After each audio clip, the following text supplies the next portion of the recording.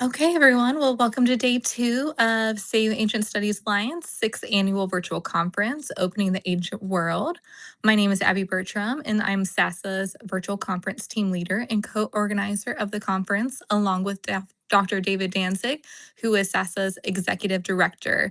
And I would like to express how happy we are to have all of you with us today. This year's conference theme is Fashion Forward, Interdisciplinary Approaches to Ancient Apparel. SASA's executive director, David Danzig, is the co-organizer, and he holds a PhD in Ancient Near Eastern Studies from the Institute for the Study of the Ancient World of New York University. He's also an adjunct professor of history and Jewish studies at Yeshiva University and is a research affiliate at NYU. He started SASA over 6 years ago, and in that time, we have had a wonderful pleasure of benefiting from the time and effort of over 600 volunteers who help make all of this possible. Cindy Circa is SASA's programming coordinator, and she has helped us lead the way for the virtual conference team and was a great support here and in other programming that SASA provides. Cindy has a degree from the University of Pennsylvania in Near Eastern Language and Civilization, where she's named the 2025 Dean Scholar and is a team member of several archaeological projects with the Penn Museum. Cindy has also had many roles in nonprofits across New Jersey, including the Princeton Historical Society, Grounds for Sculpture, and the Princeton University Art Museum. She's an experienced nonprofit leader, a museum educator, and joined SASA about a year ago, helping us arrive at this wonderful event today. And my name is Abby, and I have a Bachelor of Arts in Art History, and I am beginning my master's program in art history this fall with a concentration in costume history.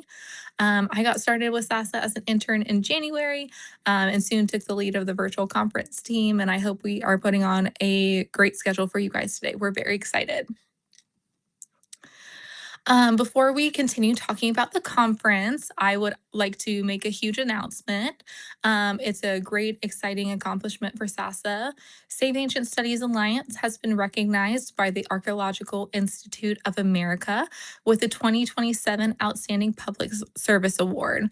AIA is the world's premier academic organization of classical archaeology, and SASA will formally receive this award at the AIA meeting this coming January in Boston, and we are very happy to have AIA support in our mission, and we are partnering with them to help bring this conference to more people and sharing access to the fascinating study of the ancient world. Now, our conference could not be possible without our amazing interns, volunteers, and partners. So a special thanks to Cindy Circa, Sophia Atkinson, Sophia Wang, Jocelyn Chen, and Heli Baez, who have been an instrumental team for me in the planning and execution of our conference this year. We also have other SASA teams who have helped us spread the word and create marketing materials, our mass comms team, access team, and outreach teams. Thank you guys all so much for your help in this. And then we also want to extend a huge thank you to our partners, Voices of Ancient Egypt, Past Preservers, Melissa in Denial, World History Encyclopedia, Archaeology Podcast Network, History Time, World of Antiquity, and Digital Hammurabi. Your participation and partnership to our viewership expands our reach and the ability to share a community around ancient studies. All right, now let's get back to our theme of the conference, which is Fashion Forward, Interdisciplinary Approaches to Ancient Apparel. We hope to explore the deep-rooted history of fashion from basic clothing to expressions of community and human creativity via dress and adornment, challenging the common assumption that fashion is primarily a modern phenomenon. The human experience of creating clothing items and body adornments is universal and timeless. Throughout antiquity, dresses, armors, jewelry, clothing styles, and weaving techniques and traditions have played a central role in material cultures across the world.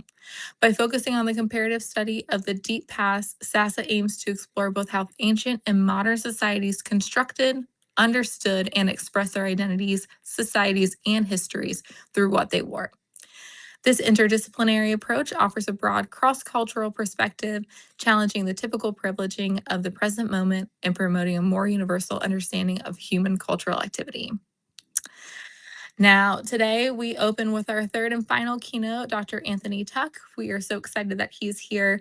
And then we have 3 more presentation sessions that focus on the encompassing of women, dress in the Greek warrior, and power within textiles. We've got some great presentations for you guys today. We also want to introduce our scholarship program that we have started. Attending a conference is often a pivotal moment in an undergraduate student's career, and as they get an exciting firsthand glance at professional academics and scholarship while making new friends, networking, and broadening their horizons. To help make opportunities for conference attendance by undergrads more accessible, SASA is launching a scholarship campaign to support undergraduate students attending ancient studies conferences.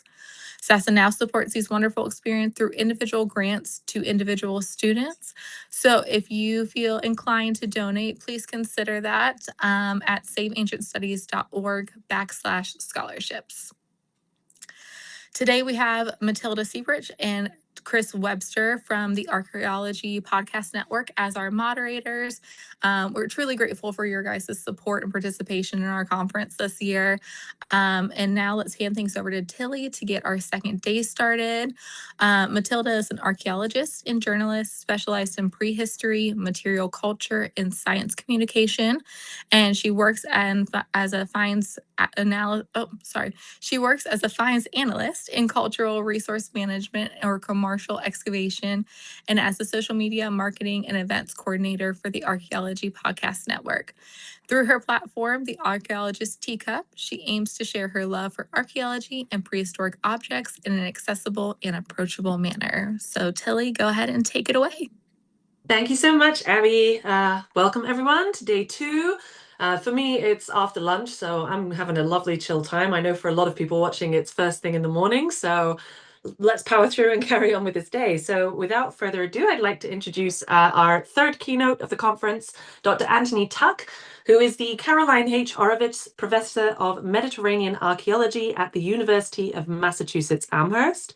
He serves as Director of Excavations at the Etruscan site of Poggio Civite in central Tuscany. I feel like I'm getting all the mispronunciations. I think that they've done this on purpose. There, the settlement's abundant evidence of textile production sparked in him a decades-long interest in this essential industrial behavior. One facet of his research explores the phenomenon of mnemonic devices that are sung by ancient weavers that encoded information related to textile patterns. Anthony's talk is entitled The Cloth of Helen, Textiles and Narratives Transmission in the Archaic and Classical Mediterranean. Now, Tony is here, so we'll be able to answer questions after the talk. However, I believe we will be showing a recorded version of the talk as he is currently away on excavation and so is therefore has slight technical issues and internet availability. So I will let our lovely digital elves in the background start off that recording. As always, if you have any questions, please do leave them in the comment box wherever you're watching. And again, the lovely digital elves working behind the scenes will forward me all of your questions so that I will be able to ask them to Tony afterwards. So yes, whoever's in charge of streaming, go ahead.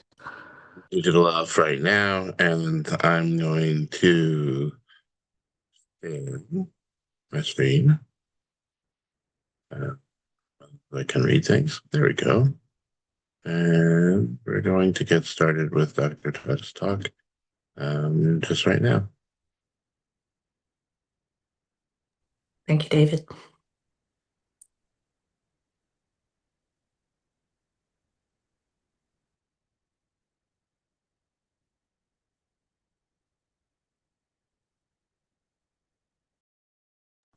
Just to check, we can't hear anything. I don't know if there's supposed to be sound by now.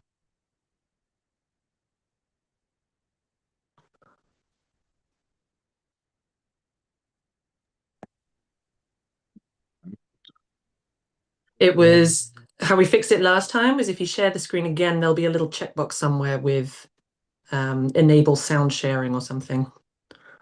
Yeah, I think so. Mm-hmm.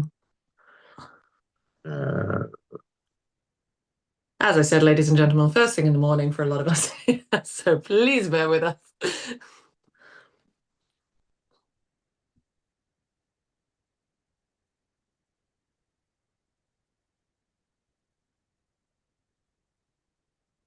Well, let me just begin Perfect. by thanking the Save Ancient Studies Alliance and all of you here virtually for the opportunity to talk today about a subject I've been thinking quite a lot about for many years. I'm speaking to you from Poggio Civitate, an Etruscan excavation of the 8th through 6th centuries BCE that preserves a remarkable range of material associated with the daily lived experiences of a people about whom the historical record tells us really very little. Before showing you a few things associated with our work at Poggio Civitate, I'd like to begin by bringing to the discussion a character that the literary record remembers very well, although I'd like to reframe her story a bit to talk about fashion, identity, and narrative transmission. When the Iliad of Homer first introduces us to the character of Helen, it's in Book 3. And interestingly, she's weaving when we first see her. The text reads as this, but Iris went as a messenger to white-armed Helen. She found her in the hall, where she was weaving a great purple web of double fold, and thereupon was weaving the many battles of the horse-taming Trojans and the brazen-coated Achaeans, that for her sake they had endured at the hands of Ares. Now, of course, this is one of humanity's great poetic achievements, and so it's not surprising that the image is a compelling one. But what's especially interesting here, at least for our purposes right now, is that when we meet Helen, she's weaving a textile that depicts the story in which she herself is a character.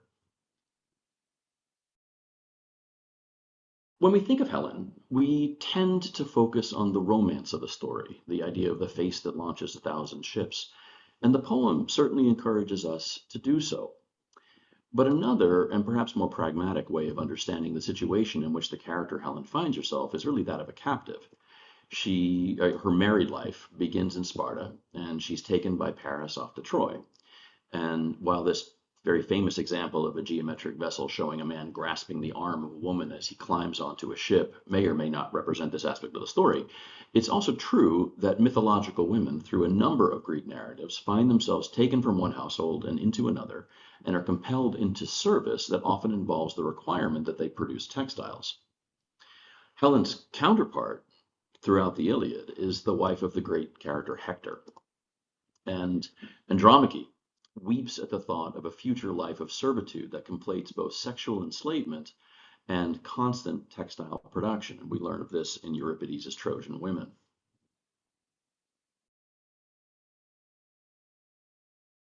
But Helen, interestingly, is not the only mythological character who weaves images of her own story.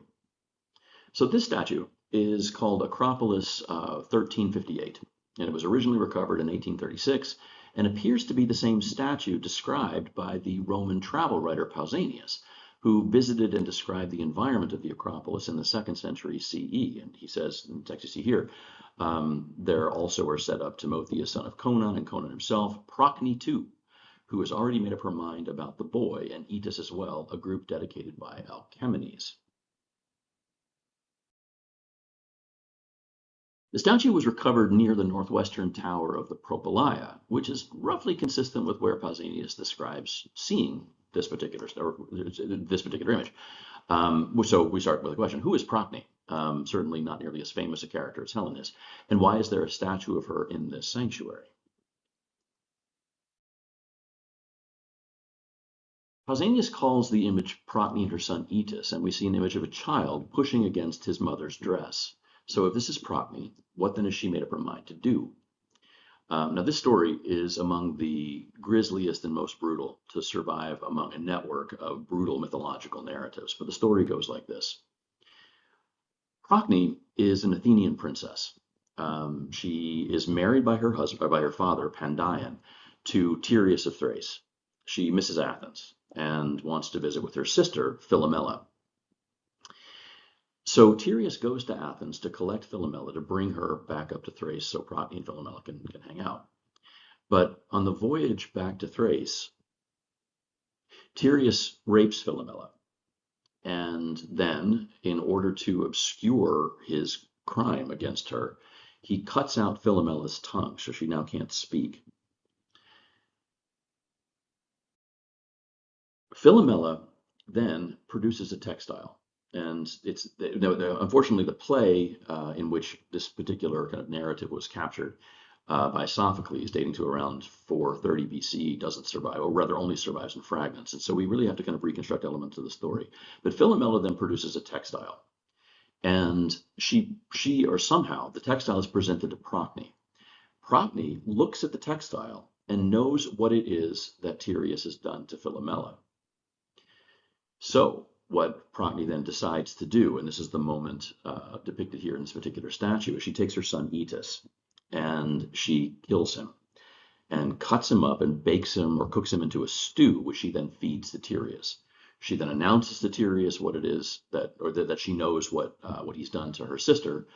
And then the play ends with Tereus attempting to, or rather we think the play ends, with Tereus attempting to kill Procne and Philomela, but being transformed into birds.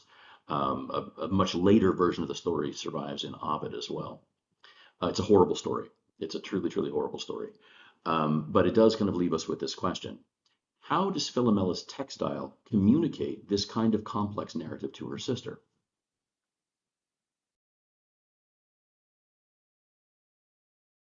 We're not really sure, right? But one of the things that we do know about the play is that it caught the attention of call him a theater critic, no less than that of Aristotle, who in Poetics, in describing the play, says that Philomela uses what he refers to as the voice of the shuttle to communicate her story. Now, precisely what this means is not entirely clear to us, but I think that there might be a way of looking at some available evidence that gives us a better sense as to how this actually would have worked.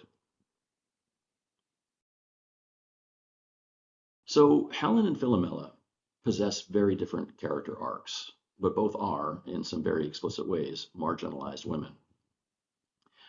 Both behave in ways that are entirely consistent with what's expected of them as women. They weave. And in both cases, what they weave are physical representations of the myths in which they themselves are characters. So I want to pivot for a moment away from mythological narratives and talk a little bit about the practical lived experience of textiles producers in one corner of the ancient Mediterranean. In this case, this is Etruscan Italy. So this hill that you see here is a hill known as Poggio Civitate, and it's located in central Tuscany. This is where I've worked for the past several years and where I'm speaking to you today. Poggio Civitate is one of the very few examples of a very well-preserved Etruscan community dating to the dynamic years of the 8th through 6th centuries BCE, a time that saw significant social development and urbanism in central Italy. Poggio Civitate experiences three major phases of development, each phase typified by an elite domestic structure of increasingly monumental scale and ornamentation. The earliest elite palazzo consisted of a building with a smaller back room and a deep eastern-facing porch. This building was surrounded by several small, considerably simpler domestic structures and appears to have been dismantled sometime in the second quarter of the 7th century BCE. In its place was constructed a considerably larger elite household, and that's the building that you see on the top of the screen, the northern end of this particular plateau.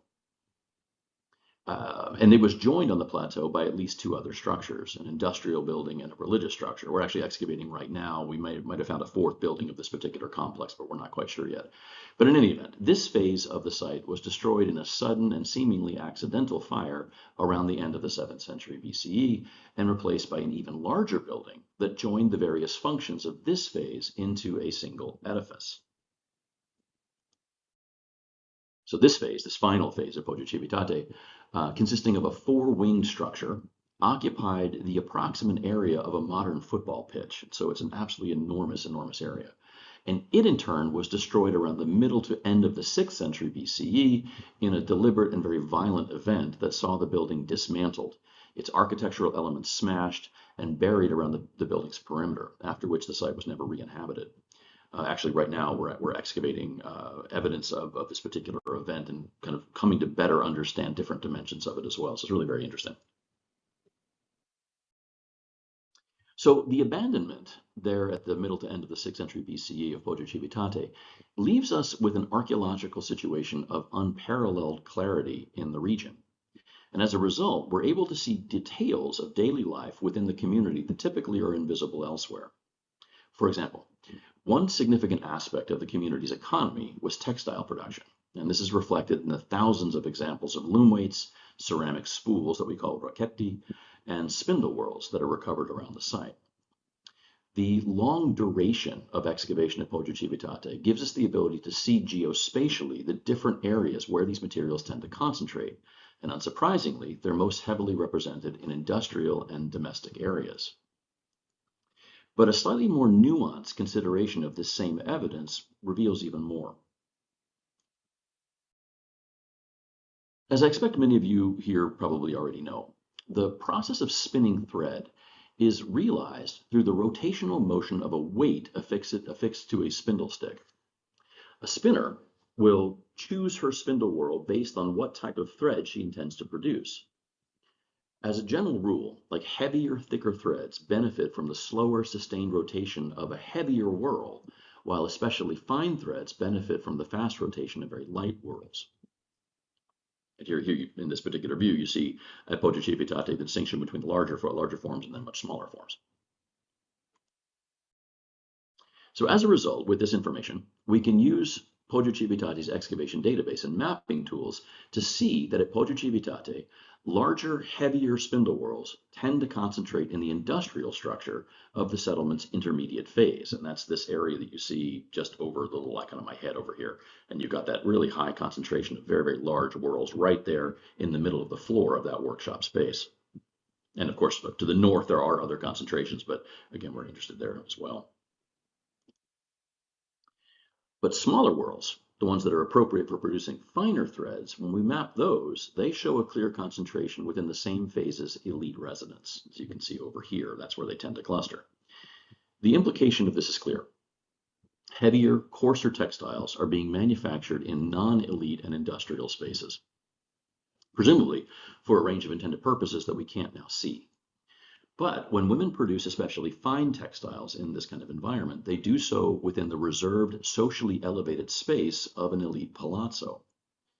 And of course, it is reasonable to deduce from the available evidence that the women produce textiles throughout the region, but the form and style of textile that they produce is connected to their social status within the community.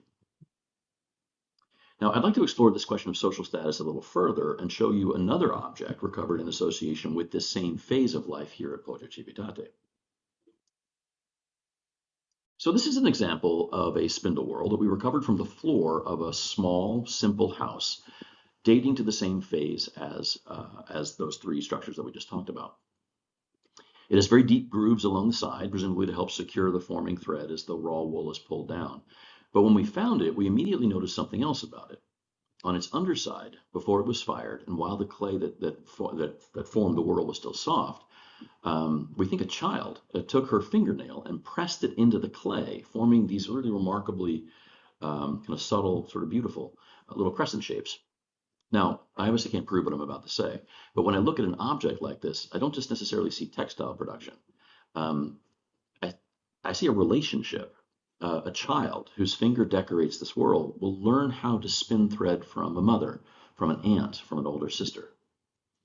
The practiced, learned experience of forming that thread, of winding it on a spindle and stretching it out on a loom to make cloth, is shared between these individuals and across generations. And I really want to emphasize that point, because when we talk about the evolution of technological forms or the introduction of novel ones, what we're really talking about is the presence and movement of the people who possess and embody these capacities.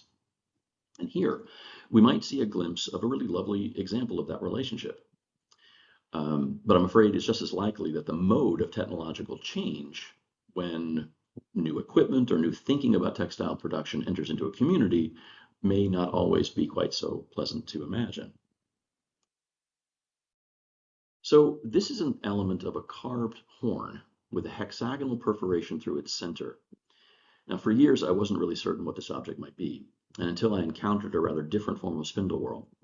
Of the hundreds of specimens of spindle whorls that we recovered at Poggio Civitate over the years, all are conical in form and made out of ceramic.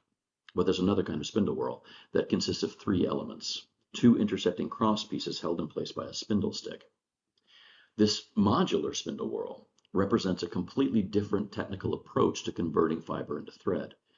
And it's a form today that we call a Turkish spindle whorl, more generally recognized to not just be Anatolian, but kind of generally native to the Indo-Iranian plateau.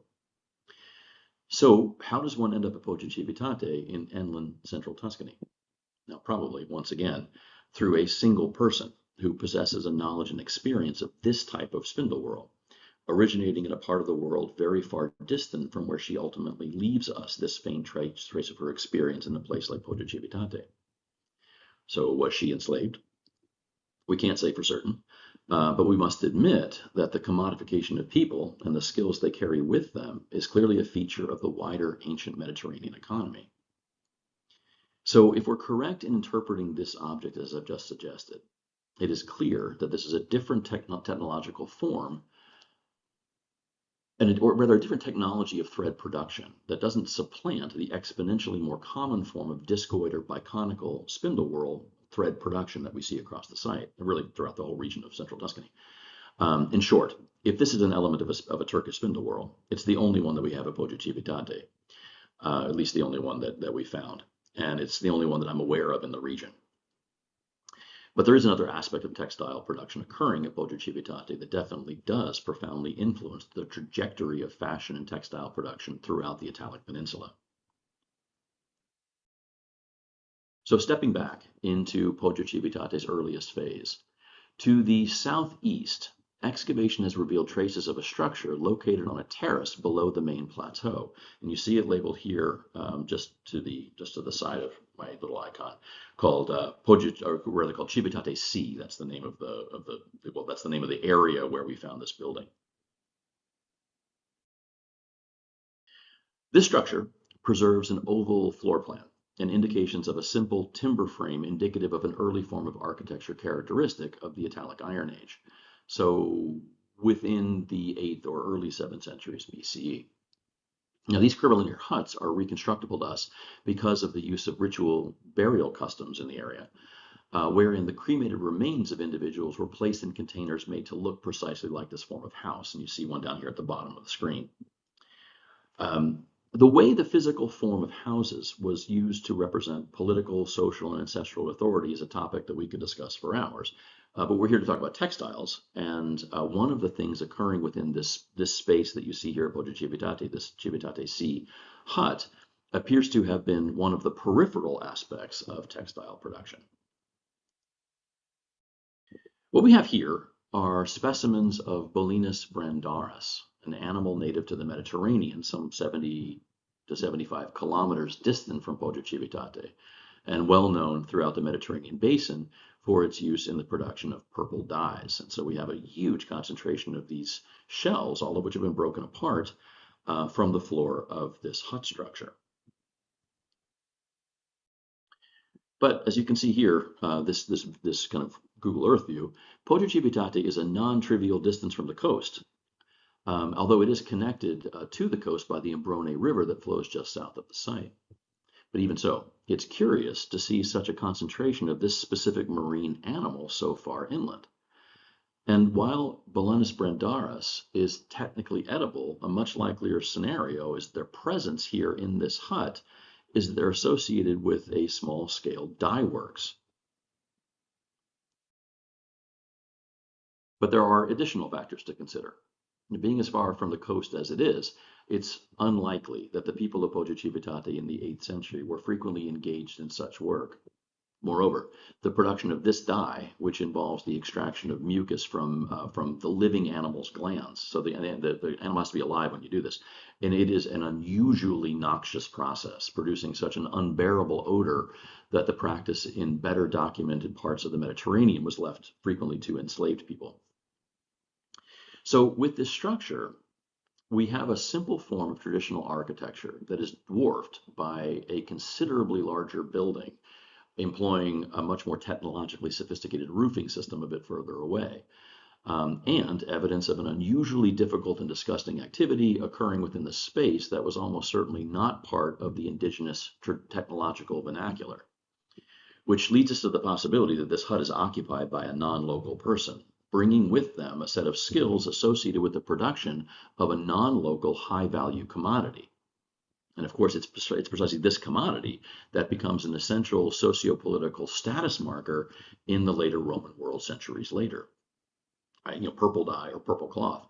And while we might imagine that the person tasked with producing purple dye at Poggio Civitate was valued for the work that they did, I'm afraid that a more likely explanation is that their presence at the site was an effect of coercion or enslavement.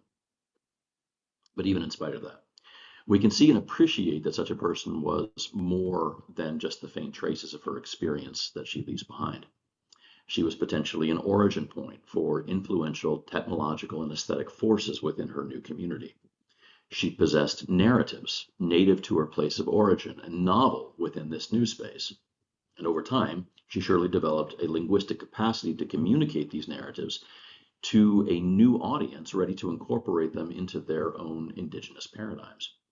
In short, this person, and many more like her, would have been a significant force for material and social change within a place like Poggio Civitate, even if she herself is largely lost to us. Now, I've been thinking a lot lately about evidence for enslaved peoples at sites like Poggio Civitate, and I think that there may be other material opportunities to see them. But you're probably wondering what this has to do with Helen of Troy and the idea of the movement of technological forms and fashions through the wider Mediterranean through textile production. Now, trade in textiles clearly occurred, although such material forms are usually archaeologically impossible to see because the textiles simply don't survive. But, as with Andromache and Helen, like whoever occupied our small hut here atop Poggio Civitate, another way that textile technology might move is through people possessing the knowledge and ability to replicate novel forms of non-native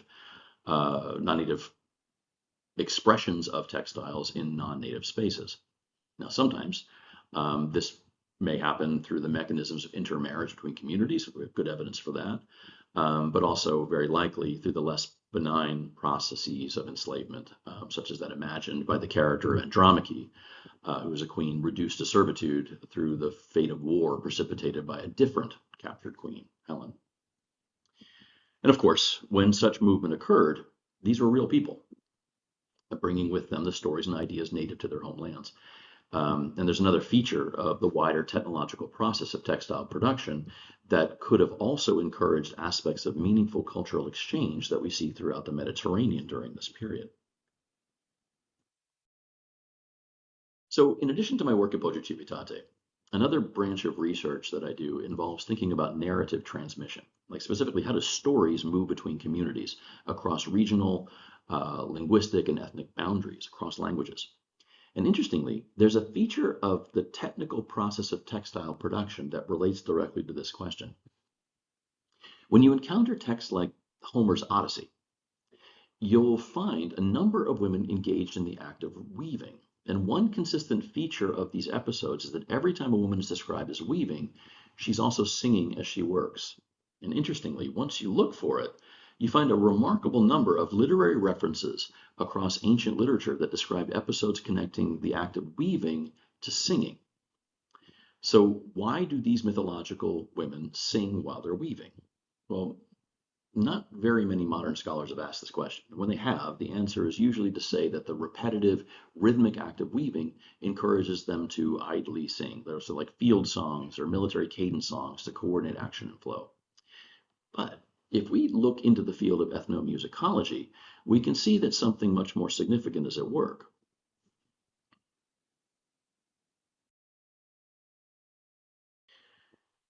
When we know what to look for, a few additional clues begin to emerge.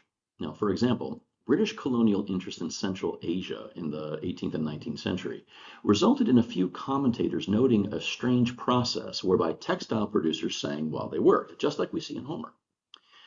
It was clear to these European observers that there was a relationship between the song and the patterning of the textiles. But this was really never pursued beyond a few very brief comments, which is to say, it was clear to the occasional European observer that this wasn't simply idly singing while working. So John Mumford here in 1900 reports, but in the more remote sections and among the nomads, the women do all the weaving. They are the designers too. They invent from year to year all the modifications of the old patterns. The head woman makes a tracing upon the earth, doles out the wool, and in some tribes chants in a weird sing-song the number of stitches and the color in which they are to be filled as the work goes on.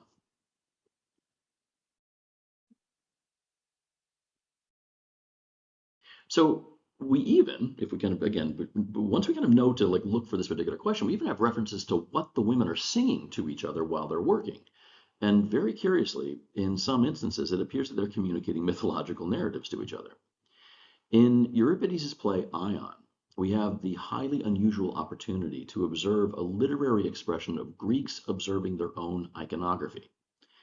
At the outset of the play, the chorus of Creus's retinue look up at the metope of the Temple of Apollo at Delphi, describing the mythological adventures depicted on the building. They say, "Is it he whose tale is recounted to me as I stand at my weaving?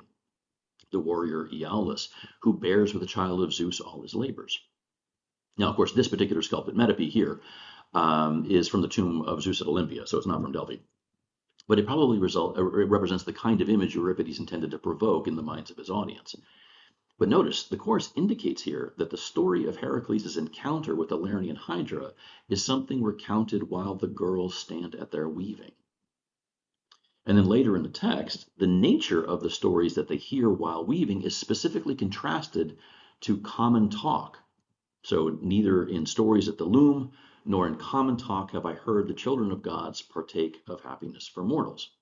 So it's as if the nature and form of one kind of recitation is knowably different than the other. Common talk is different than how stories at the loom are then communicated. How? Why? So when we see a representation of women working at a loom, like this example of a Lekythos painted by the Amasis painter, or this wonderful image of Penelope weaving the funeral shroud of her father-in-law Laertes, there's reason to believe that the audio environment involves singing that communicated pattern-related information that were also sometimes apparently connected to the recitation of mythological narratives.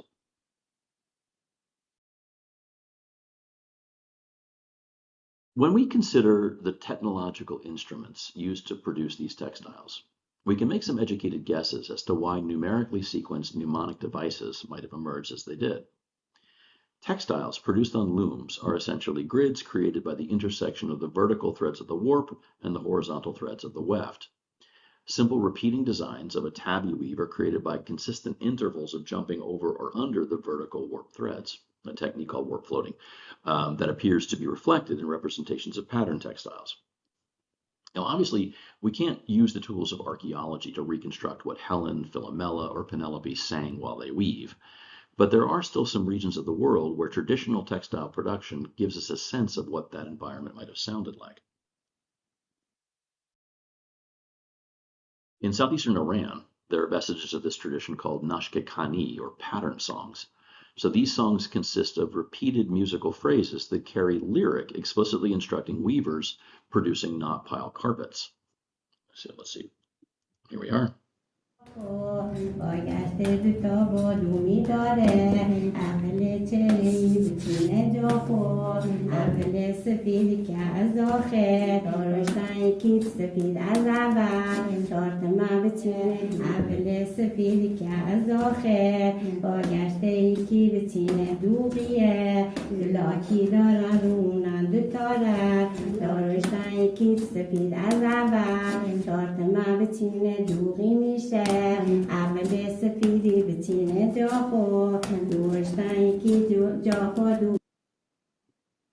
So what we hear are a series of repeating musical phrases and lyric that specifies the color of knots tied at precise count points along the length of the loom. But the piece of this that's especially intriguing, at least to me, is the repeating musical phrases, for its similarity to another form of ancient song performance, specifically epic poetry.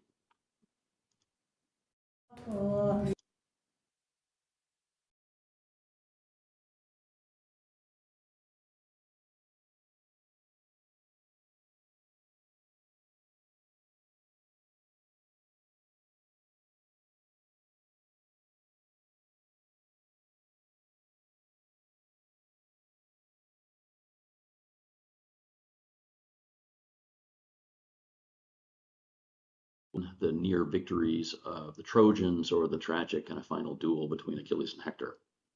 All of these episodes are poetically constructed according to specific but flexible metrical rules that would, when performed, have sounded quite similar to the Iranian women that you just heard, singing out pattern information with repeating tonal points of emphasis.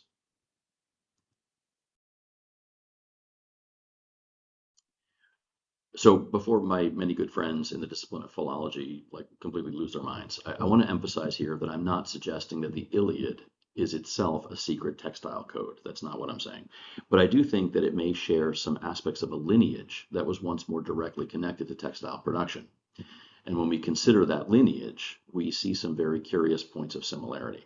One of those places is in the poem's metrical structure. In the form of Homeric epic that survives today, the poem's metrical form is that of dactylic hexameter. And so those of you familiar with metrical forms will recognize trochees and iambs and any of the other arrangements of stresses that typify traditional poetic forms. In Homer, each line consists of 6 metrical feet, each foot consisting of a long vowel followed by 2 shorts. And critically, each line ends with a spondee of 2 long vowels. So the idea here is, if you'll indulge me, is to imagine that the metrical structure of the Iliad operates a little bit like the percussion of its performance. Now, clearly, we're missing a lot of information, but what might that percussion tell us about a possible pattern that could emerge if it were associated with textile manufacturing?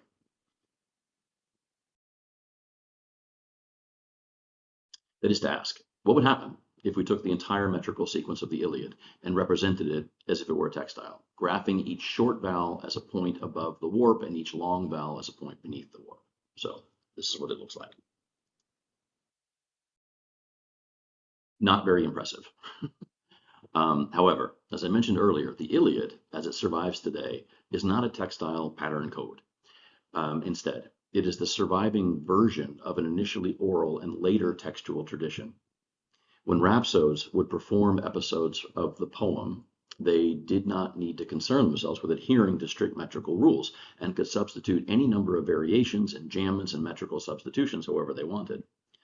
Now, once we introduce the technology of literacy and people begin to textualize the tradition, we introduce another layer of potential distortion to the text that we're graphing. But one of the best things about working with this project is working with people who aren't academics. One of those folks who helped with this project was not a philologist or a programmer, but rather a weaver. Adriana Barton learned the technique of inkle weaving from her Armenian grandmother, and it was Adriana who suggested that maybe each double long of each Homeric line's concluding spondee didn't represent 2 points, but rather was just a single point, as if the spondee didn't just audially signal the end of a line, but could also signal the end of an element of patterning. And I certainly know that Adriana suggested this before we had access to the video of these Iranian weavers who conclude each phrase of pattern information with that change of pitch that you hear. So when we tell the code to represent the poem's scansion in this manner, we get something considerably more interesting. Now again, this is a graphic representation of the Iliad's meter at the end of the millennia-long process of change and evolution from an orally performed into a textualized poetic expression. But within it, when we graph it in this particular manner, again with the spondee as a single point, we begin to see a much greater degree of pattern coherence. And if we imagine not the flexible rhapsodic tradition, but rather the representation of dactylic hexameter sequences without any variation, we see something very interesting. This graph shows us what pure dactylic hexameters look like when graphed at a point count of 775, what would be 775 vertical warp threads. But because there's, of course, another variation we haven't accounted for. We can clean up the Iliad's text and represent metrical sequences in this manner to show what a warp float would look like along the horizontal axis, but we don't know the count sequence of the warp's vertical axis. So that's a critical missing piece of information. How do we solve for that? Well, that's not that hard. Now, unfortunately, the ancient representations of looms are not sufficiently detailed to show us that information. But thankfully, we can ask our Python code to show us as many variables as we'd like.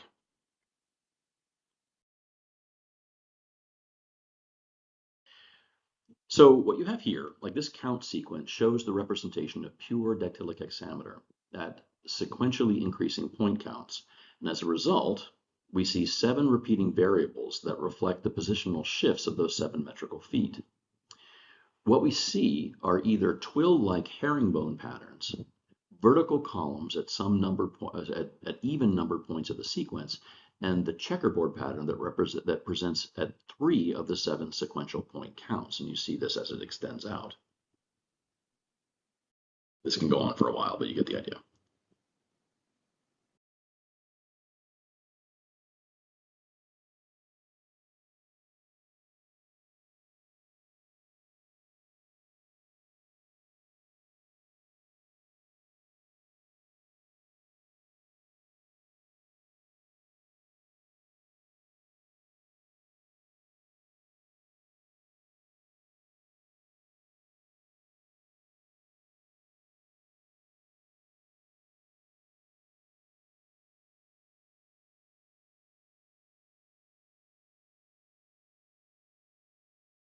Vase painting. Designs are very closely Vase painting. Designs are very closely packed together in registers of variable geometric patterns. So people have long suspected a relationship between this style of decoration and textile production, arguing that this dense decorative design is exactly what you'd expect from a textile, where you don't want a large space between design elements because the weft threads would catch and snag. Now, on this example, which was used as a grave marker in Athens in the 8th century BCE, we see a scene of prothesis, the laying out of the dead body as mourners gather around. The body is shrouded, and the shroud is lifted to reveal the deceased. And the shroud is shown to be a checkerboard pattern, akin to what would be produced by the replication of metrical sequences of pure decalic hexameter transformed into a woven textile. In fact, in dozens of examples of similar vessels representing prothesis scenes, the same checkerboard pattern is used to represent the shroud. But other geometric patterns commonly used to decorate pottery of this 8th and 7th century period can be produced by different shifts in emphasis. So this gets really very interesting. A study conducted in 2012 revealed that the most common metrical substitution throughout the Iliad is to place a spondee at the beginning and end of a given line. And when we do this, the resulting graph creates zigzag forms, which is to say that basically, like, you can think of this, if one of these like pattern songs wants to produce a zigzag form, then you would have a recitation of a narrative or something like a narrative, something like that, where the spondee is substituted there at the first position, which then would create this pattern. Other common types of positional substitutions can create the entire range of geometric motifs. So you have like this zigzag pattern over here produced by virtue of the first position spondaic substitution. Over here, this band that you see right over there would then be produced over here by a first and fourth position spondaic substitution, which again is all found throughout the Iliad, kind of as if it kind of captures elements of this tradition in sort of its fossilization in this particular form. Now, I could talk about this phenomenon for hours. This really is just sort of like a little tip of the iceberg here. However, you guys have a conference to get to, and I have an excavation to run. So I will wrap things up by bringing us back to where we began. If we were to strip away from the character of Helen the romantic and the femme fatale notions that have been attached to her, really, well, you can see elements of this in the Iliad itself. And arguably in the Odyssey too, that amazing episode of Telemachus visiting Helen and Menelaus. It's a remarkable poetic description of we'll call it marital friction, for want of a better word. And again, the character of Helen is problematic in that particular way. But again, in later retellings, in the subsequent kind of remembered iterations of the Iliad, like Helen again is sort of viewed. Again, maybe femme fatale is maybe a little bit too strong a word, but you get the basic idea. Even so, we can also see her as a woman violently taken from her household and placed within another. And if we see her in that way, we might see in her character a distant reflection of the experience of countless girls and women throughout the ancient world. These people would learn and develop the techniques of textile production native to their homes.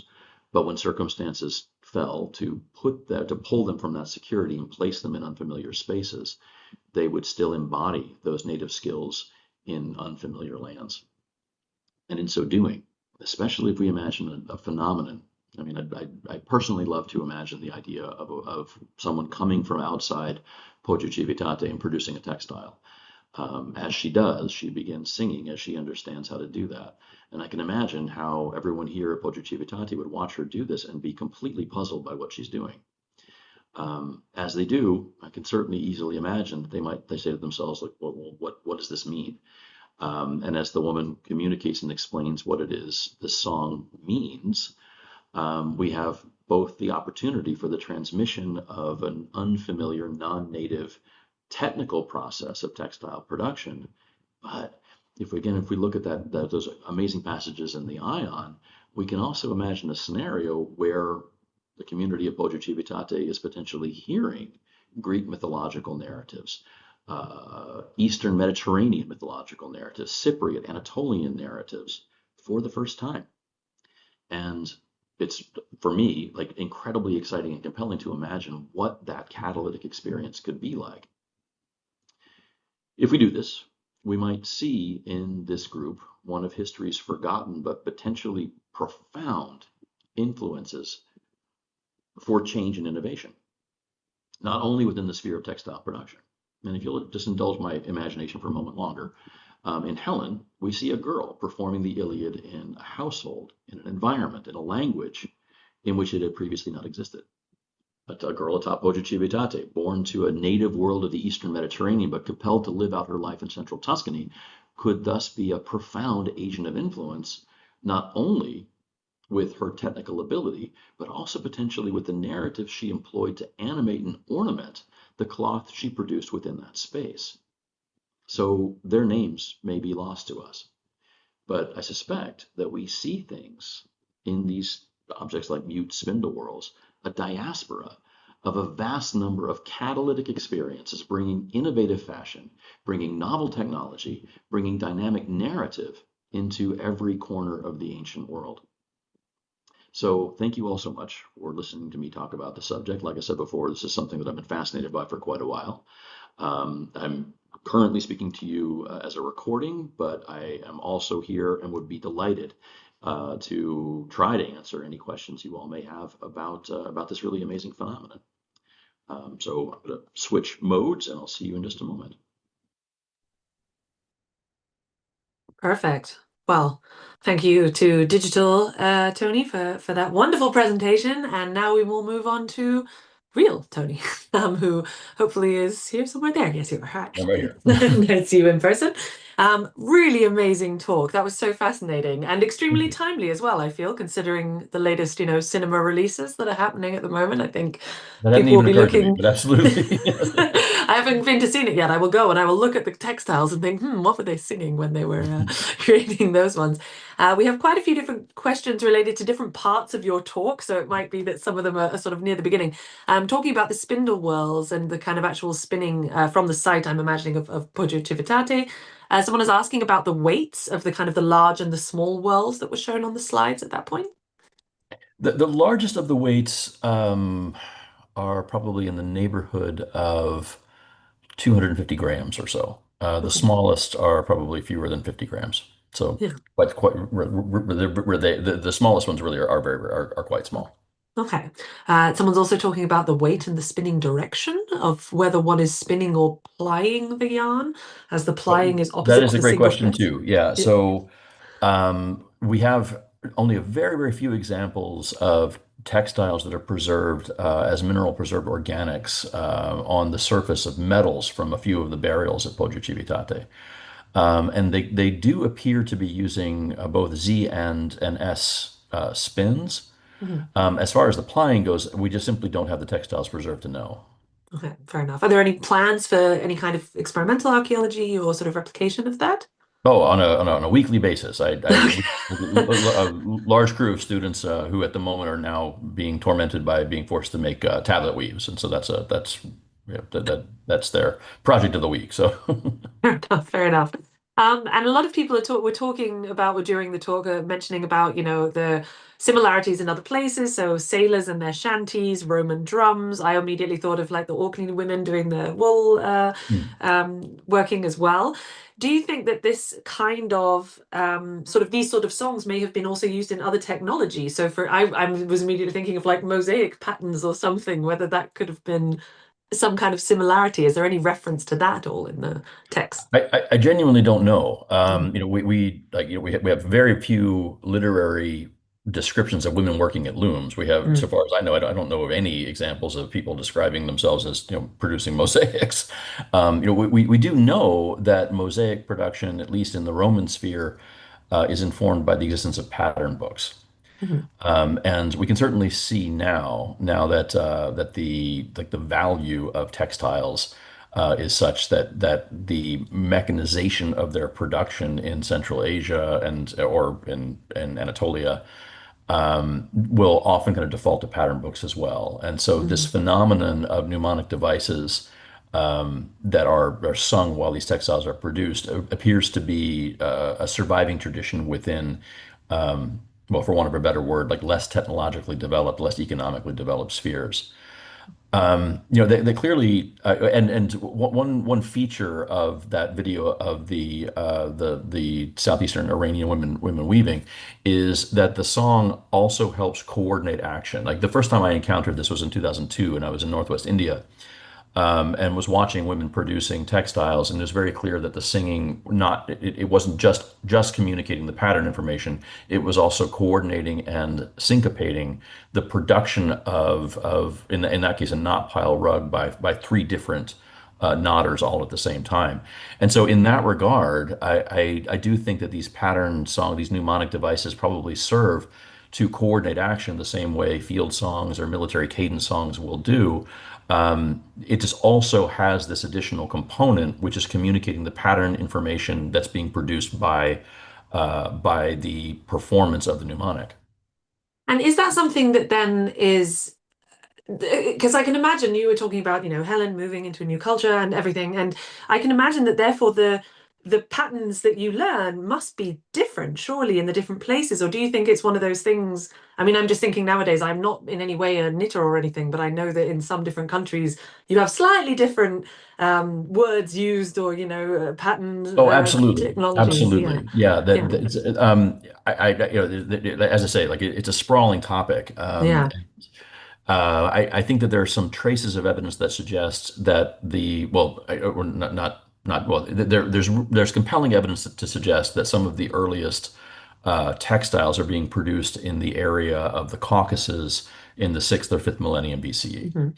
Hmm. And this, of course, this gets very thorny and very complicated, and I'm slamming a lot of information into a very short period of Yeah. time. But of course, this is the same region of the world that is generally suspected to be associated with the emergence of the Proto-Indo-European language form.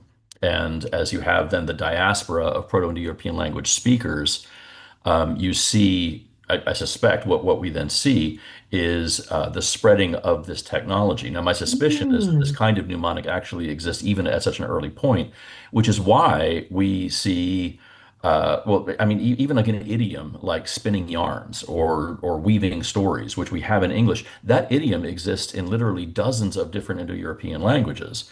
Mhm. Which and so the you know the folks who kind of look at the question of linguistic evolution through Proto-Indo-European would argue that the presence of these common common mythological, common linguistic, or in this case, common technological phenomena probably relates to original root form present within that early community. Um, Mm.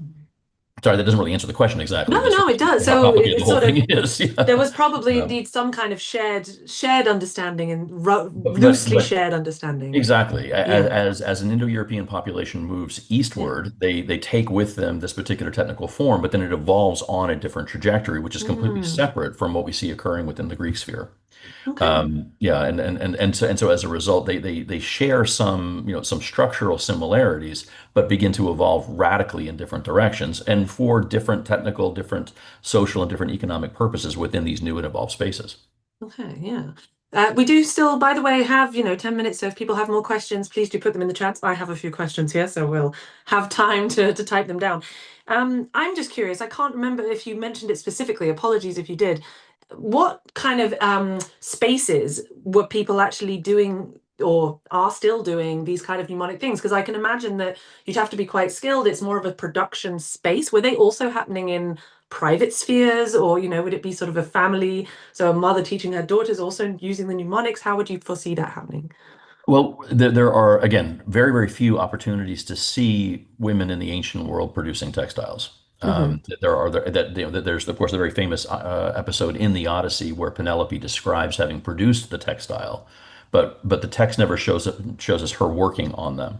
Hmm. But when the text describes Circe and Calypso, they're both introduced to the reader as producing textiles. They're doing so singly, like they're doing so as Okay. individuals. Hmm. And what is actually kind of interesting about the episode with Circe is that the companions of Odysseus approach her house and they hear her singing. And the text is very, very clear. They can't see her, but they hear her singing, and that's how they know she's weaving. That there's something about how she's singing that communicates what she's doing. So before they ever see her, they recognize that she's engaged in weaving because of what the song sounds like. Yeah, and so in that instance, you have a description of but of course, like Circe and Calypso are mythological characters. They're quasi divinities or witches or whatever. And so how true to real experience is this? It's really impossible to say. Yeah. There are I've found one 18th century description of a Khanate court in Bokhara, where young girls who grow up within the court, who typically are abandoned, that they're left with the Khan to kind of, because the families themselves can't afford to raise these girls. But girls who are capable of memorizing or developing or creating their own forms of textile production will often there are documented cases of them marrying into like noble families of Bokhara because of their capacity to I know. produce textiles in a novel way. So clearly there's innovation as well. And even in that Mumford quote, he seems to be saying that there are different kinds of innovations. And so effectively, what he seems to be describing is someone tracing a pattern just in the dust on the ground and looking at it and then translating that pattern into a performative code, which then creates that pattern. Oh. There's a modern phenomenon in Afghanistan of they're called like picture carpets. They're images well, they're non-traditional images. It's Afghanistan, and so kind of sadly, a lot of these non-traditional images are images of weaponry, and these things are called war rugs. Okay. And I had a friend of mine in the State Department I was talking with about phenomena associated with this, and showing this friend of mine examples of some of these war rugs that were referred to as war on terror rugs, and these dated to around 2002, 2003, Oh. where what you previously had were Russian weapons, and now all of a sudden they were American weapons.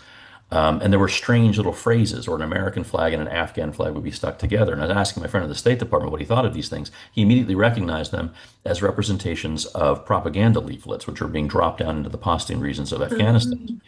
And so once I realized that, I then got in touch with somebody in Kabul, whose aunt was producing some of these things, and I asked, like, what is the process with this? And her first answer was like, well, they just fall out of the sky and we make them into rugs. And I was like, well, okay, but what happens then? And she would describe looking at the image and translating the image into the song. And so so just her this is a woman who was, I mean, like, illiterate, somebody who never had the opportunity to learn how to read, but had this remarkable cognitive capacity to look at any image and translate it into a code, which could then be produced in this pixelated form. Interesting. Which Mhm. actually, a couple of questions just come in related to that. Because I guess some of the ones you mentioned are more like specific patterns, but this person's asking, how relevant do you think song is in regards to plain weaving? So I guess sort of the majority of classical Greece, you have just very plain textiles. Would that also have been used in that respect? I don't think so. I think that this is a phenomenon that's reserved specifically for pattern textiles. So again, this is really kind of a sprawling conversation. So I apologize for jumping That's all over why the we're place. here. I mean, Right, right. don't worry. But to go back to those passages in the Ion, where you have girls looking at the decoration of the Temple of Apollo at Delphi and describing and recognizing what they're seeing because they're stories that they hear while they're weaving. Mm. They're talking specifically about an episode in the Labors of Heracles. But the text then continues to say, oh, and there's another one. That's the story of Bellerophon riding around on Pegasus. And then the next 5 episodes that they describe all come from the Gigantomachy. And so the battle of the gods and the giants. And what's interesting to me about that is that we actually know that the peplos that was worn by the sacred statue of Athena, the statue of Athena Polios, that was produced every year by elite girls in Athens, depicted the events of the Gigantomachy. And so here you have a reference in Euripides of someone connecting the mythological narrative they're hearing to the depiction of a myth that we know actually existed in that particular form. Yeah. So it does have the link. Someone else, I don't know, this might be a little outside the sphere, although it sounds like you have a very wide sphere, asking, has this also been connected to Semitic language speakers? Al Kilmer gave a talk about a connection between the visual patterns in cuneiform epic poetry and the likely patterns in woven textiles. I don't know if you have Could you please send me that reference? I would love to read it. We will. That We will would be find it. lovely. Anne Kilmer. So there you go. Well, we will look that up. Thank you. But I think, David, you said you had a quick question. Do you want to pop in and ask that yourself?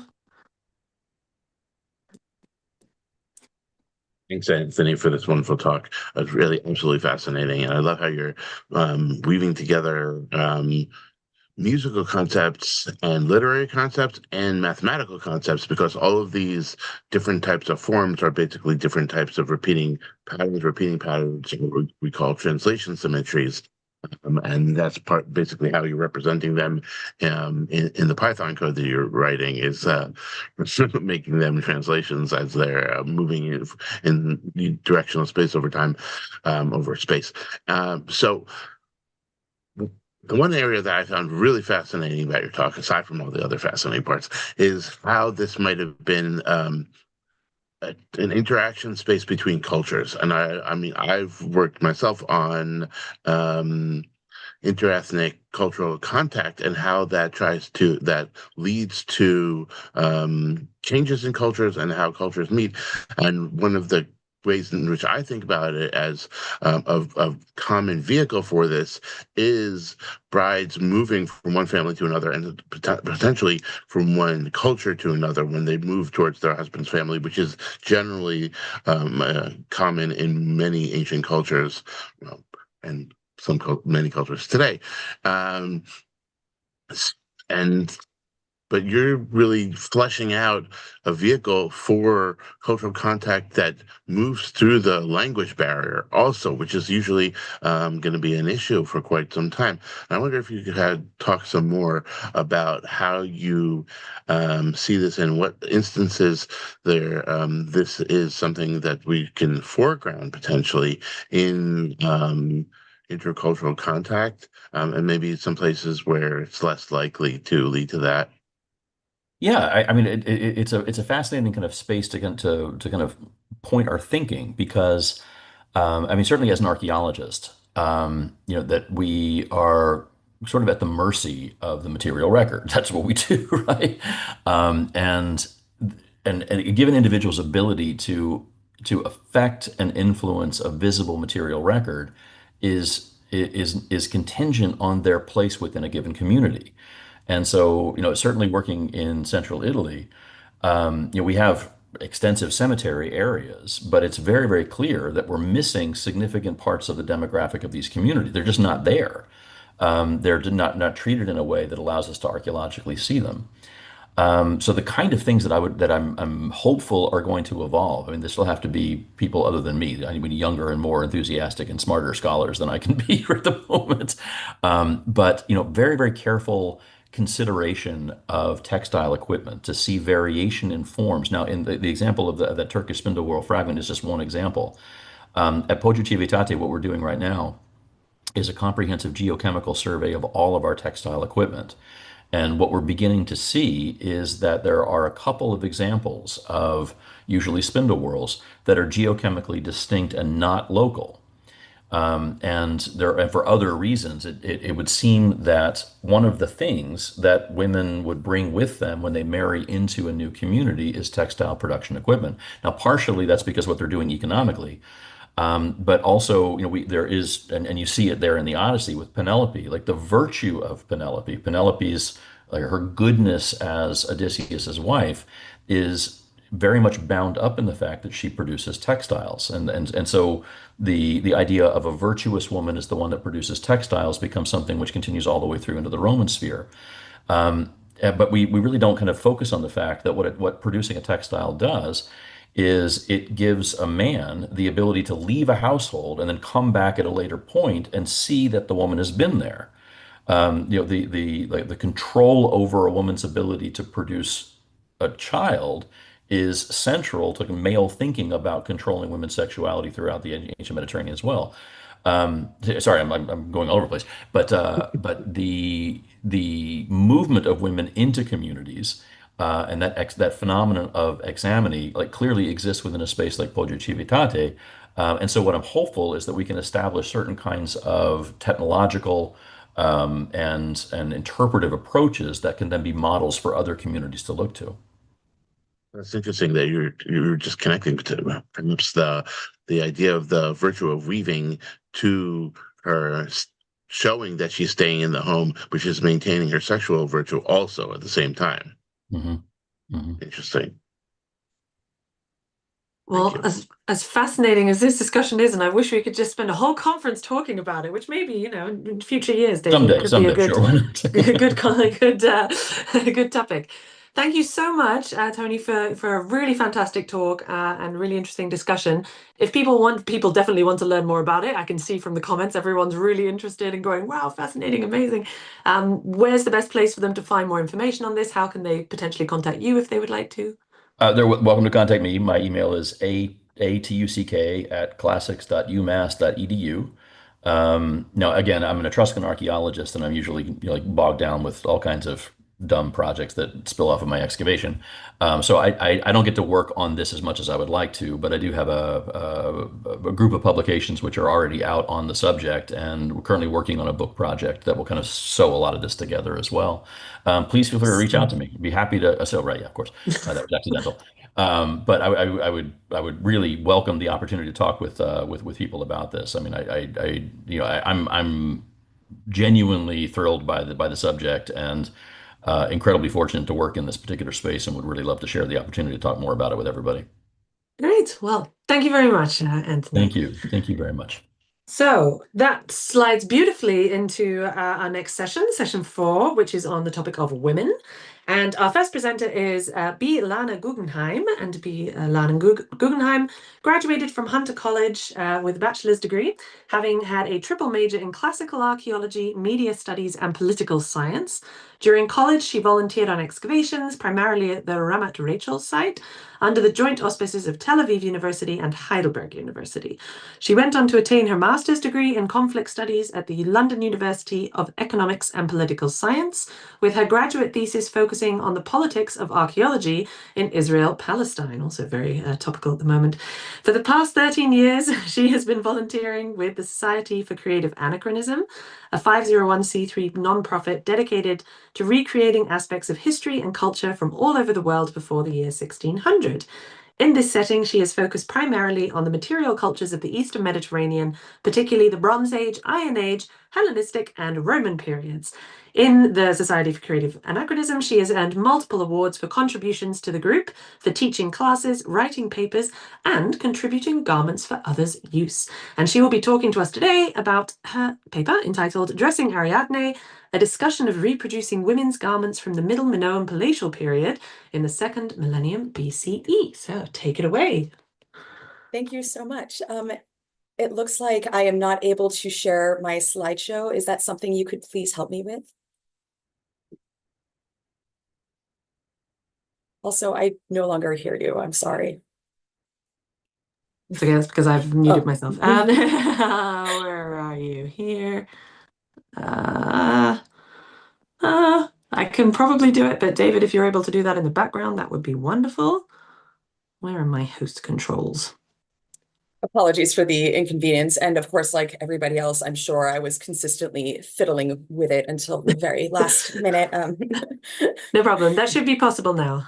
Okay, fantastic. Thank you. No worries. Okay, let's share this screen. Is it working? Yes, looks good. Fantastic. All right.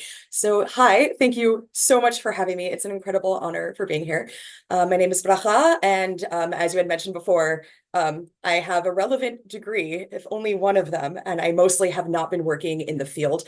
Most of the time, folks in the SCA, my fellow reenactor peers, are primarily focused on Renaissance and medieval history rather than Bronze Age, Iron Age, etc., which means I spend a lot of time thinking about how to think about, talk about, and present what I learn in a way to people who are not necessarily familiar with this field at all. They're not familiar necessarily with the history or the archaeology or anything like that. And just my presentation going forward is made in that context. So if it's a little basic for some of you, my apologies in advance. I know that we're familiar with the Minoans. They're kind of hard to miss. They are not called that by themselves. That was a name invented by Sir Leonard Woolley for the civilization that emerged in Crete. We primarily know them for their brilliant frescoes, their palatial architecture, but in Egyptian contemporaneous texts, they are referred to as the Keftiu. This may or may not be the same as the Kaftor that appear in the Torah, the Old Testament. Unclear. It could also refer to Cyprus. We were not sure. They did eventually come under the domination of the Mycenaeans and are eventually subsumed into Greek culture. We also don't know what language they spoke. We have yet to decipher Linear A or any of the hieroglyphics that preceded it. We don't really know much about their religion. All the documentation that I found is fairly speculative on that. We know that they were a major maritime power, a major cultural power, documented trade links and artistic influence swirling all around the Eastern Mediterranean.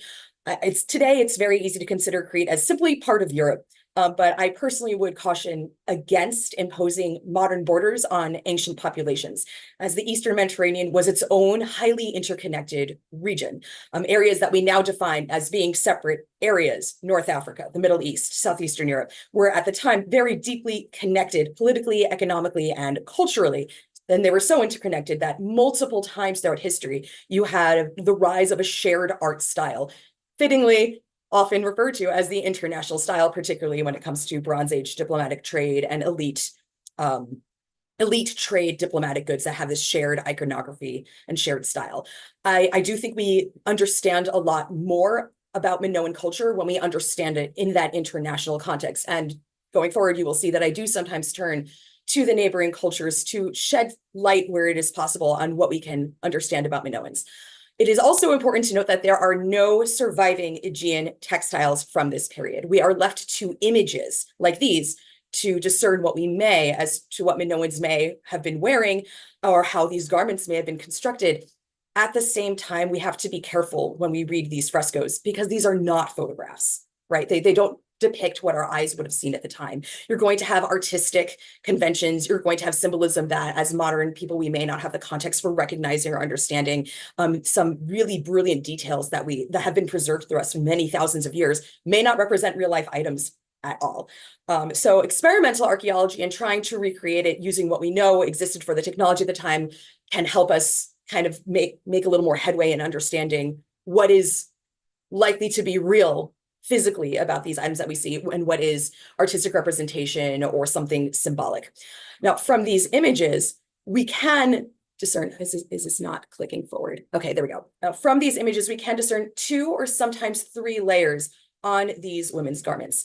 Dr. Berenice Jones refers to them and others as well as the heanos. You have a pleated kilt and sometimes you have a veil. I took these photos myself. I'm very proud of that. It was almost a spiritual moment to be able to see these frescoes personally. The heanos, as we can see, is an open robed garment worn next to the skin. So this seems to be worn directly on the skin. It is often, but not always, depicted as sheer and was likely made of linen, but we do know that cotton, wool, and even silk were fabrics that were employed for garment use during the Middle and Late Bronze Age periods. It can be solid colored. It also can be patterned. It may be hard to tell from these photographs, but you can see these kind of little saffron flecks on this sheer blue garment on the heanos on the left. So that's an example of a pattern that you may or may not see on these garments. And it seems that it is opened all the way to the hem. So you shimmy yourself into it like you would a coat. You just shrug it on. It was wrapped or belted in place, though there are some depictions of this garment that seem to have cords attached to the bodice so you can tie it closed instead. It does seem to have bands along the opening down the front, across the shoulders, down the arms, and around the elbow. By the sleeve elbow, there is sometimes a tassel. That tassel can be beaded, knotted, or both. The bands across the back and down the sleeves of the garment are probably, and if I had to guess, a woven selvage edge. And that selvage edge could also is a place for a lot of adornment and really complex patterning. Whereas the bands down the front must have been applied rather than woven in. Sometimes they are the same color, sometimes they are different colors. So you do kind of get a hint from the images itself that they may or may not be matchy all the time. In her book, Ariadne's Threads, Berenice Jones does discuss different ways to get the haonos to fit the body. In this depiction, a little bit differently, you do see that the haonos seems very loose. You have almost like a dolman sleeve. You have all this space between her arm and the body, and then it cinches up at her waist. But in other depictions, it looks very skin tight. And this bears the question, how does that even happen? The simplest way is to simply cut the garment to fit, which is in fact a method that I used when I was creating my own version of this garment. And that will work, but this method does generate a lot of fabric waste. Fabric is incredibly labor intensive and expensive to produce. And if you don't believe me, start drop spinning thread and see how long it takes you to eventually weave the garment. It is very, very labor intensive, and cutting away a large amount of fabric is unnecessarily wasteful, especially for the expense that we're talking about. And that to me indicates that it was probably not the most correct method. Jones does seem to agree with me and points how to, in some depictions of these garments on statuary, there seems to be indications that there might have been darting to bring the garment a little bit closer to the body. I have that here. It's again a little hard to see, but you can, but the darts on some of these garments, they are shown as stripes on the garments coming together and narrowing down. That's really difficult to weave into a garment. That's much more likely to be a result of a garment being taken in and darted. There are advantages to this much more labor intense method, mostly because that not only preserves the fabric, it allows the garment to grow with the wearer throughout their life. Our bodies change throughout our lives, and that way the garment can be adjusted to fit you. It also means that if the garment survives, it can be adjusted and taken in or let out, not just for pregnancy or body changes or whatever, but also to the next generation. So you would get multiple uses out of the garment. So they were making them to last for quite a while. However, this is also assuming that these representations are accurate representations. They may not have ever been that skin tight at all. This is where I am turning across the water to Egypt, where the Minoans had a very, very well-established trade and political relationship. And the reason why I want to take you to Egypt is to show you this really, really cool late Bronze Age tunic. And it, as you can see, is one giant square. It is very loose, very easy on, very easy off. It'll fit everybody throughout their whole lifetime. It does have woven bands applied as decoration, and it's contemporaneous with the Minoan civilization, and so is this tomb painting. And you'll notice that these garments are painted as very skin tight, but compare it to the actual garment. This is very loose. So the artistic representation of the garments are not photographic, right? The artistic representation of the garments portrays something very skin tight, so you can see the figure, but the garment itself is very loose. There is no guarantee that the Minoans were using Egyptian artistic conventions, though there is indications that they may have used them some of the time, and this may have been one of the conventions that they picked up. For example, we have very gendered representations of skin color on Egyptian wall paintings, where the women are almost always presented in a lighter skin tone than the men. That is not how skin tone in human beings work. That is not how that works at all, but it is something that we regularly see in Egyptian wall paintings. We also see it not as consistently, but we do see it, that similar skin tone convention in Minoan wall paintings as well. So this is an example of how certain cultural conventions will travel with trade and diplomacy. This kind of representation for clothing may or may not have been something that was adopted by the Minoans as well. We don't know. it is a conjecture on my part, but you can see that there are certain construction similarities. A woven garment with applied selvage bands that was very loose and portrayed as not very loose at all. Though, of course, that being said, you can see that Senefer in this photo of the wall painting, he's wearing a pectoral collar. So there's also not a guarantee that's the exact same garment as the photograph I just showed you. I think it's fair. I think it's very likely, just judging by the fact that he has applied bands on this tunic as well, and he's wearing multiple layers.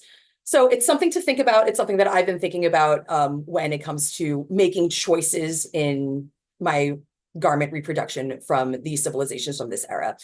I would like, again, to talk about those brilliantly decorated applied selvage bands and the woven bands. Some of the bands at the elbow, wrong slide. Some of the bands at the elbow do terminate in tassels, as we can see here. And they could be knotted or beaded. Sometimes you also see depiction of tassels on men's kilts. So this is not a gendered item. The kilts are over here. So you can see those are some pretty long tassels over here as well. I personally do suspect that the tassels were warp threads that, rather than being cut and sewn under, were used to create further adornment. And otherwise, they could simply just be made separately and then physically attached to the armband on the sleeve of the hanos. They could be tied or sewn, please pardon me, onto the garment as well. Tassels are also not a uniquely Minoan construction. We can see from some, oh, here we go. Here's more beaded tassels. So you can see one of these are just kind of a loose tassel on this young woman in red. You can see that hers look a little more knotted. That may or may not be a representation of glass beads or simply decorative knots. This one is very clearly glass beads. And then you have another wall painting that shows a Minoan and someone from the Levant, possibly Syria or possibly also Canaan, but I suspect Syrian. And you can see that all of these individuals have tassels on their clothing. So you're all looking at brightly patterns that are applied to the garment in some way, either woven or painted, we're not sure, and tassels being used as decor. And all of this is something that you'll see across the Eastern Mediterranean, albeit in different ways. I haven't seen other garments represented with tassels coming from the sleeve. It's more that you see tassels beaded and knotted at all. Jones does argue that the stripes in Mesopotamian garb on kings and deities, like the striped and slit tunic of Ishtar in the investiture painting from the palace at Mari, that is possibly related to the knotted tassels that you see on the Jewish talit. That is still something done to this day. An Iron Age, it rose in the Iron Age, but has older Bronze Age roots. And as well, the use of murex dye is something else that was spread throughout the region by the Minoans, and then in some places is still used to today. So this is the beaded tassel slide. I do want to address the elephant in the room about Minoan open-chested fashion. Were they going around like that? Well, we have no way of knowing because none of us have visited them. We can't go back in time to check it out, but my instinct as a woman suggests not. Jones does suggest that this is likely a ritualistic pose, so the art is ritualistic rather than photographic. It's possibly a fertility-related pose. We also do see that Mycenaean versions of the fashion show them wearing a little bolero and that their breasts are covered. So that may have simply been a regional variation, but it may also have simply been maybe a depiction of, we're actually this is a little uncomfortable and the sun is out, so we're gonna cover up. It's not a particularly supportive pose.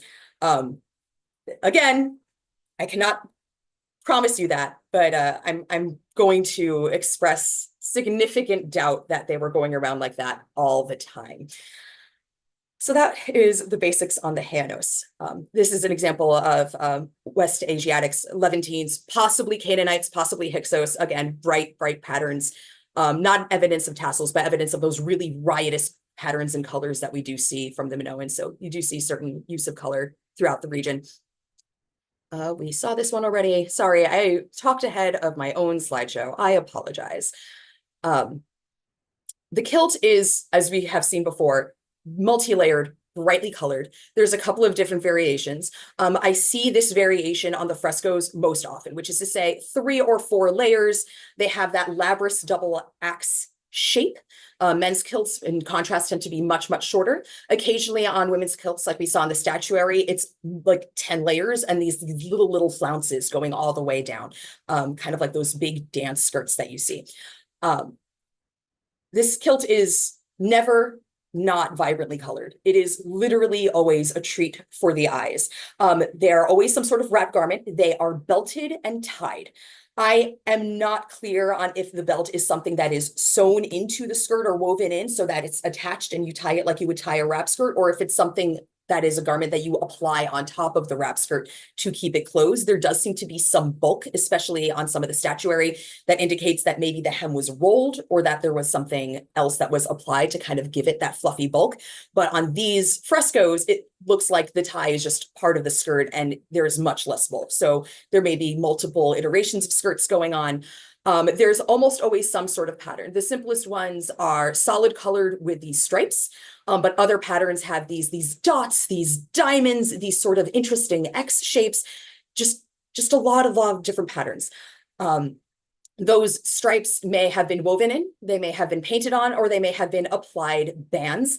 Again, we have no surviving textiles from the Aegean, so it's really hard to tell. But they also could have been embroidered on or beaded. We do have some evidence that that was technology that was being, textile technology that was being used in the Near East. So it's not like it would have been unknown to the Minoans. So this could have been just a garment beyond our wildest dreams. I do personally suspect that there is a relationship between the woolen flounced garments that we see a little bit earlier in Mesopotamia, which do date back farther than the period we're currently talking about. Jones does experiment with a variety of flounced constructions in her book, but she does not attempt to mimic the woolen flounced garments that we see in Mesopotamian garments or compare them to how they may or may not have made a Minoan shaped skirt. I just want to show you some examples of what I'm talking about when I talk about Mesopotamian woolen flounced garments. These were generally created from edges that were allowed to fray to create these fringes or tassels. And we see a couple of different variations of skirts here, including, if you look at that cylinder seal press out, you see that like many layer flounced skirt, which to me, just going all the way back to show you directly, looks very similar to this snake goddess statue that we see on the right. That is, to me, it looks like a dead ringer. I do think there is a relationship. I cannot prove it, but it does strongly suggest itself. And we also see evidence of wrapped garments. You see these slit skirts that 2 of these other figures are wearing. So that is just something I would like to point out as another potential relationship across the Eastern Mediterranean. And it does mean that the Minoans' flounced tiered kilt is simultaneously akin to Near Eastern flounced garments, and also very obviously and clearly its own distinct, unique garment in the entire region. It's shorter. It seems to be constructed of a pattern cloth rather than just frayed wool. It has that unique double-headed axe shape. It could have been cut to shape. When I made my own reproduction, I did cut it to shape, but it could also simply be achieved by stretching the fabric. If you cut the fabric on the bias, if you've ever made your own clothing at home, the instructions often tell you to hang it up in your closet and leave it there for a few days, and only then trim it and hem it. Because if you don't, it will eventually stretch out in a wonky way. So there is no reason to think that they didn't know how fabric works. They could have just simply allowed it to stretch in the way that would create the shape. You could also probably roll up the hem of your skirt in a certain way in order to create that interesting high-low hem. That is also something that could have been how they structured that skirt. So my initial assumption that these were cut to shape is probably wrong. They were probably either stretched or rolled to use a rectangular piece of fabric that does not look rectangular when it is hanging on the body. So again, these are all conjecture, no surviving garments.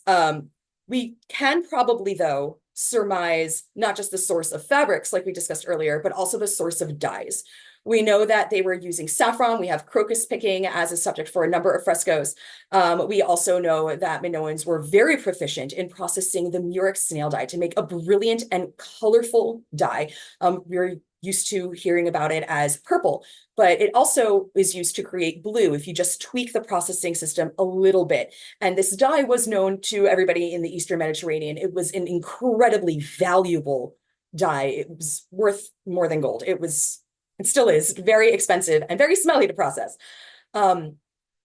When processed as blue, it was known to the Assyrians and then later the Israelites as tachlitu or techelet. Techelet is still produced and used for ritual garments in this way. So in that way, we have a very distant echo of Bronze Age garments still being used with us in this modern day, which I think is super cool. But even back in the Bronze Age, you're talking about a dye and a color or series of colors that are associated with specifically divinity and kingship. I would last like to, I have not a lot of time yet left. I'll speed through it. Veil, hairstyles, and jewelry in 5 minutes or less. Another thing that we may have seen as an influence from the Egyptians is hairstyle. We see some of these young women with little pigtails, and that looks to be a shaved or growing out hairstyle. I suspect we are looking at young women who have just crossed the threshold from childhood to adulthood. We do see veils. Rarely, but we see them. They seem to be sheer, brightly patterned. It seems to be not dissimilar to the later Greek himation, and probably used in a similar manner for fashion, for cover-up, for social signaling, etc.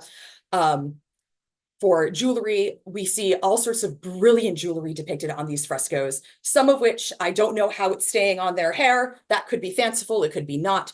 But we also do have some surviving pieces that also seem to echo either Near Eastern or Egyptian motifs. This one is from the Heraklion Museum, and you'll notice the papyrus shape, which I think is just very self-evident for the kind of cultural sharing and also just really brilliantly elegant gold work. The gold work from this area will show regional influences from all over. Aegean trade goods and wall painting have been found in Egypt and the Near East. So this is not at all a one-way sort of influencing system. Everybody was part of this great cultural exchange. And of course, this was my own reconstruction. I tried to do a tie closure. I eventually did choose the looser fit, but I did not do the darts or the shirring that Jones had recommended because I was running out of time for an event. The trim is purchased. It does not go all the way down. I did not weave it because I don't know how to tablet weave. And it was selected to mimic shield patterns that I've seen in Mycenaean frescoes. So I was making an attempt. That being said, I do think I selected trim that was far too wide. Narrower trim would have been a more accurate choice. I used house paint on cotton to make my skirt. So I made some very not historically accurate painting choices, but I did create the stencils myself out of craft foam to mimic the ones that I've seen in frescoes. So all of the patterns were taken directly from frescoes. The color choices were all taken directly from the frescoes. So there was an attempt to mimic the look of it, but I assure you the Minoans were not using house paint. They were probably doing something else. This is what the completed skirt looks like. The band that I applied is actually relatively thin, but it is very, very tightly woven. So it's very strong. It's very easy to wrap around. It does not go anywhere. There are no modesty problems. And here are some photographs of me literally dancing around in a tent in a field. Everything stays exactly where it's supposed to. So you could actually do a lot of activity in these outfits. And I assure you, you will not have any problems. So that was my little experimental archaeology study. And I apologize if there were any tech issues or me issues. And thank you so much for your time and your attention. Thank you so much. That was really interesting. We had so much discussion going on in all the comments sections of all the different streams, people saying, oh, what about this? And oh, how about this? And I think this could have been it. I don't have time to go through all of them. I think most of them, to be honest, were just people discussing it amongst themselves rather than actual pictures, but people were really interested. One thing that I did see come past, and full disclosure, I'm also not a specialist in textiles archaeology, so I may be saying this weird. Talking about the tablet, the bands, weaving in warp-weighted looms requires using integral bands to both start and end the piece. So some people are asking whether it would be possible that that front trim could actually have been applied as an integral tablet woven band. And someone else mentioned similarly that Nordic Iron Age clothes have tassels at the end of those tablet woven bands. Yes, I did know about that, about the Nordic Iron Age and the tassels, because I have friends who do Nordic Iron Age, which is so cool. But I don't know as much about it. I don't know about the other the first comment you said about weaving it that way, that is something I probably should have considered but didn't. I know weavers, but I am not a weaver. I'm very strictly a sewist, and a person who likes to read all of these books on your screen for fun. So I have never tried that, and I think I would need to learn how to weave and then give it a shot, and then I will report back eventually. That might be a few years from now. I'm not very good at it. I tried it once. I couldn't even set up this tablet weaving correctly, but my friend does have a loom in her living room. So maybe we can kind of do that as a joint exercise. Indeed, there's lots of people now saying, yes, you should definitely, lovely construction. Now you should learn tablet weaving. Now I should learn how to do that. And then I can come back and be like, well, here we go. Here's the better version. I think also just to share with you as well, my favorite comment was when you were mentioning about the bare-breastedness of it, someone mentioned they probably weren't carrying snakes around either. So probably not. Probably not most of the time. I feel like you probably need your hands to do lots of other things in your life besides carry snakes, but possibly carrying snakes in a ritual contest? Yeah, I would believe that easily. They probably weren't having cats on their heads all the time either. Maybe sometimes. That depends on the cat. One final quick question is someone is asking where the dye comes from that you had mentioned. The murex snail dye, it comes from a snail. There are 3 different species of snail: Trunculus, murex type 1 and murex type 2. I'm sorry, I don't remember their species names. But those are the snails that when you kill them and gut them and process them, they make which is a very, very stinky process. They do make a very color fast dye. You can get purple from other snails, but they're not nearly as color fast. They don't stick around. The fact that we like I said, we have no surviving textiles from this civilization, but we do have surviving Iron Age textiles coming out of the Near East that show traces of purple and blue from Tekhelet processing. And this is not just Israelite or Canaanite. This is the Phoenicians example became very well known. So we have this the remains from the vats where they process the dye. We do have remains from the vats where Minoans were processing the dye. So the idea that Minoans were probably the first in the Mediterranean to process and export this dye as a luxury good seems fairly well established until or unless new data comes out to upset that conclusion, and then we start all over again, as will happen sometimes. But that seems fairly certain. But we do know that Tekhelet specifically is a very, very color fast dye. And in fact, in the talit that I own and that I use every week when I go to synagogue, it has tzitzit, the knotted tassels, and it has a blue string of Tekhelet, and it's made with snail dye. And when I told my friends, they were very disturbed, but it is very, very appropriate for what I study. Well, thank you very, very much for your talk. If people want to get in contact or learn more about what you do, where's the best place to find you? That is a great question. I guess my personal email, I'm going to put it in the chat right now. So feel free to share that with everybody. I hope it's okay if I don't say it out loud for the YouTube, because I don't need that much. I don't need that much. Thank you. That much. Great. Well, thank you. Thank you so much. Thank you. Thank you. We will now be moving on to the next talk, which will be by Sydney Chavez, who I believe is here already. Yes, there she is. Sydney Chavez is a PhD candidate in classical philology at Yale University. Her dissertation project is titled Textile Realities in Homer and explores the language of textiles and textile production in the Iliad and the Odyssey. I'm starting to see a link with these papers today. She argues that understanding the physical realities of textile production is critical to understanding the significance of literal and metamorphical references to textiles. Currently, she is particularly interested in exploring how the sensory and technical experience of textile production is reflected in epic language.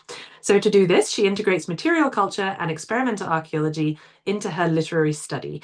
In addition to Homer and ancient textiles, Sydney is interested in Greek and Latin poetry more broadly, ancient magical practices, and women in the ancient world.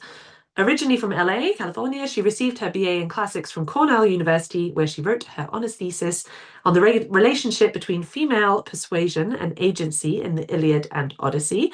She has spent time abroad in Germany at the Ruprecht Karl University of Heidelberg and in the UK at the University of Cambridge, Pembroke College. She's also conducted summer study at the University of Copenhagen's Centre for Textile Research, the Textile Research Centre in Leiden, and college year in Athens. In fall 2026, she will be an IAKA Fellow at the University of Zurich in Switzerland. When not reading or traveling, you can find Sydney singing show tunes and weaving on her recreation of an ancient Greek warp-weighted loom. And today, Zoe will be talking about female fashion designers, women as designers of textiles in Greek literature. So feel free to share your screen there. Can you hear me and see me? Yes, perfectly. Okay, great. I will share my screen now. All right, is that working? Yep, that looks great. Take it away. Okay, great. Oh, my screen just glitched. All right.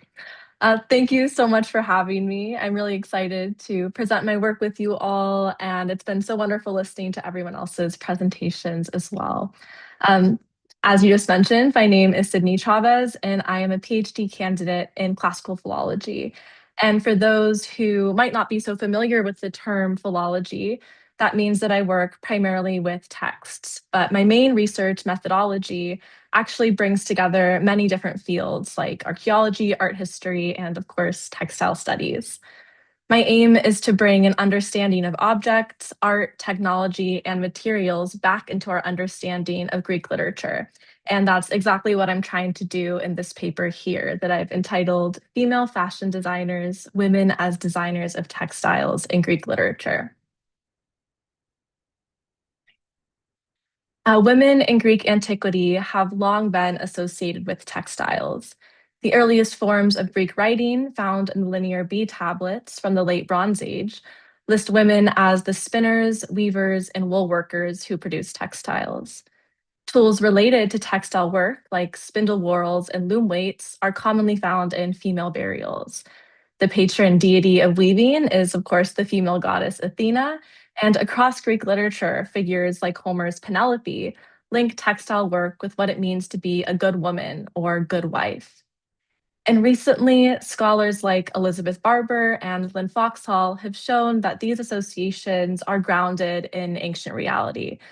That is to say that women were, in fact, the dominant producers of textiles. In this paper, though, I'm not so interested in women as producers of textiles. Instead, I'm interested in women as designers of textiles. This is a small distinction, but I think a very important one. When scholars focus on women as producers, they often focus on the tangible material steps involved in textile production. So combing the wool, spinning the thread, weaving the cloth, and all the tools that go along with these processes. What then gets lost in the scholarship is the mental processes that accompany this work, the choices that must be made to get the desired end result.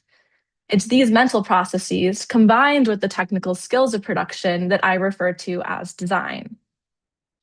By focusing on design, I also want to signal that textiles are not just utilitarian objects, but wearable works of art, and thus we should consider the women that designed them as artists too. I'll begin by examining two objects that exemplify this combination of physical and mental skills that are required to design a textile. Then I will return to examples from Greek literature, where we see women using their skills to design textiles. I'll look at two lines from Homer's Iliad, an epigram by the female poet Gnossus, an epigram by Antipater, and I'll end with a fragment from the female poet Erinna's poem, The Distaff.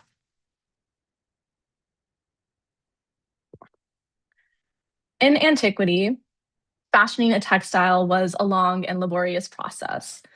The raw materials, either wool from sheep or linen from the flax plant, must be processed into usable fibers, cleaned, sorted, all before being spun into thread and woven on a warp-weighted loom, like the one depicted here on the left and this one here.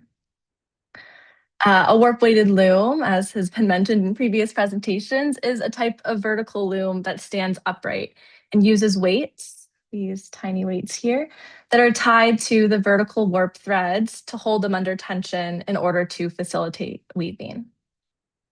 After the cloth is woven, it is cut from the loom and then goes through further processing and laundering before it's ready for use. Experimental archaeology has shown that a simple linen tunic could take approximately 355 work hours to produce, with the spinning of thread and weaving alone taking up 80% of this time. And it's this 80% that is represented in these two objects shown here. So on the left, we have the Penelope vase, which depicts Penelope here seated and her son Telemachus in front of a warp-weighted loom. And on the right, we have the Amasis painter Lekythos, with its central scene here that has been sort of unraveled and flattened into this long image at the bottom. So the Amasis painter Lekythos shows us the major steps in textile production. On the left, we have women folding cloth, followed by a woman spinning thread, another woman preparing the wool to be spun, two women in the center here working together on a warp-weighted loom, two women weighing out wool. So we have a scale and the wool and these little bundles they're weighing, another woman communicating with them, maybe instructing them on how much to weigh out, and two more women here preparing wool to be spun. Now, all of these steps have to occur in order for the cloth to be made, and the women carrying them out must be in communication with each other, since small changes in any step of the process can greatly impact the end result. So, for example, the way the thread is spun, how thick or thin, is affected by the quality of wool chosen and how that wool was prepared, in addition to the physical way that the spinner spins it. These qualities of thread, in turn, affect how the thread behaves on the loom and how soft or translucent or dense the resulting textile is. The ability to produce figural designs and patterns, like the ones depicted on the Penelope vase, is also dependent on how the threads are arranged on the loom. This means that their colors and positions must be carefully chosen in advance. And this is contrary to what a lot of modern translations and commentaries say when they use the word embroidery. But we can see here the designs on the loom and also the designs on these ladies' garments would have been woven and designed into the fabric of the textile itself. So they were not added later through embroidery or through dye techniques like we might do today. So women making the textile then must envision what they want the end result to be long before the loom is even set up. And it's this complexity and the elements of planning and design that I want to bring into our reading of textile scenes in Greek literature. So I'll now turn to an example from the end of Book 22 of Homer's Iliad. Just prior to these lines, Achilles has killed the Trojan hero Hector, but the news of his death hasn't yet reached his wife, Andromache, who we find here working peacefully in what has often been read as a sort of typical textile production scene. So she is weaving a web in the innermost part of the lofty house, a purple double-folded cloth, and she was sprinkling in colorful flowers. Two design elements are immediately clear. The use of purple thread, implied by the fact that the cloth is called porphyrein, purple, and the fact that the cloth is diplaka, double-folded, which may refer either to its large size or to it being a reversible cloth. Another design element is hidden in the use of this word epasa, combined with the preposition en, meaning literally to sprinkle in. Translations of these lines will often use the verb embroider. However, we can see the cloth is still on the loom, right, weaving a web. And just as we've seen with the Penelope vase on the previous slide, these type of designs could be created while the cloth was still on the loom. And additionally, we know from other literary, archaeological, and art historical evidence that embroidery was just not common in antiquity. And so within the context of this passage, this verb must mean to weave in. So in reality, to create a purple cloth with a woven in flower design like this must have taken a lot of foresight. Implied in this scene is the fact that Andromache must have from the start envisioned what she wanted this cloth to be like. She must have procured the right amount of thread that was dyed to the precise color.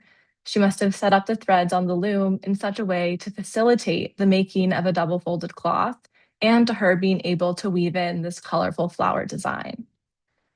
Though Andromache in these two lines is depicted as the sole weaver, she will also have to have been in communication with other women in the development and realization of this cloth. She would have sourced and procured materials, much as modern fashion designers do. Her cloth then is designed from the start and achieved from her own creativity and her own skill, but also the skill and creativity of others. And so we can see her as a sort of fashion designer in the very literal sense of the phrase. She both fashions and designs. Obtaining the knowledge necessary to know how to bring a design like Andromache's colorful flowers out of the abstract and into the cloth is no small feat. And research into the transmission of textile knowledge in contemporary weaving societies shows that knowledge is most often passed down generationally, so from grandmother to mother to daughter. And this intergenerational transmission of design knowledge is also what we find in Greek examples, like this epigram from the Hellenistic poet Gnosis. She writes, "Revered Hera, who often descending from heaven look on your Lacinian shrine, fragrant with frankincense, accept the linen garment which Theophilus, daughter of Cleopa, wove for you with her noble daughter Gnosis." Here, Gnosis encourages the goddess Hera to accept the offering of a garment she wove together with her mother. Her mother is the grammatical subject of the verb, huphanen, to weave, and as the more experienced weaver, naturally would have taken on the bulk of the weaving. But the specification of Gnosis herself as the one accompanying her mother is significant. Her name occupies the first word of the final line and completes the phrase begun at the end of the previous line, metapaidas agawas Gnosidos, with her noble daughter Gnosis. Here she is still learning. She's still a paidos, a child. And learning from her mother, Gnosis, as the author of this epigram, also acknowledges the woman that her mother learned from, her grandmother, Cleopa. The construction of the last line of this epigram then forms a sort of genealogy of women that also preserves the genealogy of textile knowledge from youngest to oldest. Gnosis, who learned from her mother, Theophilus, who learned from her mother, Cleopa. Textile knowledge then doesn't come from nowhere. And this knowledge isn't simply restricted to the physical task of weaving, but to all the design elements that accompany it. The specification here of a linen garment is significant to this. Linen was a common material used for textiles by this point, but requires very different treatment from wool. It cannot be as readily dyed, but it can be spun into thread that is much finer than wool and thus poses its own special complications while being woven. The choice to weave a linen garment, then, must have involved its own set of considerations and lessons for the young Gnosis to learn in her journey to becoming a textile designer. Girls' learning, though, was not done alone. Just like the women working together on the Amasis painter Lakitos, girls worked together too. There are numerous epigrams that describe this, but this one by Antipater describes girls working together to execute their designs and then dedicating them to the gods. He writes, "Artemis, fairest of virgins, sovereign lady of women, we three wove this border for you. Bitier wrought the dancing girls in the crooked stream of winding meander. Blonde Antianera devised the decoration that lies on the left side of the river, and Bition that on the right, measuring a span and a palm." So we can see here that learning how to fashion textiles was also an integral part of a girl's childhood. And this is further exemplified by the Hellenistic poet Erinna's work, The Distaff, a poem whose name itself refers to the long stick used to hold wool while spinning. So we see this example here from the British Museum of a woman spinning with a drop spindle and holding a distaff with this little red blob of wool on the top. In this poem, The Distaff, Erinna laments her childhood friend Balkis, who has recently died just after getting married, and she recalls memories from their shared childhood. The text is very fragmentary. That's what these little brackets indicate. Those are all spots from where the text has had to be reconstructed. And so as such, I'm following the interpretation and translation of Josephine Balmer. Erinna recalls, "As girls, we played weddings with our dolls, brides in our soft beds.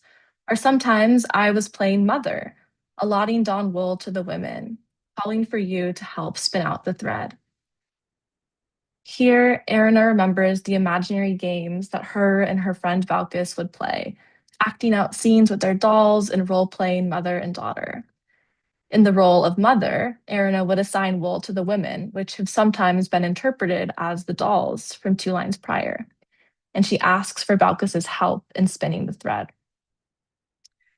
These scenes are remembered as games from a happy childhood, but are tinged with sadness, as Balkis will never have a turn to be mother, as she's just died after her wedding. And she will never have the opportunity to pass down her own design knowledge and skill to a daughter. We can see real examples, though, of what one of the dolls Erina and Balkis may have played with looks like. It has movable arms, one of which is now missing, a miniature chair and shoes, and this doll also has a miniature epinatron. Epinatra, for the plural, are hollow, sort of half-oval shaped knee covers used to help prepare wool for spinning. And this miniature one, here's a larger picture of it here, fits the dimensions of the seated doll's knee perfectly and would have been used by girls to mimic the actions of the adult women around them, and in doing so, to learn these skills through play. By playing at spinning wool, like Erina and Balkis, girls are not only learning the physical movements, but also the mental ones that accompany it. They're learning the set of skills that constitute design. So in this talk, I've shown how the combination of physical actions, communication with other women, and mental planning involved in fashioning a textile constitute design skills. We see in Gnosis how these skills and knowledge are passed down through generations. In Antipater and Erina, we see these skills honed between friends. And in Homer's Iliad, we see adult women like Andromache as the ultimate designers. She possesses the knowledge and skill to envision how she wants her textile to function and to look like. And she is able to fashion that design into reality. Thank you. Thank you so much. That was a really fascinating talk. It fit beautifully with our earlier keynote as well from Tony. So really nice to see the kind of other side of that. And I'm curious whether you know if there are other material evidence. I mean, you mentioned the toys there briefly, but if you can expand on that a bit, whether there's other sort of material evidence that would link to those concepts that are discussed within the texts. Yeah, so we have, I'm thinking of one, I don't think I have it in this slide, no. There is a miniature distaff from Roman Gaul that still has wool on it that seems like it was maybe a toy or either instructive or just like a toy in the more simple sense that girls could have used or could have played with, or just to be exposed to these types of techniques and skills earlier on. As far as other evidence for example, the types of borders that Antipater is describing. So it says, "We three wove this border for you." I noticed in the comments from one of the earlier talks, people talking about the sort of borders used for warp-weighted weaving. It's thought that this might be what one of these borders is, that girls learning to weave would start by making these borders. So like a simpler, smaller project that then could be used to set up on a larger loom by more experienced weavers, like their mothers or other women in the community. I see actually someone, sorry, I see someone commenting on about, this is earlier on, so this might have been in relation to that point, brocaded in perhaps, question mark, is that? Yes, so there's, I didn't bring it in for this talk, but specifically when we're talking about like designs that are woven in, like we also see here, there have been many different experimental archaeological sort of investigations into how this could be done. Brocading, I think, is one of them. Elizabeth Barber in her larger volume, Prehistoric Textiles, and the later chapters of it describes evidence for maybe using tapestry weaving or supplementary weft weaving, which are techniques that I personally don't have so much experience with, but I have seen them in action on warp-weighted looms, and people have tried reconstructions with them to create things like this, and it works.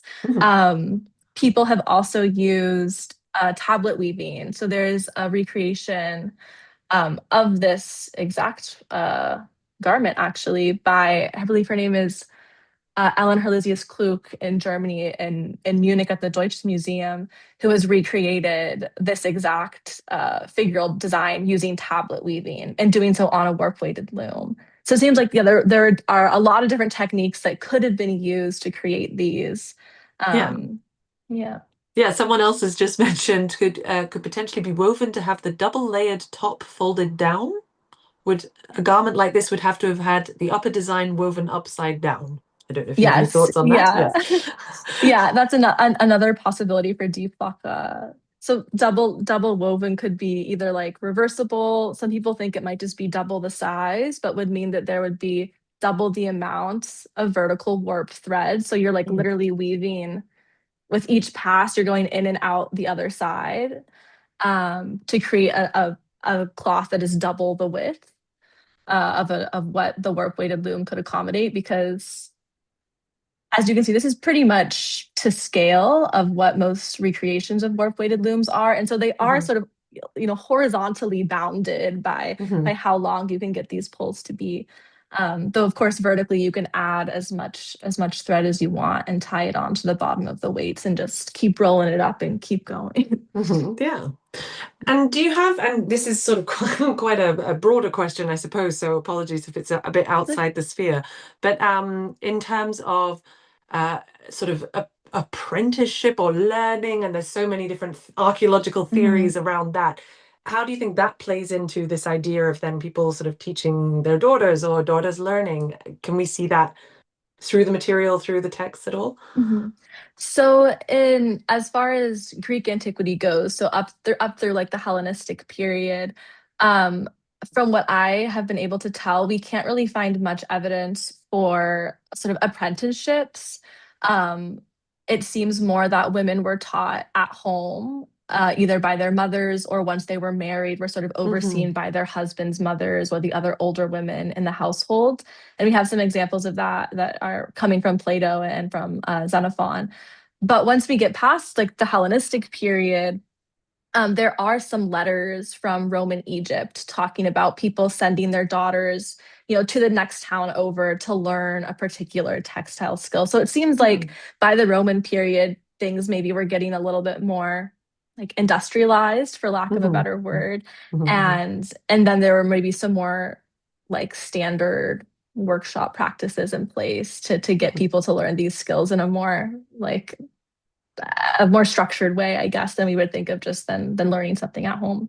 Yeah, that's fair enough. By the way, if anyone else has any further questions, please do pop them in the chat of wherever you are. I do have a feed in front of me of all the different chat channels, so hopefully it will come through in that and I'll be able to answer it.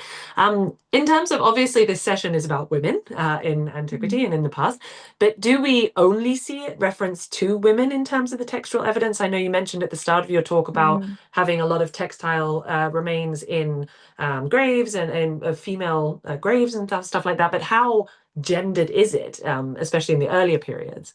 Yeah, this is a question I've really been wrestling with, and especially in my dissertation work, which is focusing specifically on textiles and textile production in Homer. So I'm sort of imagining this late Bronze Age, early Archaic sort of fantasy lands and using evidence from that. But it does seem like women in this period, at least from the late Bronze Age into the Archaic period, and I think even extends into the classical and Hellenistic period, that women were really the only ones creating textiles. There have been some publications in the last 20 years that have argued against this. But I think Lynn Foxall in this article here, Women's Work, Who Made the Textiles in the Ancient Greek World, she sort of re-examines the evidence and shows that really that male weavers and even male managed workshops are not really the case. We have, I believe, one example from the Linear B tablets of a man's name as part of these lists of textile workers. But it's thought that maybe he was a manager, or maybe he was somehow otherwise involved. We do know that men were they were the primary farmers and the primary sheep herders, and they were the ones that would cut the fleece from the sheep once shears were invented in the early Iron Age. But it seems like beyond that, and also men seem to have been primarily doing the finishing elements of textile production. So fulling the cloth, like making it fuzzy, sometimes laundering it as well. So men were definitely involved in textile production. And in my dissertation, I actually argue that they know a lot more than what we would maybe think, because they grew up around women doing this. Yeah. And I guess then it's also worth mentioning too that this sort of gender divide is maybe more specific to adult men and adult women. We do find children of both genders listed in the Linear B tablets of people that were helping their mothers or were somehow in these workshops. So it seems like maybe the gender division only happened at adulthood. But yeah, but then in the Roman period, though, we do see some men in textile work. I found one example of a male spinner in a Roman sarcophagus from Ostia that blew my mind. But, Interesting. And I guess that sort of leads nicely too. So we talked about age differentiation, gender differentiation in terms of class or kind of hierarchy. Would there have been a differentiation? So someone even in the comments mentioned potentially weaving for upper classes, spinning for lower classes, or is it sort of a mix? Yeah, so from the evidence that I've seen and that I've worked with, it doesn't seem like there was so much of a mix between classes in terms of lower classes spun, upper classes wove, but maybe more so in how much control you had over the work you were doing. So for example, we know, especially in Homer, we see enslaved women and women being taken captive specifically for the reason of being textile producers. And perhaps these women were specialized in spinning or weaving or one or the other, but they're not always differentiated in that way. But we do see upper class women both spinning and weaving. So in the Odyssey, for example, we have Helen spinning and Penelope is weaving. And in the Iliad as well, we have a scene where Hector tells Andromache, go back to your spinning, go back to your weaving, when he doesn't want her to get involved in the war.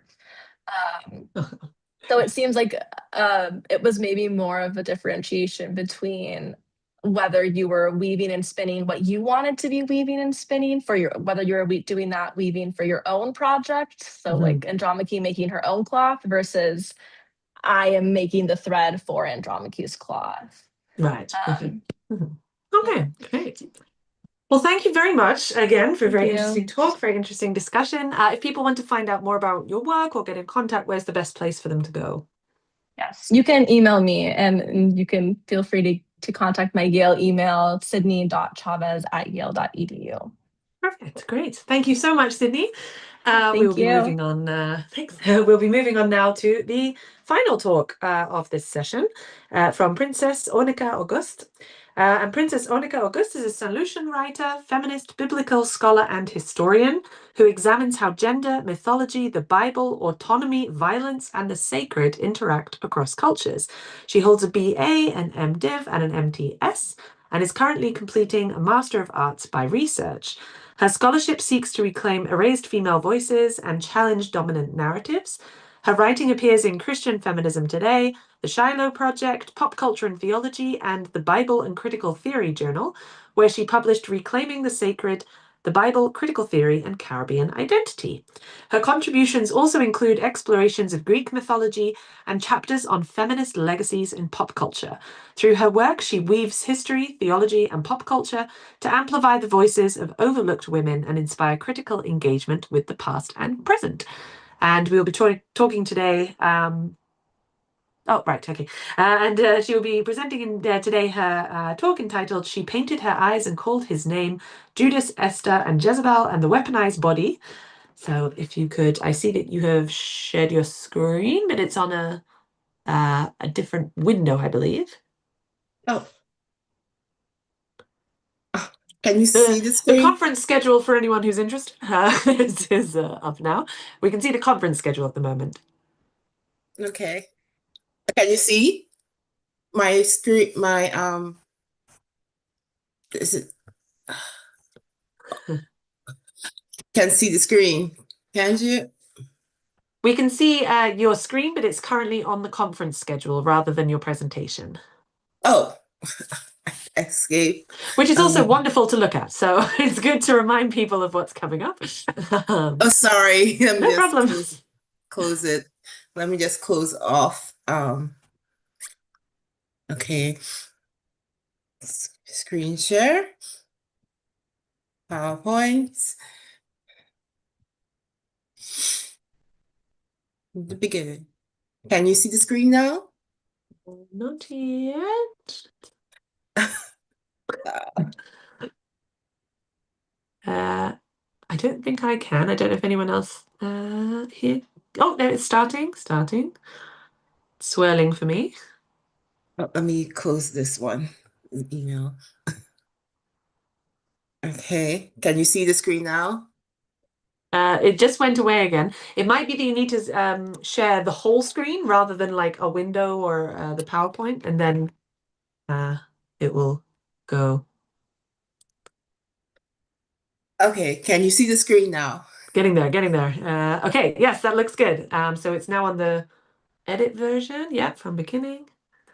Okay. Good afternoon, everyone. My talk is about She Who Paints Her Eyes. And it's about Jezebel and Esther and Judith and their bodies.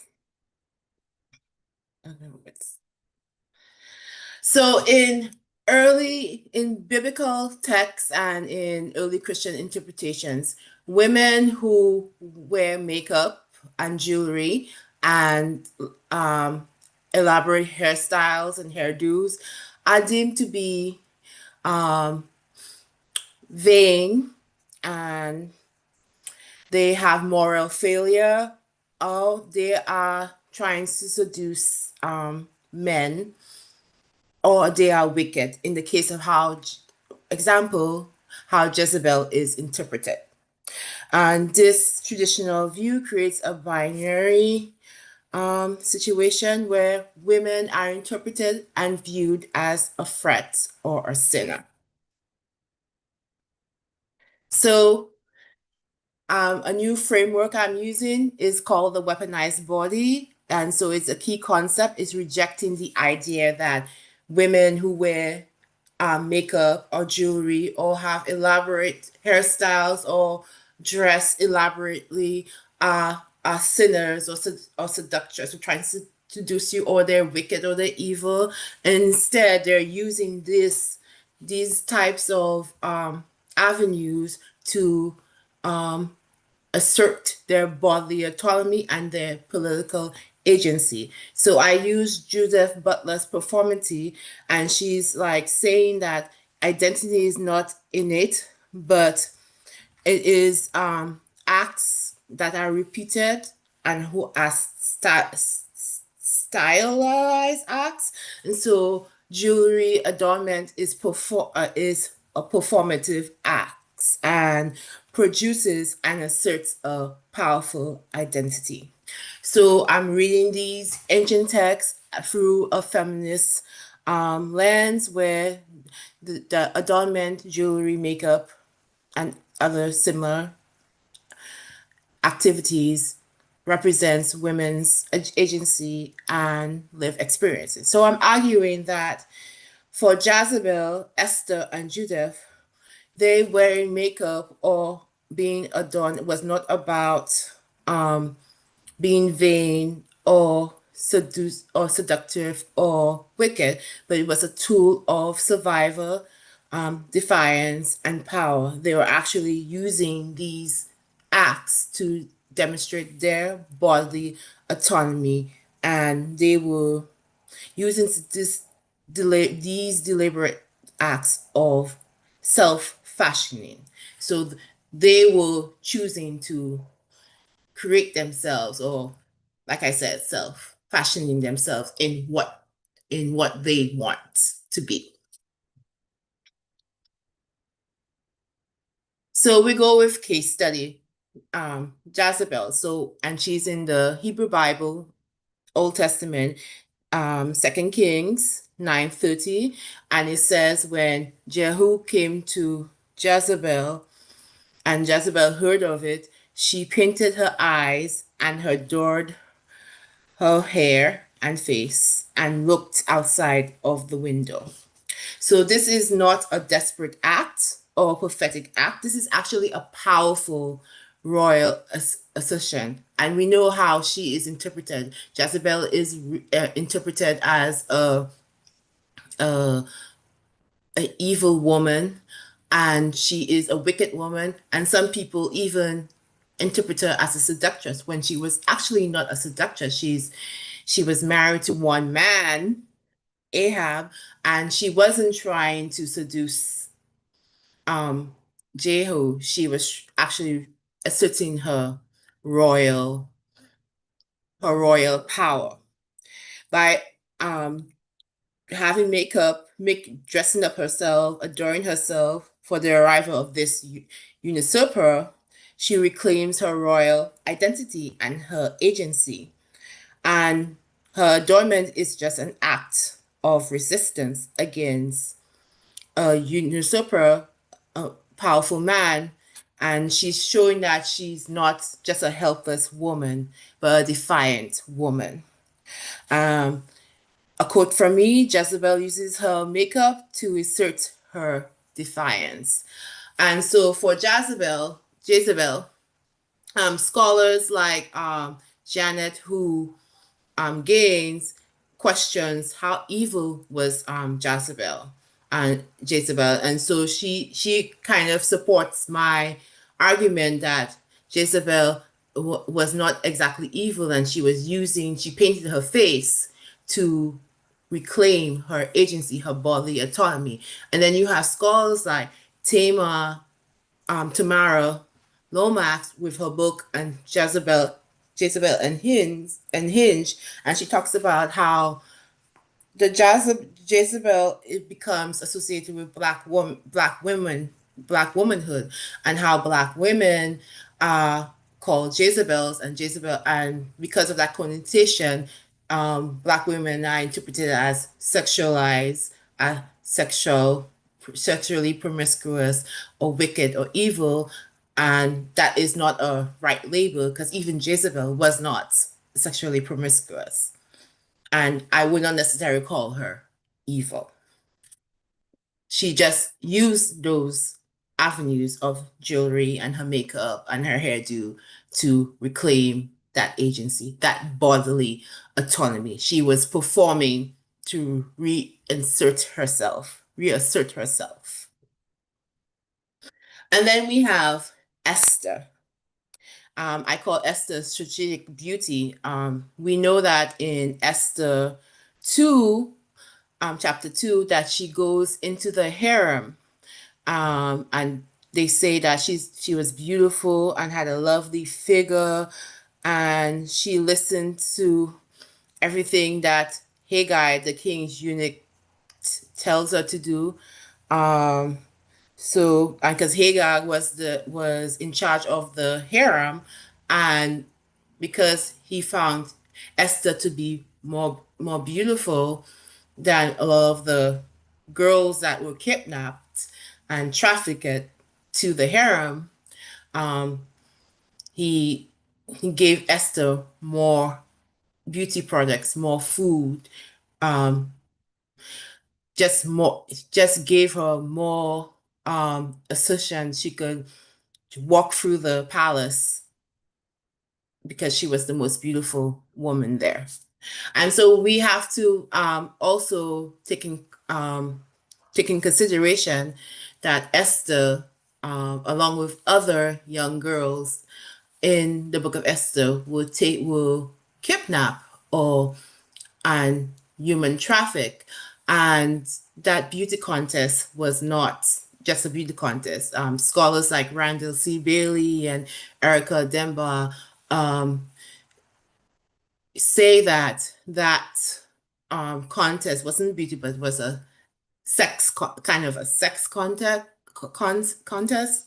and it wasn't a beauty contest. It was who can please satisfy the king sexually, and Erica Demba calls it that these girls and Esther were human trafficked into the palace, and so Esther, being human trafficked and thrown into this sex contest, has no autonomy, but because Haggai finds her to be the most beautiful and the most lovely, she kind of uses that to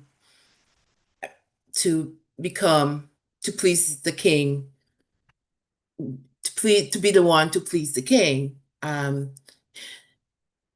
sexually, because she has no choice. She's a human trafficked girl. She's a kidnapped girl, and the only thing that she can do is make herself look beautiful and sexy and adorn herself with makeup and jewelry and perfume to have bodily autonomy, or to assert that bodily autonomy. And so her preparation, a year of cosmetics and oils, is a strategic process of bodily autonomy, and which is to become queen and to save her people. So she used her body, which was weaponized already, because again, she's trafficked. She's a kidnapped girl, to not only bring up herself into power, but bring up her cousin, uncle Mordecai, and also save her people. Esther employs beauty to navigate the Persian court, because she has no choice but to do that. Case study 3, Judith. Now, Judith is not in the Hebrew Bible or the Old Testament. It's in the Catholic Bible. I'm Catholic, so that's where I know where it's come from. So it's in the Catholic Bible, and I think it's in an extra. The Protestants call those scriptures that didn't make it into the canon something else. So yes, so she's in the Catholic Bibles, and so in Judith, she has a whole book for herself. So Judith, in Judith 10, 3-4, she puts on her beautiful garments. She adorns herself with jewelry and fine clothing for charming of the eyes of men. So Judith's adornment of makeup and jewelry and fine clothing is deliberate. It's actually a premeditated act of war. Her beauty is the primary weapon. She infiltrates the enemy camp by weaponizing her body to disarm her foreignness. This is a violent, powerful act of bodily autonomy in service of a righteous cause. So her foreigners is and his army is trying to attack the Israelites, and Judith uses her beauty, the makeup, the fine clothing to go into this camp, making him think that he's going to have sex with her, and then she kills him. And so Judith adores herself to infiltrate the enemy. And so she has bodily autonomy from the get-go, and she reclaims it and reasserts herself by doing that. Then we move on to the New Testament. Now, the New Testament is totally different from the Old Testament. You see that, Judah, Esther, Jezebel, it's free for them to. They use makeup, they use jewelry, they use fine clothing, and all that to research their bodily autonomy. But the New Testament restricts these acts of bodily autonomy, which I consider. 1 Timothy 2:9-18, women should not adorn themselves in clothing, should adorn themselves in clothing, modesty, and be discreet, and not with braided hair or pearls or costly garments. And then you have 1 Peter 3-5, that basically tells them that being adorned is wrong. And then in early Christianity, one of the church fathers, Tertullian, writes against women's adornment of beauty and having makeup and jewelry and fine clothing.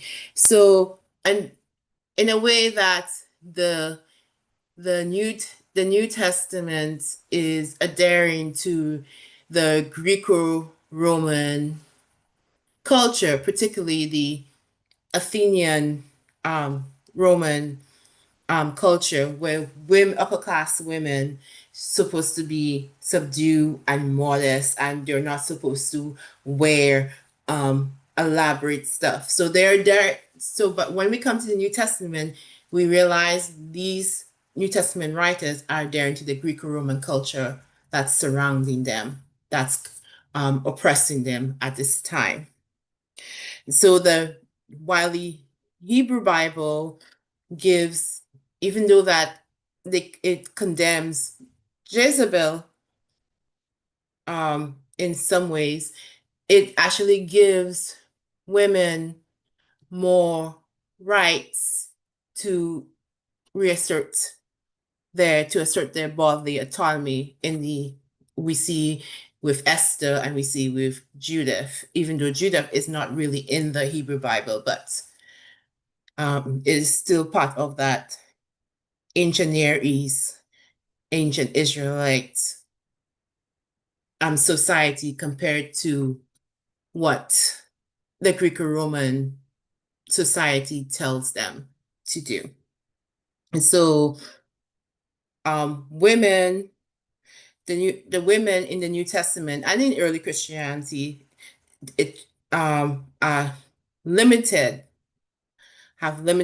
autonomy in the public sphere of the church. Adornment is frowned upon, and so that is a significant shift from the Hebrew Bible and the ancient Near East to the New Testament, early Christianity, and Greco-Roman society. So, two worlds, two visions of bodies. In the Hebrew Bible, tool of power and agency, a certain identity, performed for purpose, survival, liberation, emancipatory, self-fashioning. New Testament is adornment, jewelry. Fashion is a symbol of worldliness and vanity. It helps you to conceal your identity, and it constrains for control, and it limits women, and it poses modesty. So a transition, a narrative shift from recognizing adornment and agency to condemning it as a threat to social power. So I'm advancing this conversation, and so what my work does, it unites feminist hermeneutics and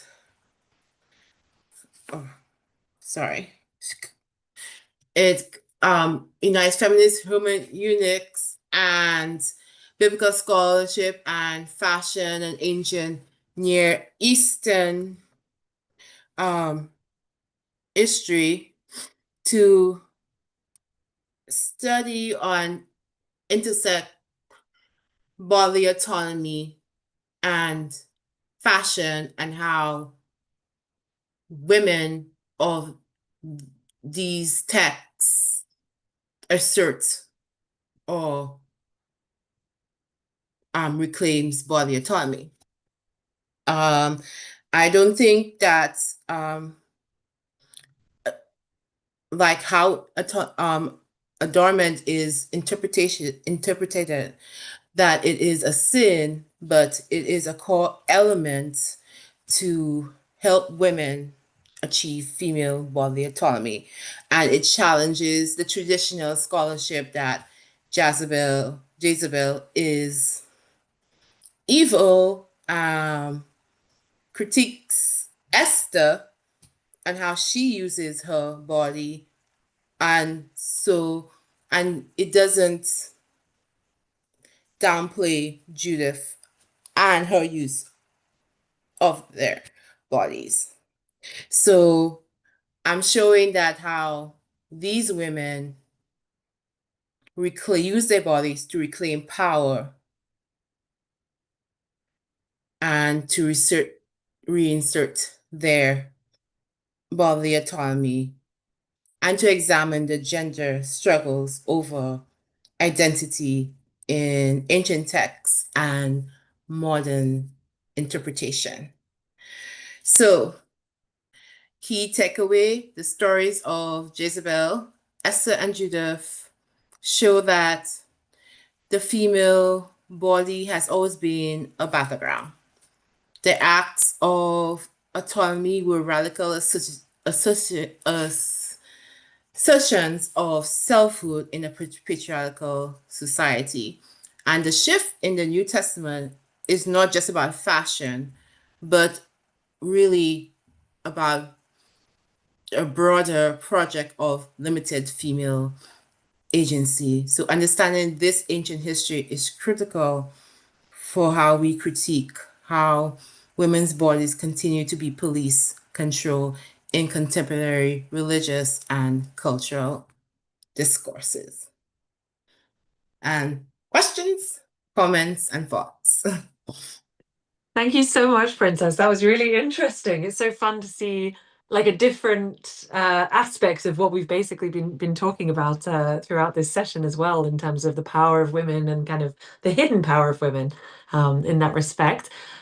We have a few minutes for questions. If anyone has any questions for Princess, please do post them in the comments. We have one here asking about whether the idea of modesty corresponded with rising male dominance in the early church.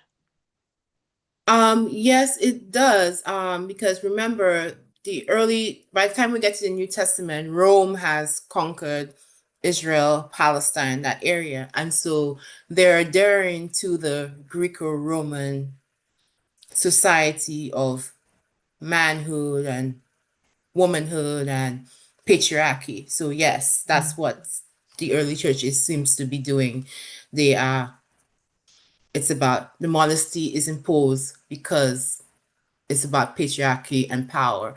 And if you look at, because not all of Greece, ancient Greece, was so imposed about modesty, particularly Athens. And then even within the Rome, is mostly the upper class women that have been imposed to dress modest and to not to have elaborate hairstyles and stuff. And would you say that sort of obviously this is kind of a critique also in light of our modern view of, you know, these things, but do you think that, especially seeing the difference in the Old and the New Testament, that was how it was originally intended to be written? Actually, it wasn't intended to be shaming or anything like that. It was intended to show that female power. I think the more so in the Hebrew Bible, that's what the authors were trying to do. Yes, they had their agenda, if you look at what they did with Jezebel, but in general, they were trying to show that when female power, female agency, female body autonomy within a limit, within a limitation. They supported it, but they believed that it should have been. I think that the writers of the Hebrew Bible and the Jewish text and the would probably, yes, we support women having a little rights and agency, but within restrictions or within limits. Because if you look at Jezebel, she acted way out of that limits, and so they considered her evil. Yeah. I've just noticed, by the way, I'm so sorry. I think you have a camera cover on. I'm sorry, I was looking at your presentation and I didn't even see your video. Oh, Do you have a little cover on your camera or something? do I have what? A cover on your camera? No. No. Oh, unfortunately, we can't see you. We can just see a pink prick of light. Sorry, I didn't even see that before. I was so focused on your presentation, I didn't look at your video. It's okay, we're at the end anyway, I'm sure, hopefully. So my final question indeed is if people want to learn about your work or to see your beautiful face, then where can they find you and how can they best contact you? Well, they can find me on you can email me, Princess Onaika Ogis at gmail.com, and they can find me on Facebook or yeah, Facebook or Instagram.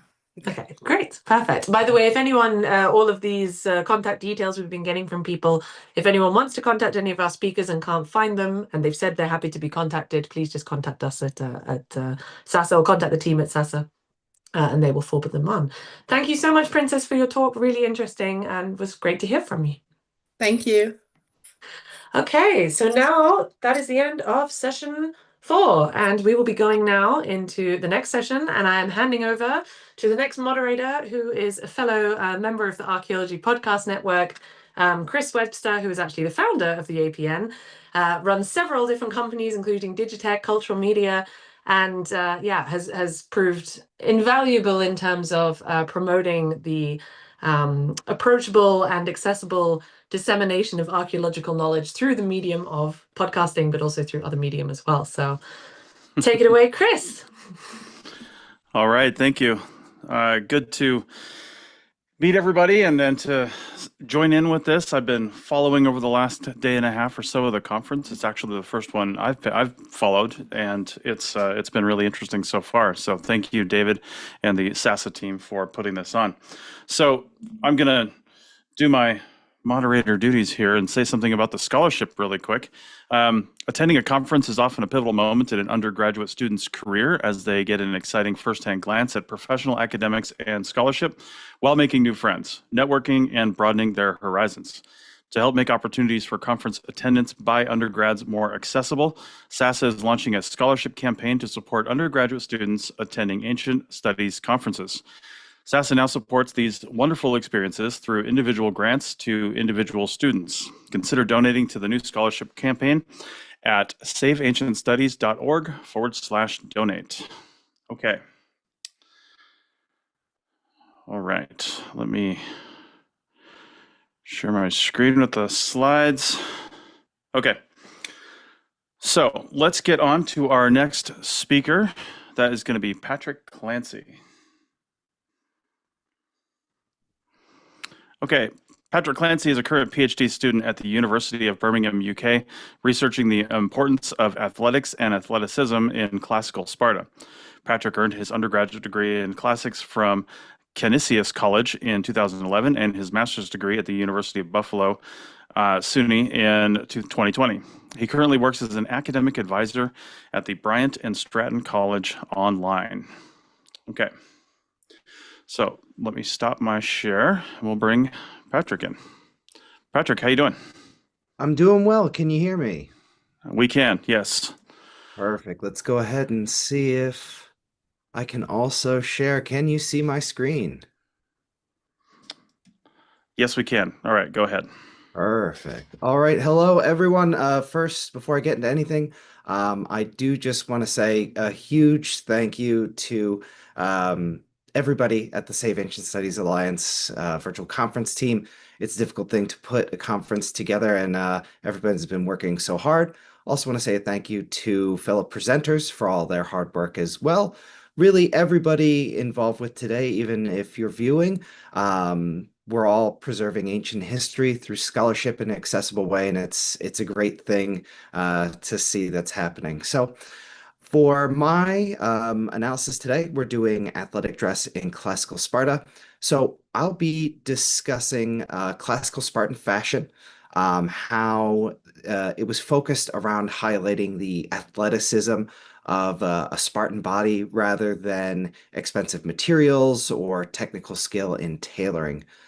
This athletic fashion was introduced to Spartans at a young age and reinforced throughout their education. The Spartan style imposed a uniform seemingly based in equality amongst the in-group, while at the same time excluded outsiders. This research will focus on literary sources and examine a small sample of Laconian artifacts depicting Spartans with connections to athletics to illustrate how the material culture reflected the written accounts. So, how were the Spartans depicted in the classical period? What about their fashion features set them apart from the other Greeks during this time? For the Spartan women, they were often depicted or described as athletic in a very stark contrast to other Grecian women. For the classical Spartan men, their athletic participation was heavily recorded for their schooling and their martial training, which shaped their bodies. Additional fashion accessories included simple cloaks accompanied by long hair and beards. I don't have the long hair though. So we'll start off with some best surviving examples which depict athletic Spartan fashion for women. These two bronze figures, we'll refer to them. Figure 1 is the top one, figure 2 is the bottom, both dating roughly mid-6th century. In figure 1, it's pretty evident from her short chiton and exposed right breast that this is a runner in the Heraea race. The Heraea was a festival open only to women, which featured a foot race that took place before the Olympic events. Since Spartan women practiced in athletic competition daily, there is a high likelihood that many of the competitors in the Heraea were Spartans. In figure 1 and 2, they both closely resembled the description provided by Pausanias of an athletic woman wearing a short chiton with the right breast exposed for the Heraea race. Now, while figure 2 does not have the exact same chiton with the exposed right breast, it also may be a representation of a young Spartan maiden or Parthenos participating in the Heraea. So general human features of Laconian workshops were lean bodies with comparatively slim, short torsos, long legs, strong thighs, long noses, and prominent chins. For female figures, other characteristics also included underdeveloped chests and long necks. Of course, these observations could entirely be artistic styling, though this may have been intentional design on the artist's part to convey typical characteristics that they would have observed. The diet, along with rigorous exercise typical for a Spartan woman, helped them to develop into their tall, athletic figures, which were generally reflected as beautiful in the ancient Greek world. Aristophanes notes this in his introduction of the Spartan character Lampito, who is described as both beautiful and strong, enough to strangle a bull. Both Aristophanes and Euripides state that Spartan women did participate in athletic contests such as running and the bibasis, thigh flasher, or butt kicker dance. This dance would stimulate the calf, thigh, and gluteal muscles, all of which are prominently displayed in figure 1 and figure 2. Running would also utilize these muscle groups as well as aid in maintaining that slim torso, both of which prevalent in these statuettes. Thus, These statuettes match the written description of Spartan women and illustrate how their athleticism was on full display not only to each other within the community, but those viewing from the outside of their community. So Spartan women had their own educational system in the Roman period where they learned their culture and practice athletics, albeit there is no direct mention of such a system during the classical period. They potentially had a similar system then. For boys, the state mandated education known as the paideia, but more commonly known during its Roman period named the agoge, was very well documented. Their education established the norms of Spartan life: obedience, teamwork, communal living, hunting, participation in athletic contests, and even basic literacy. For the paides, these were boys age 7 to 12 or 14. They were only given one cloak, himation, a year to better deal with facing the heat and the cold, and went barefoot. Xenophon heavily implies this lack of clothing was for the practical purposes of becoming accustomed to the difficulties while faced on campaign. Spartan soldiers needed to have tough bodies for fighting, which could adapt to changing weather, as well as keep stable footing on all surfaces. It's not entirely clear from the sources on whether the paides were given just one himation to last the entire year, or they were only given one type of cloak, so forcing them to adapt a single style of himation to work in both hot and cold temperatures. So whichever was the case, they either had a mismatched himation for the weather, or they had a worn out piece of rags by the end of the year. This would help distinguish them within their age class. The paides, as well as the paidiskoi, which ages 12 or 14 through 18 or possibly 20, would all have closely cropped hair, giving them all a similar appearance as well. There is some debate on whether the paides, the paidiskoi, they would have short hair, but getting into the hebontes, so these were men aged 20 to 30. These were citizens who were on probation, would eventually become Spartiates or full citizens. A Spartiate was permitted to wear the red himation and grow his hair out to length to give them an appearance of being taller or more ferocious, with a wild look as an intimidation factor. So there's some debate on the length of the hair, if the hebontes were allowed to grow their hair out long, or if that was reserved for full Spartiates. I tend to agree with Lipka's translation that this was for full Spartiates. So this tradition of sporting long hair in Sparta goes back to their victory over Argos in the contested Battle of Champions in 546 over the Thyrea area.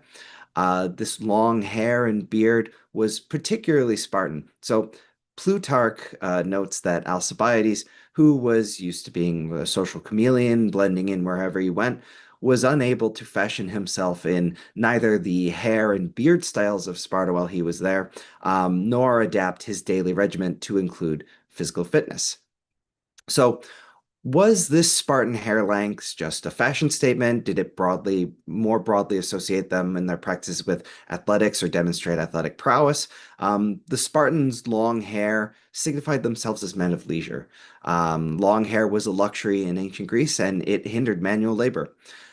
Perhaps this is also played a role in why the Spartans did not participate in certain events such as wrestling, boxing, pankration at Olympia. We're told through Plutarch as well as Philostratus that the Spartans were not permitted to participate in sports where one could surrender. Conversely, having long hair or a long beard may have been a disadvantage in these sports. Long hair and beards could have afforded extra places on which an opponent could grab. A physical toughness or penchant for pain while being struck would matter less if someone could achieve athletic victory by pulling a long beard or hair, just as Leontisicus, the Pancratinist, won by bending fingers rather than going through more difficult submissions. So despite all the training and everything, the uniforms, not everyone could become a Spartiate, and they could always still lose their citizen privileges at any time. Degradations of citizenship would have been taken against cowards or tremblers, the treantes, who were typically ostracized, stripped of their Spartiate status, and were dishonored, Xenophon says, to the point where death seemingly may have been preferable. Plutarch gives examples on how a trembler had to distinguish himself apart from full Spartiates. He says they wore patchwork cloaks and had to shave parts of their beards so all could plainly see that someone was a coward. Xenophon states that no one wanted to have a coward as their wrestling partner and that he would not be welcomed as a messmate. When teams were picked for ball games, they were decided, last. Everyone was picked before a coward, and in choral dancing, cowards were given shameful positions in the back where no one can see them. Many of these punishments centered around athletic competition, which were integral to Spartan life. So, although beards and cloaks were important to distinguishing the Spartan style, the main fashion focus of the Spartans was on their athletic physiques rather than expensive materials and fine tailoring.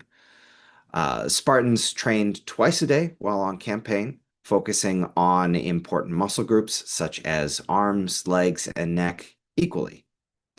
So, in the spring of 395 BC, Agesilaus stopped at Ephesus to train his army in athletics and prepare their bodies and spirits for the coming campaign. They exercised in the gymnasia for ways of war, and prizes were given to hoplites who had the best bodies, while special units like peltasts, archers, and cavalry would practice their specific skills like archery, javelin throwing, and horsemanship. It appears that hoplites simply had to look physically fit. Their appearance was enough of an indication of their skill level. They were likely judged on who had the best physiques, and prizes were distributed accordingly. Judgment may have gone much like the euandria, masculine beauty or manly excellence competition, which was almost like a male beauty pageant organized around strength and physical fitness, where the strongest, most handsome man would typically win. Although the euandria was unique to Athens and the Panathenaean Thesia festivals, Spartans also often judge on physical appearances. When Agesilaus showed the Spartan army naked Persian captives, they were elated to see them because they believed fighting against them would be easy since the Persian bodies appeared to be soft, unused to toil, and pale, much like mine is. An echo that we can see of this is in American football NFL combine. The combine is where players are stripped down to tight compression clothes in what was formerly just their underwear. And when I say formerly, I mean early 2000s. This is Tom Brady, to participate in what was called the meat market and given an unofficial name of the Underwear Olympics. Players were judged on their appearance for potential growth or performance, as well as their ability to perform certain tasks in these revealing outfits. So, indeed, those who did not use their leisure time productively by participating in athletics or exercise may have found themselves in a similar situation to Nauclides, who was fined for being too fat. The genesis for this focus on athleticism of a physically fit body over clothing can be traced back to when the Spartans first discarded the perizoma loincloth exercised in the nude whilst anointed in oil. Before 720 BCE, during the 15th Olympic Games, Greeks were embarrassed to exercise in the nude. This changed after Acanthus discarded his loincloth during the Dolikos long-distance race, and he won.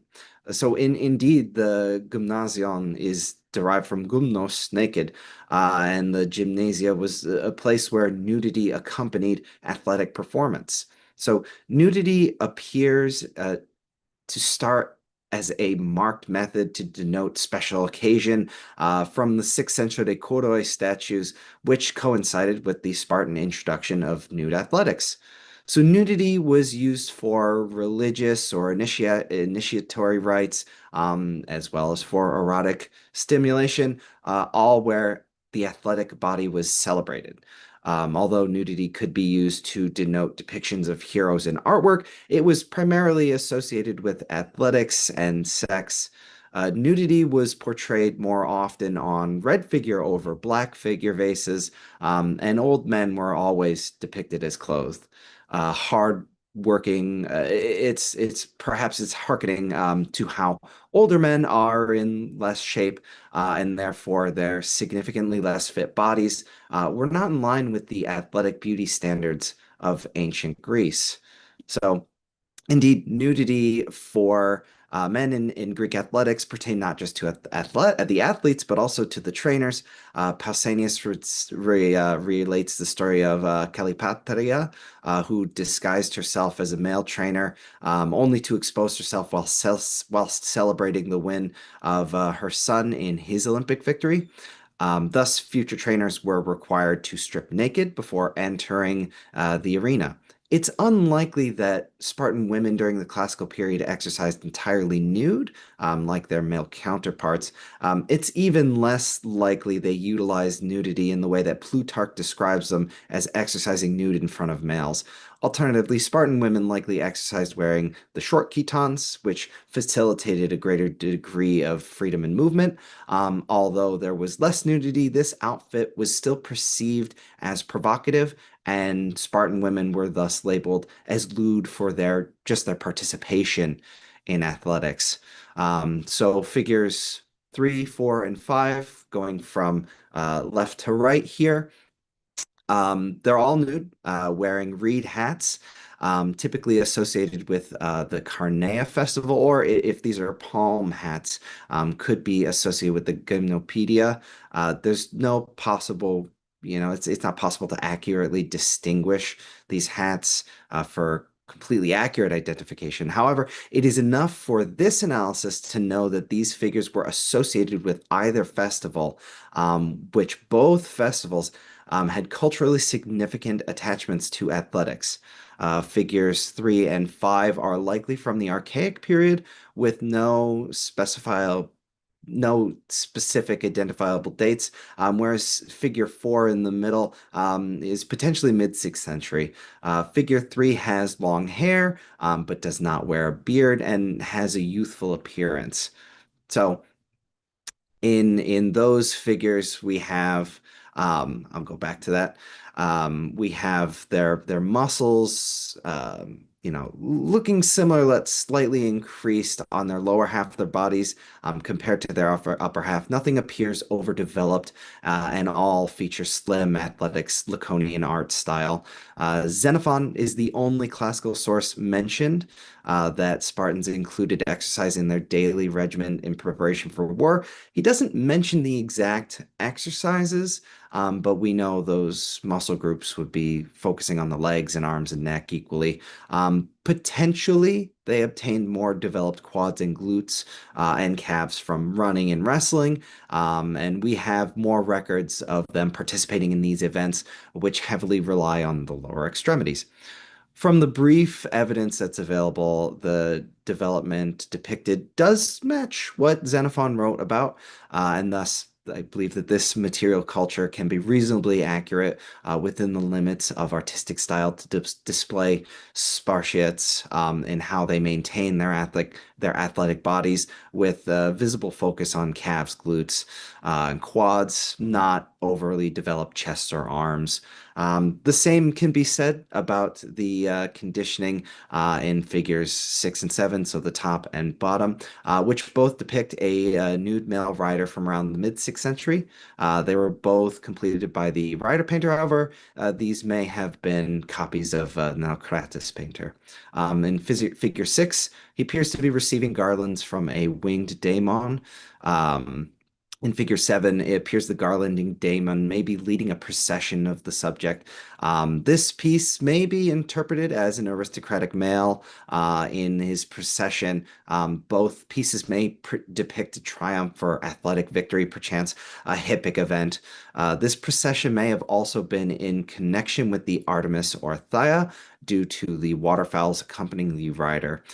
In both portrayals, the subject has well-defined calves, quads, glutes, a slim core, and well-toned chest and shoulders with nothing too overly developed. So in summation, Spartan fashion was all very centralized on athleticism of the body. Spartan women, whether their written accounts or material culture, were clearly identifiable by their athleticism and the short chitons that displayed their musculature. As Paides, Paidiskoi, and Hebontes, the Spartans in training would have had years observing Spartiates they would eventually replace, and after their intensive training. The hair, beards, cloaks, as well as their physiques were all pieces of that uniform that united Spartans together as warriors and homoioi, peers, more accurately, similars. All of these fashion features of Spartan athletic Greek dress allowed Spartan men and women to stand apart from cowards and other Greeks. Here I have bibliography, which I know is a little too small, but can be shared if anyone has any questions on that or would like to know my sources. I'm happy to send. Okay, thank you. That was awesome, Patrick. I've just got a couple of questions here. Actually, one question from the chat is, did the Spartans use archery? So we really don't have accounts of Spartans. So we when we think of like the Spartiates, there were other people in their armor. They would have perioikoi. So these are the dwellers around. As we get a little bit later into the classical period, they rely more heavily on their the helots, which are their enslaved people who are enslaved to the land. It's almost more like a serfdom than it is chattel slavery. They would typically be javelin throwers, slingers, may have been archers, but as we get later in, when we hear more about archery, they're typically hired out to Cretan mercenaries rather than the Spartans would really the Spartiates would be hoplite soldiers first and foremost. Other aristocrats may be hippies or knights. They would be cavalry, but the cavalry was less of a desired position, unlike it would be in other Greek polis, because they really want to focus on their athletic performance. They're a hoplite soldier. Sure. That's more of the focus that they had. Okay. All right. And I've got a couple questions. The first one is, well, it's really more of an observation. I'm a little disappointed you didn't wear the costume behind you for this presentation. Is that wearable, or is it just is it decoration? It is. Yes. This is Penthesilea. So it's a female mannequin. On top of the armor. So it's off of Penthesilea from the Iliad, where Achilles is killing her and falls in love with her as he notices that she's a beautiful Amazon warrior. So I thought, very fitting for my female mannequin to have male armor on. Yes, no, right. It can be worn. It'll take some time that I won't do that, but I'll do the questions with the helmet. How's that sound, everybody? Nice. Getting in character. Yes. I love it. This is perfect. Well, we just saw the Odyssey Friday night, so it's bringing me back. How did you feel about that? Honestly, I liked it from it's a fictional account anyway, and it's a Matt Damon movie. He's always pretty good. But as far as historical accuracies go, I know there's a lot of chatter about that. It is fiction, I'll give you that. And they do take their license, but putting all that into account, I gotta say the only comment I would have on it is it was a little slow, right? For like a 2.5+ hour movie, it was a little slow. They probably could have sped it along in some places, but aside from that, I think it's definitely worth seeing. So there's good acting and good cinematography in it if you want to look at it from that standpoint. So, Yeah. okay, one more quick question for me. You mentioned cowards and how they have, different hair, different dress, and they're treated differently. How did people redeem themselves from being a coward? Usually by killing themselves. That was That's it. tended to be, when we have, I'll bring it back up. I do love the movie Yeah. 300. Like you say, Yes. we're never going to get historically accurate movies. But we have Aristodemus. He was, he had ophthalmia, so he was sent back, and then he came back, and he did it how I guess he saw it as a heroic thing. He went, outside of the phalanx and was cutting down Persians left and right, and he there was some debate with Herodotus on whether he was the bravest of the day. You would get an award for being the bravest soldier. There's some debate on it, and he ultimately did not win the award because the others saw it as, well, he was just trying to have a heroic death and redeem himself. So, he'd rather, and this is, kind of the beginning where we get, they'd rather die than be a coward. And I'm blanking on, because there was another survivor from Thermopylae, and he killed himself too. So wow. This was also I'm getting a lot of feedback here, so Yeah. take that off. They didn't make those for video interviews. It was not for yelling, because you get an awful lot of sound bouncing back. We also have the Spartans who were envoys to the Persian king when he said, we want you to offer up earth and water. They killed themselves. This was also something that was passed down. If your father was a coward, you were a coward. Sure. Your whole family was cowards. Now, we do have with Pylos Sphacteria, we do have these men who were captured. This is the only time Spartans were captured. They eventually regain their full citizenship status. We have some that obtain office. So we know that you don't have to kill yourself. It just happened more often. So you can get it back. It really just feels on how the assembly feels, on if it's been a sufficient amount of time, if that defeat was enough of a disgrace or weighing in of that. They wouldn't want to lose too many, a whole swath of citizens. So yeah, for purpose of this, they would have to distinguish themselves physically to stand apart from the others. All right. Well, I actually have so much more, but I feel like I'm doing a podcast interview, but I'm not. So we have to go and move on to the next one. But thank you very much, Patrick, for your presentation. It was very interesting. And we'll be moving on to the next one. Thank you. All right. Patrick may have froze up right at the last minute there anyway. All right. So let me share. Give us just 1 second here.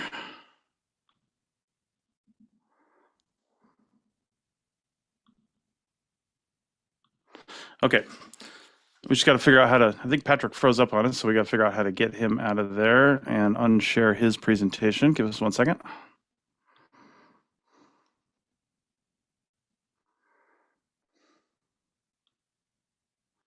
There we go. Okay. All right, let me bring up mine again. All right, now we're going to go on to Dress and the Greek Warrior with Finlay Osborne. All right, Finlay graduated the University of Leeds in History and Ancient History and St. Andrews with an MLit in Classics. His research focuses on understanding the lived experiences and emotional impact of ancient warfare.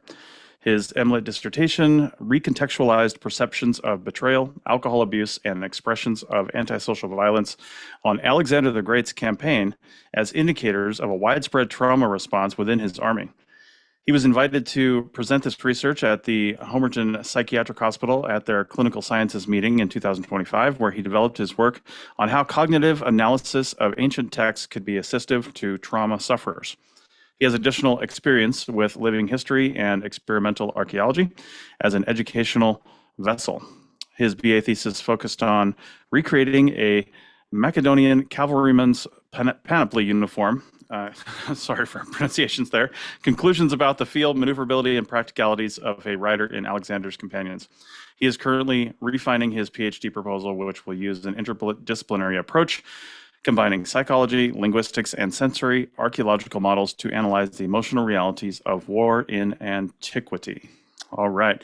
Finlay, welcome to the conference. Hello. First of all, can you see and hear me? We can, absolutely. Excellent. Fantastic. Well, thank you so much for the introduction. You've saved me about 5 minutes of my presentation, so I really appreciate it. No worries. All right, I'm going to hand it over to you, so feel free to share your presentation, and I'll just mute and listen. Excellent. Okay, let me just figure out how I'm going to share my screen. But yeah, I feel incredibly flattered by that. Share. Entire screen.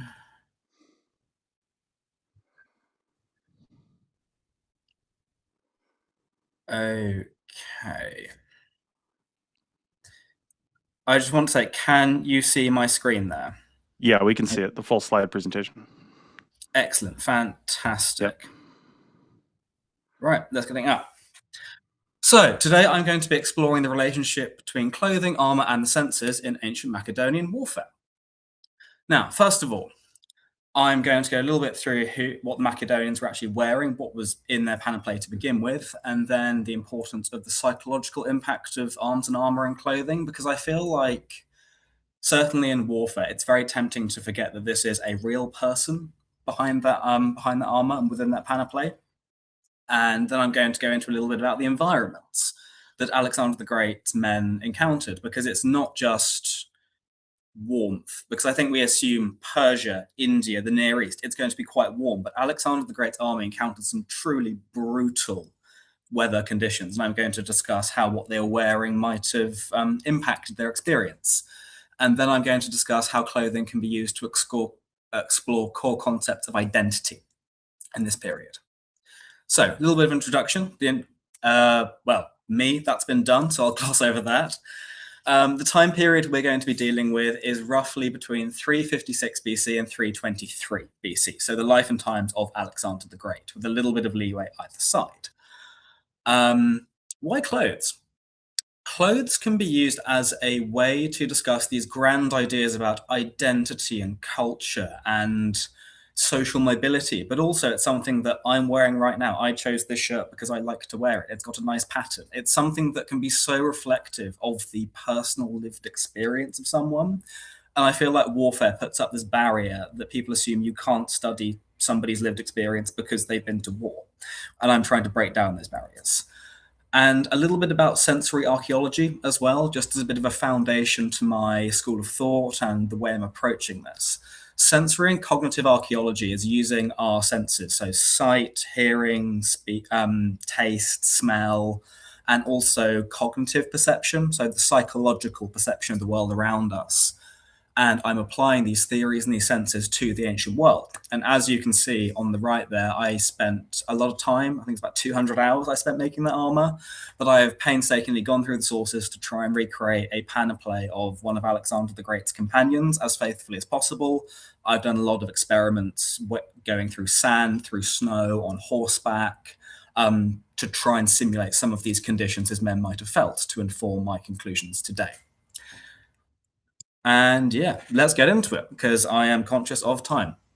So what were the ancient Macedonians wearing? There's no one easy answer to this, because as we know, clothing, it changes, it varies. And although the Macedonians, there's a very famous quote from Demosthenes, the Greek orator. He says that the Macedonians, I'm horribly butchering this, but he says the Macedonians were sort of too Greek to ever be considered fully barbaric, but they were also way too barbaric to ever be considered fully Greek. And their clothing sort of reflects this, because they wear the broad strokes of a rectangular tunic, a rectangular or a square cloak, which is, again, very Greek, very Hellenic. But then also they're quite iconic for wearing these little hats called kausia, or the kausia, which we think Alexander might have brought back from Afghanistan. And I've got some pictures of those a bit later on. They were an equestrian culture, so they were iconic for wearing knee-length boots, as they would have called them, although they had open toes. So we might call that a sandal or a thong. The ancient Greeks would refer to that as a boot, but they were very much knee length. Although we have some limited sources, the sources, as we can see here from the Aggai tomb, are pretty good, certainly for depicting that Macedonian clothes were exceptionally colourful. Even the chap in the upper mosaic here holding the red shield with the purple center, he is probably some sort of page, some sort of cupbearer, and even then he's got quite a nice saffron yellow tunic. So we know they really, really liked color, which is something I will discuss later. And very broadly, bare arms and completely bare legs. The bare legs is a point of identity for both the Greeks and the Macedonians. If you are to wear a clothed leg, that's a sign of barbarism. And despite being in very hot climates, you want to cover up to protect yourself from the UV, and also in cold environments, it's an extra layer of warmth. The Macedonians still seem to refuse to do that, which is a very interesting reflection on how they would rather be sort of stubborn to their identity than they would actually protect themselves from the cold. So yeah, as I've said, armor adapts, it evolves, and yeah, I've pretty much summed all of this up. But why I think we have this concept and this idea, which is purely informed by Hollywood, which I'll go back to this slide to sort of emphasize this point, that soldiers, they have the biggest gun, the biggest rucksack, and they have grenades and webbing and lots of ammunition, and they are these super soldiers. And I think we have a bit of assumption, because of 300 probably, that soldiers in the ancient world were these sort of super soldiers to be deified and heroized. But if you ask any soldier, and throughout my master's dissertation, I did work with a lot of primary accounts from soldiers who were in the War on Terror in the noughties. And the first thing they'll tell you is, what can we get rid of? How can we lessen this weight? How can we get rid of this bit of armor, these ammunition magazines? How can I downscale my weapon? What is essential? And this is sort of reflected. Like, these chaps in the mosaic are probably elite bodyguards. They're probably the hypaspis of Alexander. We are talking the elite of the nobility. And even though they're in repose, they are depicted in a helmet with a shield and a spear. Within Alexander the Great's campaign, the point I'm trying to emphasize is the environments he is fighting in are so diverse, so flexible, and so ever-changing, and the environments are so hostile. What is the minimum amount of weight that they can carry onto the battlefield and get away with while still being operationally effective? So that's a little bit of a misnomer that has been pushed in academia for a long time that I'd quite like to dismantle. And here are some examples of the panoply that I have created based on the historical sources, mostly the Aggai mosaic. So now we're getting into the nitty-gritty, the psychological impact and the effect of armor. I've talked about how the Macedonians may have gone to battle in a helmet with a shield and a spear. But let's think about the Macedonian phalanx. So the phalanx, for those of you that are not aware, is the evolution of the hoplite in ancient Greece. The hoplite with this big round shield called the hoplon, a helmet, maybe something on their chest, and a 8 to 9 foot spear.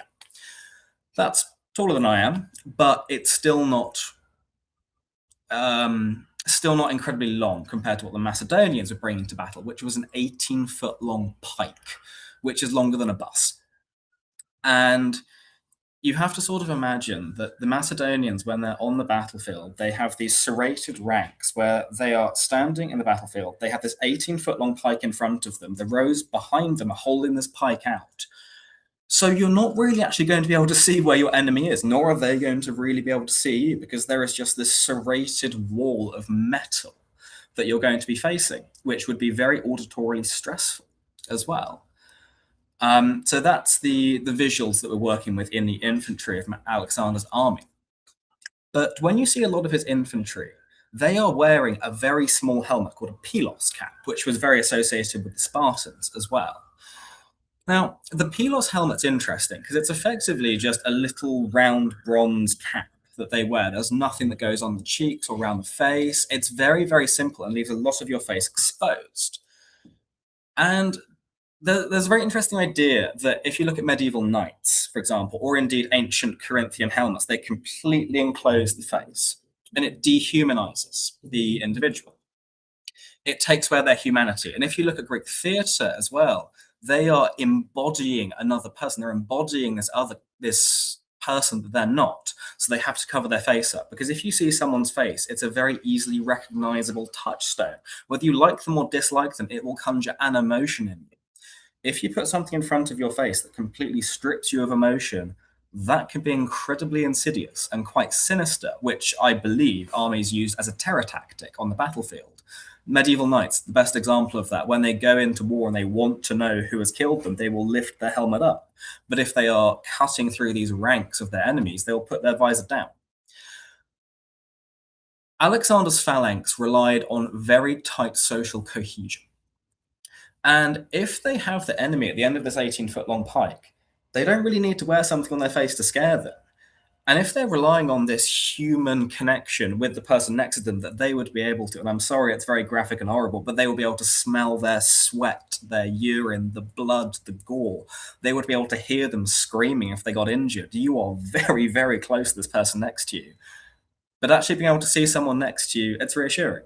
If you have trained together, if you've grown up together, having an open-faced helmet in this phalanx would actually be a way to promote social cohesion and also remind you the person next to you is a human. They're a friend of yours. They are fighting and they are going in this exact same direction as you are. And it goes down to even the Macedonians having bare arms, showing their skin on the battlefield. It reminds your side that you are human. And by keeping your enemy, which I hate to say in most cases probably were the Persians for the Macedonians, by keeping the enemy at the end of your pike, it means that any of these ideas about trying to cover yourself up to make yourself dehumanized, you don't really need to. And I think it brings me on to my next point, which is very pertinently summed up by our last speaker. He put his helmet on, said he was getting lots of feedback. When you're on a battlefield, it is loud, it is stressful, it is noisy, it is incredibly hard to hear anything, to see anything, because there's going to be dust. And the more enclosed that your helmet is, the more difficult it is going to be for you to have spatial awareness around you. And it's why if you get onto Alexander the Great's cavalry, they are quite commonly shown wearing the Boeotian helmet, which is this shell-like helmet, which I have got a recreation of in the right there when I'm wearing the purple. The amount of auditory perception I can have when I'm wearing this helmet is incredible. And especially if I'm someone on a horse, I'm able to actually take in, right, I have a elevated position. I can take in the battlefield around me, which is a much more beneficial helmet to wear for someone who's on horseback, as opposed to someone who's in the phalanx, who just needs to be put, right, you're going that direction. Don't step out of line, otherwise things will go wrong. And there's also something very psychological to be said about wearing a helmet. There were lots of tests done in the 18th century around the American Revolutionary War, which is where they ask soldiers, why do you wear a helmet? Because if you shoot it or cut it with a sword, it'll just it comes off, it breaks. It does not protect you in any way, shape, or form. And the soldiers replied and said, it's psychological. It is having something over your head that reminds you, okay, the most vital organ of my body is protected. I'm going to be safe. It doesn't matter whether it's true or not, but just by having that tokenistic gesture on your head is a very, very important thing that a lot of people forget about ancient battlefields as well. Now, going on to the experience of the environment, and I'm going to read out two quotes, which are probably not what people assume about Alexander the Great's campaign. The first one is, the heat of the summer sun scorches the sand and everything on them is baked as if by perpetual fire.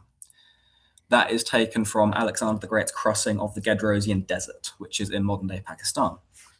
And then the next one is, the blazing heat and the lack of water caused innumerable casualties. Most of the animals died of thirst or from the effects of the deep burning sun-baked sand of the same crossing. Now let's compare that to slightly earlier when Alexander the Great was up in northern Afghanistan. And Curtius also has to say, the perpetual snows, which violence of the cold had bound with ice. That seems to be a little bit of a dichotomy. And the experience of the environment and the weather is something that hasn't really been studied within Alexander scholarship. And you have to imagine that this Alexander's army has been taken from quite fertile, quite warm, fuzzy Macedon and northern Greece. They've gone into the Near East, sort of down through Turkey, which can be quite mountainous and get very, very hot, but then very, very cold at nighttime, down through Syria into Egypt, which is very dry, very arid, into Iraq and Afghanistan, which is, again, really dry, And I think they would have had quite a similar shock to a lot of soldiers who went to serve in Afghanistan and Iraq. That a lot of the Western perception, which has informed a lot of scholarship, might I add, the perception of the fighting wars in the Middle East was informed by Kuwait and Iraq, which was very dusty, very sandy, really arid, and incredibly difficult to maintain rations and hydration. But then when the coalition deployed to Afghanistan, they realized, oh dear, this is actually very mountainous, very snowy, and very cold. And I've attached a picture at the bottom showing the American troops wading through the snow in the Kringle Valley. These are the same environments that Alexander the Great's troops would have been facing. And it's that you have to go back to those initial depictions I showed you of Alexander's men wearing bare legs, bare arms. They would have had a cloak made of wool, maybe a helmet, maybe a woolen hat, but their protection against the environment was woefully limited. And we know by the casualty numbers he suffered specifically in northern Afghanistan in November through to January, and also crossing the Gedrosian Desert in the late spring, early summer. It killed more of his men and his stock animals than any battle, any altercation combined in his campaign. And there's a little bit of a misnomer as well, because we assume that the ancient Greeks wore either textile armor made of leather or linen, the linothorax, or the muscled armor made of bronze or maybe iron with silver plate. If I said linen armor to you, that sounds quite nice and refreshing. However, a lot of experiments that were done at the reenactment events in Plataea of men and women who put this armor on, made of maybe 15, 18 layers of linen and leather pushed together, they actually found it took longer to heat up, but once it heated up, it did not let that heat go. And if you imagine you are stuck in the middle of a phalanx, in the middle of the desert, wearing this kind of armor, you are going to probably die of heat stroke before you're going to get killed by your enemy. And the ancient Greeks, they did acknowledge that heat stroke existed. And although there's no specific mention of this word that I've put in the Gedrosian crossing, we know the ancient Greeks were aware of the dangers of heat. And I think it emphasizes how stupid or hubristic Alexander the Great's behavior was when he made his men across the Gedrosian Desert. Because he knew what heat could do to an army, and it culled them in half, which was awful. But if you look at modern... I know environments have changed and temperatures are going up in the world, but if you look at a lot of modern meteorological studies of the route Alexander the Great made, specifically from northern Afghanistan down into India, he was crossing it when there would have been sandstorms, malaria. The waters are starting to evaporate from the rivers, so it's going to be intense monsoons as well. And there is a very famous anecdote, I believe it's in Curtius as well, where Alexander's men get into India and they say that they are physically having to burn their clothes because they're so trashed, so ruined, their supply lines can't keep up with what they're wearing. Their journey would have been so deeply uncomfortable and deeply unpleasant in ways that very few people today can even imagine, and also their contemporaries couldn't imagine as well.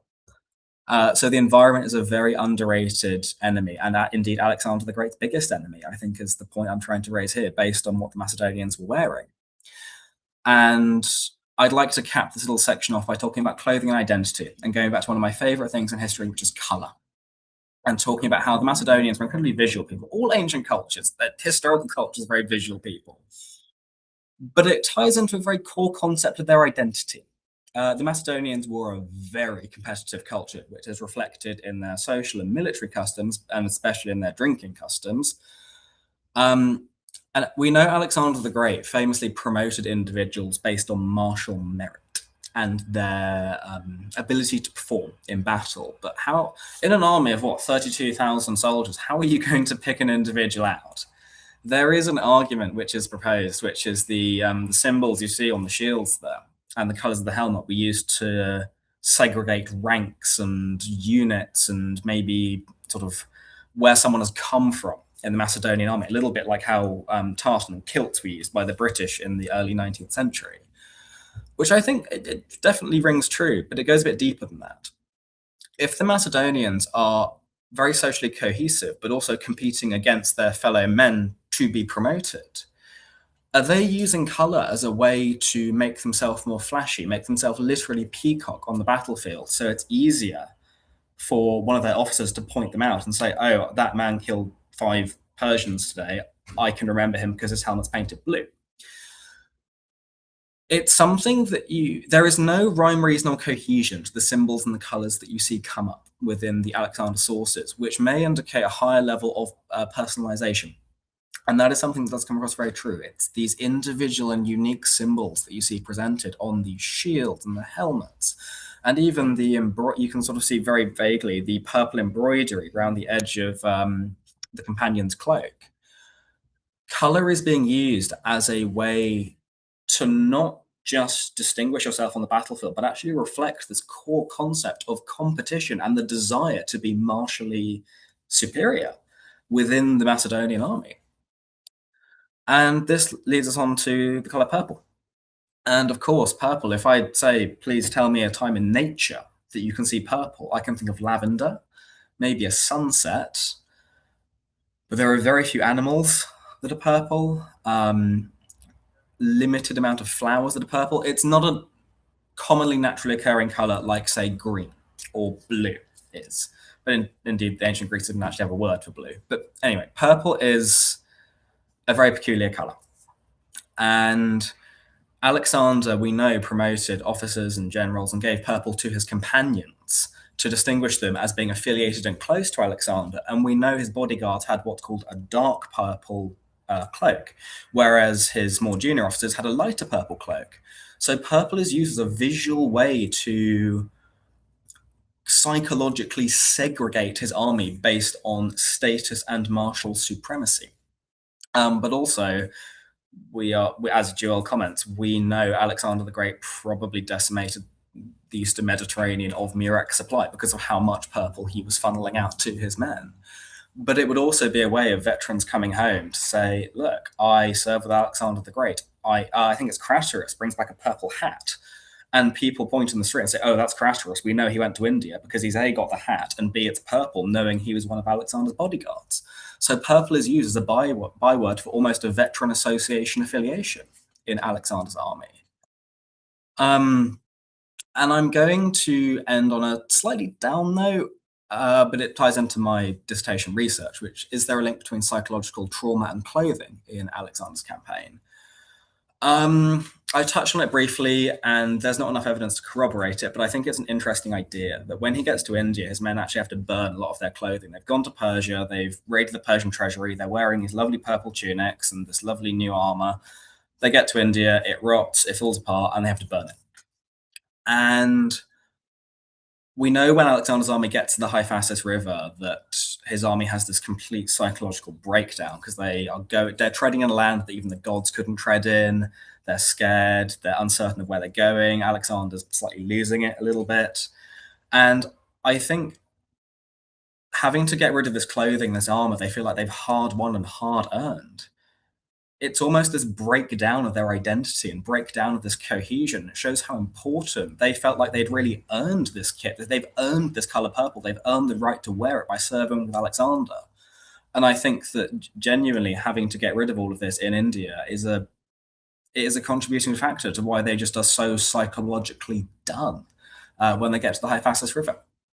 But yes, I will round up here, and I just want to emphasize how when looking at arms and armor in history, never forget there is a person behind that. They are wearing it for reasons beyond it just looks pretty.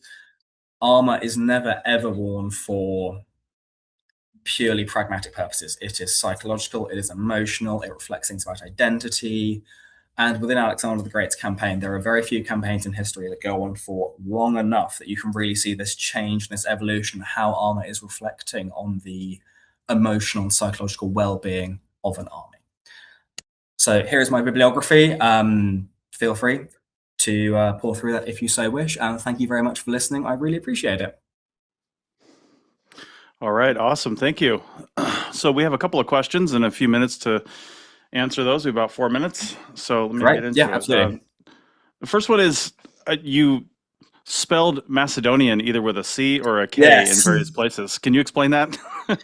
So yes, in ancient Greek, the letter kappa can be either used for C or for K. When you see Macedonians, as in pronounced Macedonian, as in soft C, that's much more of a Koine Hellenistic thing. So we're talking language is becoming much more accessible to to more people. And it's a more modern way of pronouncing it.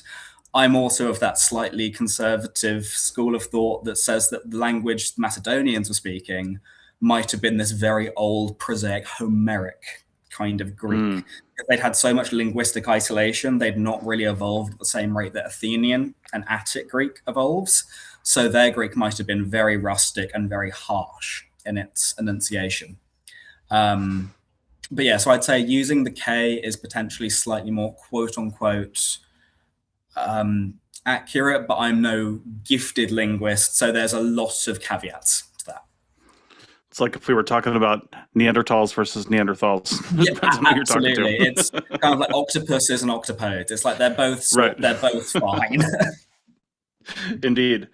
Okay, referring, I think, to the picture that you had where you were wearing purple, and you're talking about the helmets. We had a question, how do they ride horses without covering their legs? With great discomfort. No, the Macedonians we know they were an equestrian society, and there's a really incredible bit of archaeological work that's been done in Boeotia and Thessaly, which corroborates the written evidence we have, which says that Alexander the Great's father would pay his retainers and bodyguards inland to raise horses to be his bodyguards. It's a very transactional relationship, but he said, right, I'm going to completely re-landscape southern Macedon and Thessaly. If you train horses, you protect me on the battlefield. Right. We know that in visual art, they might have worn a saddlecloth. Alexander potentially would have been a leopard pelt for him, but there's not a lot of evidence to corroborate that. They would have had maybe a rug made out of wool or padding, maybe leather. Where that ends, the Macedonian crepidae comes up to their knee. So although they would have been having skin contact with the horse, they're doing everything they can to try and protect themselves from chafing. I believe it's in Xenophon's on horsemanship as well. And he says that some Greeks who are of an equestrian class, bear in mind he's talking about the Athenians with this, they may have shaved the outside of their legs, but kept the inside of their legs hairy. So it kind of interknits with the horse's hair and gives you a little bit of a stronger seat. I'm skeptical about that because I've ridden horses with saddles and bareback for a lot of my life. I don't know how effective that would be, but we know the Macedonians were exceptional horse people and they were doing it. They could ride before they could walk. So they probably would have just got used to it. Yeah, I would imagine. Okay, one more quick question from me. Yeah. The 18-foot pike, is there evidence of whether or not they, say, went on campaign and built these on site if they were going into battle, or did they actually travel with these things? So there's two main schools of thought. If you look at the only metallurgic evidence we have of the pike, it's got big counterweight at one end, pike bit on the other end, and then a metal sleeve in the middle. Some people think they would have carried them. I am of the belief that this metal sleeve in the middle would have attached to one end, and then they could have taken them in half. So they could have actually dismantled them, which also might suggest that if they did get into much closer proximity, they could use it like a more conventional classical doru spear. But we have so limited evidence of the actual metalwork of the sarissa, it's very difficult to say with any certainty. But I think it matters. All right, awesome. Well, that's all the time we have. Thank you. That was a fascinating presentation. And good. I'm glad. No, thank you so much. Really appreciate it. And take care. Awesome. Thanks a lot. Appreciate it. Bye. Okay. Well, I'm going to hand it over to the folks at SASA for some announcements.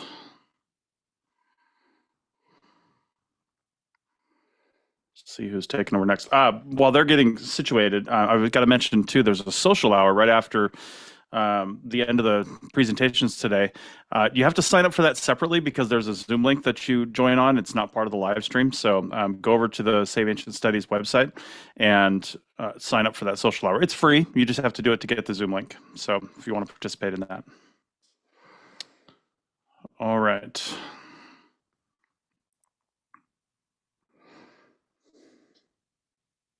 Hi, I think I'm up next. My name is Nicole Honnold. I'm going to give a short presentation about my work here at SASA and what my team does at SASA. So I'm the current team leader for the Inspired team, which is a social media campaign that runs year-round. We have our own social media accounts, but we also post to the main SASA social media accounts. So if you're familiar with any of our platforms across social media, barring YouTube and Twitch, you've probably seen Inspire content. And what Inspire does as a team is we try to bridge the gap between academia, and especially higher levels of academia, and people who are maybe more hobbyists or have an entry-level interest in ancient history. So we make content primarily for young adults and older teenagers, usually in the college age range, and it's typically content that is supposed to be more casual and fun-toned, but is also rooted in academic research and work. So we try to keep things fun and interesting, but also rooted in something that is real and foundational in education. So I always like to say that we are an educational social media account, but we also do a lot of creative works, and we've also done a lot of outreach sort of social media projects. Currently, we are doing a writing contest, which is something that we do every summer to try and get up engagement with our followers on social media.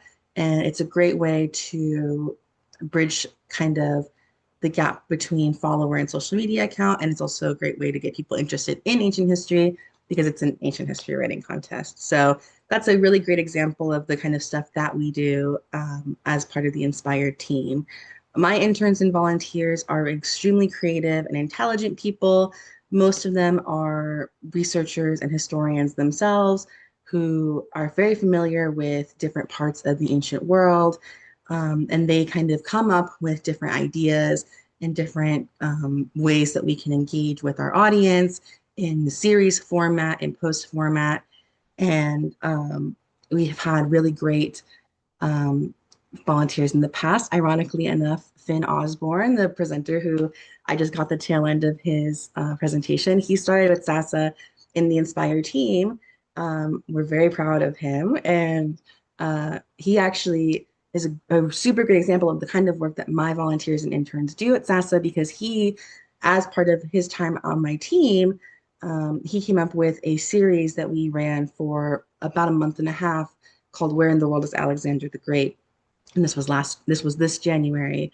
And it was a very engaging kind of series where we followed Alexander through a series of places in his life and after his death where his legacy continued on. And that was completely thought up by Finn, and he wrote for it and he created for it and he did all of that kind of that work. And it ended up being a really fantastically popular series. So he's a prime example of what we do in Inspire. So I was really happy to see him presenting here. Other things that we do with Inspire is we also brought back some of our real content, video content. We restarted, I guess, the TikTok page where we post now content that is originally from the Inspire page. It's originally Inspire posts, and we make it real content to kind of broaden our engagement with our audience in a different avenue. And that's been wonderfully successful as well. And so we try very hard to keep things interesting and engaging for our audience, but we never forget that our roots are as an educational, academic-based kind of social media page. And so that's really where we kind of end up. So that's really all I have to present. It's a simple team, but we do a lot, and we try our best to keep everything fresh and engaging and fun. I'm open to questions. I know I ended a little bit early. I don't know. Okay, I think we can just give Mark a little bit more time if there's no questions. All right. Thanks, Nicole, for that. Appreciate the presentation. Thank you. Have a great day. Thank you. All right, you too. Okay, next we're going to bring up, let me pull up the information here. Next, we're going to bring up Mark Cartwright from the World History Encyclopedia for a presentation called The Forsaken 14th Century, A Global History. Mark is WHE's publishing director. He's a professional writer, researcher, historian, and editor. His studies at the University of York and University of Teesside focus on political history, constitutional theory, military history, and political philosophy. He has been a history writer since 2012. He is a prolific writer for World History Encyclopedia, having authored over 100 articles, some of which appear in the new book published by World History Encyclopedia, The Forsaken 14th Century, A Global History. World History Encyclopedia has been a close partner of SASA for over the 6 years of SASA's existence and is an excellent platform that truly brings quality and digestible scholarship about the past to the public. He will now present about this book, which takes a fascinating approach to history by zooming in on one century and viewing events at that time in connection with one another across the globe. He will also touch on areas in the book that connect to the topic of clothing in the 14th century. Mark, welcome. Thank you. Nice to be here. Yes. All right. Feel free to share your screen, and you got your video on there. I will go away and enjoy. Okay. So I have a few pictures and slides. Let me see there. There we are. There's our name and logo. So yeah, I'm from World History Encyclopedia. It's great to be here. We had, as you said, a long partnership. For anyone who doesn't know, it looks like that. The homepage of the encyclopedia. So we publish free online resources, articles, maps, infographics, videos on all history. And we've recently started print books. So I can show you this one. Yeah, the Forsaken 14th Century. I've been invited today to talk a little bit about this. Maybe not ancient, but I suppose it depends in the world where you're talking about. For some cultures, 14th century is still ancient. So yeah, the idea, like the encyclopedia, we wanted to sort of attack history from a global perspective. So you can see the 9 chapters there on various parts of the world, or all parts of the world, really. So the idea was just to take a snapshot of the world at a particular century. The 14th century seemed a particularly interesting one. As you can see from the cover, the suggestion there of the plague with the rat, and the figure is Mansa Musa in Africa, supposedly the richest man ever. So yeah, there is sort of fashion in that book. So I'd like to just maybe pick out 2 cultures, because I don't have long. It's the Mongol Empire, I thought we could talk about, and the Incas, or sort of neighboring cultures in South America, and see what they were doing with textiles and fashion. So let's start with the Mongols. So just to refresh where they were, that's where they were. That's Genghis Khan's empire. They did get a bit bigger than that a little later, moved a bit south, but you can see they're right across the Asian steppe and then into China. So the clothing of the Mongols, I think, reflects the way they lived. They were nomads in a harsh climate of the Asian steppe, which could be -30 in winter, or it could be very hot, short, but very hot summers. So they needed a variety of clothes. So they have long jackets with loose sleeves and baggy trousers and felt hats, which I think I have a picture there, the Mongol scroll. These are some Mongol archers. So their clothing was meant to keep them warm, but also in summer, you needed to be cool. So it's often layered, so they can take off layers. So yeah, because they're nomadic. I mean, you can imagine a nomadic life. You don't have much space to carry things, not much space for clutter. So clothing was very practical and therefore highly valued. I mean, cloth was given as dowries amongst the Mongols. Ornate belts were a common gift for sort of rulers to semi-rulers and lieutenants and things like that. The most common material was felt, so that was used for just about everything, really, from clothing, boots, blankets, their famous yurt tents. And then they could add a bit of fur trim. So let's have a look at a sort of a sumptuous example, perhaps, of the famous deal robe. This one's embroidered silk with a bit of fur trim. So fur could be basically any animal you could catch. So sable, fox, wolf. but the most prized was naturally the most difficult to catch. So things like snow leopard, lynx fur was highly prized amongst the elite. And fur was often worn in sort of two layers. So you had the hair sticking out against the skin, but also the other layer, it would be the fur sticking out away from your body to capture warm air. So this kind of jacket that we're looking at hasn't really changed even today. It's still worn, folded over the chest, tied with a leather belt, which could be hung with leather pouches, which would compensate for the lack of pockets in Mongol clothes, really. So you could keep all your bits and bobs in these pouches. One of the funny things about Mongol fashion is commentary from Westerners, people like Marco Polo and travelers who went around this area, and they often commented that they were quite dirty, the Mongol clothing. So a bit critical, but there is a possible reason is that they also commented that when they ate meals, the Mongols would wipe their hands on their clothes. But a possible reason for this is that the grease was actually good because it made the clothing waterproof and windproof. So that could be why they did that. So I suspect the Mongols were a bit like me in the rain, sort of shabby but dry. Anyway, so that's the Mongols. I want to look at South America if I can. The Inca Empire. But before that, I'd like to look at the Wari. But I have a map of, again, if you're not sure where they are, there's the Incas.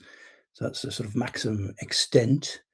So the Inca Empire is like 13th, 14th century. But I think they took a lot from their predecessors, as many other cultures do, and their neighbors. And so I'd like to look at the Wari, because they're very interesting, the Wari civilization. And they lived where that sort of purple part is in the map, along the coast, which was later taken over centuries later by the Incas. But yeah, the Wari were sort of 450 to 1000 in the highlands of Peru. They forged their own little empire with the capital at Huari. Unfortunately for people who like textiles, it survives well because it's very dry in this environment, and people were buried in textiles. So it's been a good source that, unlike in other parts of the world where it's a bit damp and textiles usually perish, of course, we have some pretty good survivors. And also chroniclers came from Europe and drew pictures, and so did the people there themselves, the Andeans. So we have some visual records as well of what was worn and patterns and things like that. So the Wari in this purple area, let's show you something to look at while I speak a bit more. Like most Andean cultures, the textiles were highly prized and well woven, so it was a real skill. But what they liked was geometrical patterns. And you can see that in their culture in things like the layout of cities would be very linear blocks. But then the interesting thing is within that block, you could do what you wanted. So you had lots of irregular buildings within regular squares, and the textiles reflect that as well, and art in general, I think. This idea of sort of regularity. I mean, common topics, subjects for textile weaving would be sort of all the flora and fauna you could find, like cacti, llamas, impressive animals like condors and jaguars and stuff like that. And you can see from this example, which is a textile panel, that it shows heads.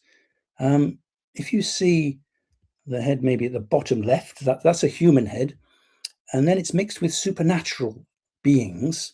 And that's so the one next to that, at the bottom on the left, with a sort of tongue sticking out and looks like it's teeth. So maybe it's some kind of snake type thing, I don't know. But that's a sort of mix there of two different types of heads. You can see the colors, which were quite popular with all Andean cultures, reds, blues, greens, as many as possible, really. But what's interesting about the Wari is that they had this idea of irregularity as well. So you look at that textile and you think, well, they're all quite similar, aren't they? What they're doing is repeating certain ones that are exactly the same. But in fact, they're never exactly the same. I mean, if you look at the bottom right, you've got that sort of pink head. And then you look above a little bit to the right, there's another pink head. And it looks the same, but it isn't actually. If you look at the crest, the little staggered diamond at the top of the head is a slightly different color. And so that's a very sort of typical of Andean textiles. And one thing the Wari did was deliberately put in a color that's not used anywhere else in the textile, just with maybe a very small dot. So you can't actually see one on this example. I couldn't find a picture that I was able to publish legally.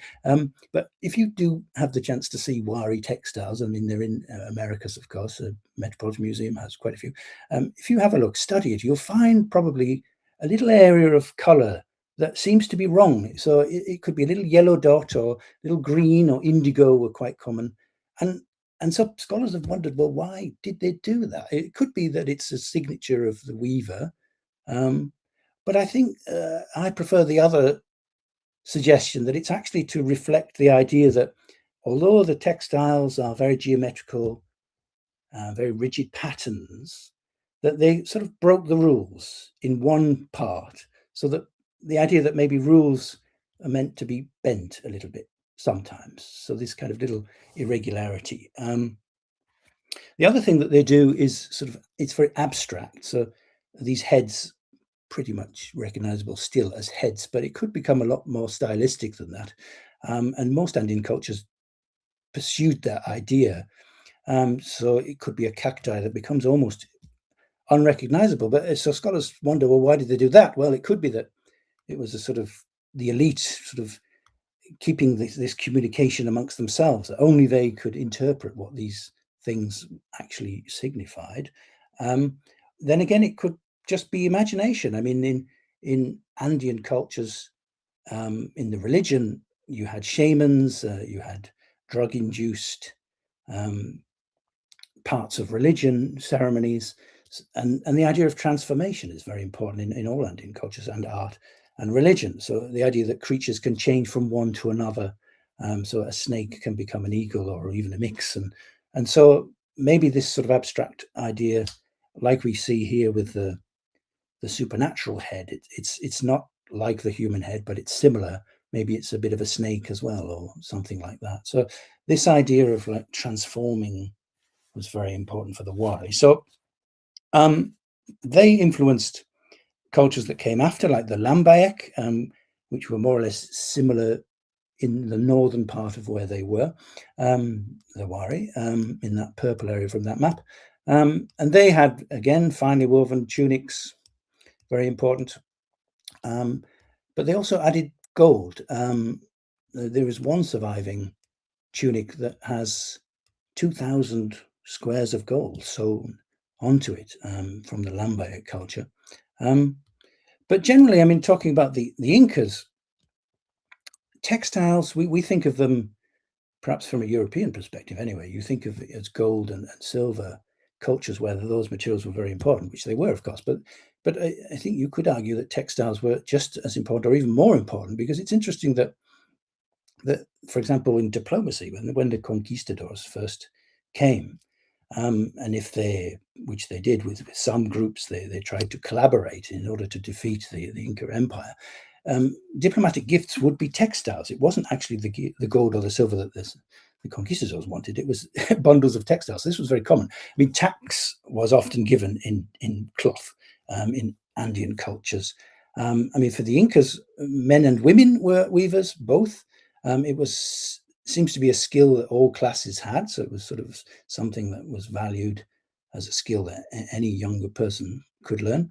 The finest materials, as in other cultures, clothing often similar between classes, but the difference was the material. So the best material for the Incas was the super soft vicuña wool, and that was reserved for the Inca elite. Nobody else could wear that. And I've got, I'll change picture there. I've got another tunic. This is a Inca military tunic. So again, that geometrical emphasis, and also colors had a significance. So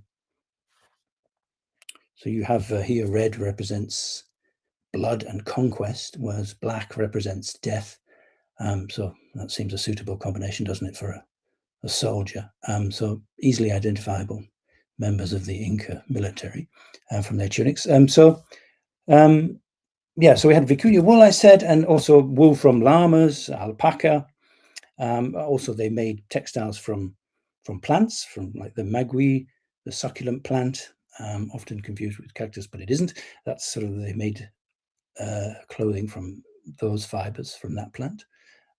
Colors like here, the red and the black, they came from natural dyes of plants, minerals, crushed insects, shellfish, as in many other cultures I'm sure people have talked about today.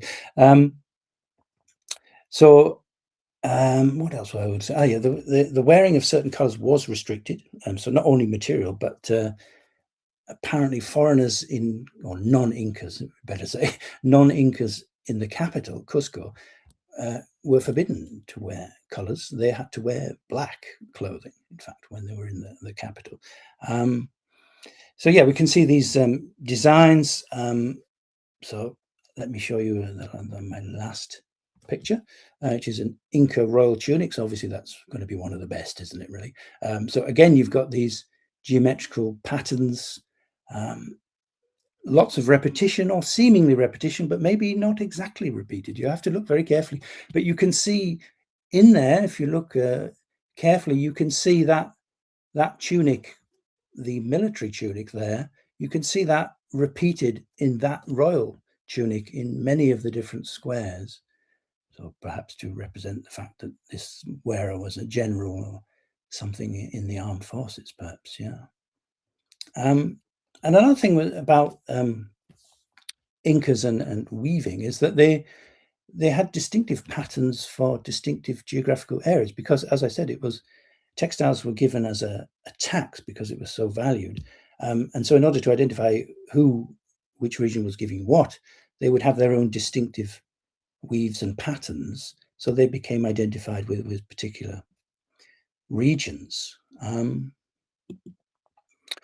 So I think that's all. So that's the book that's two of the cultures. So the idea is to look at that, not just that subject, of course, because we're looking at everything, politics, elite, but also society, fashion, China, Australasia, what did people wear in that?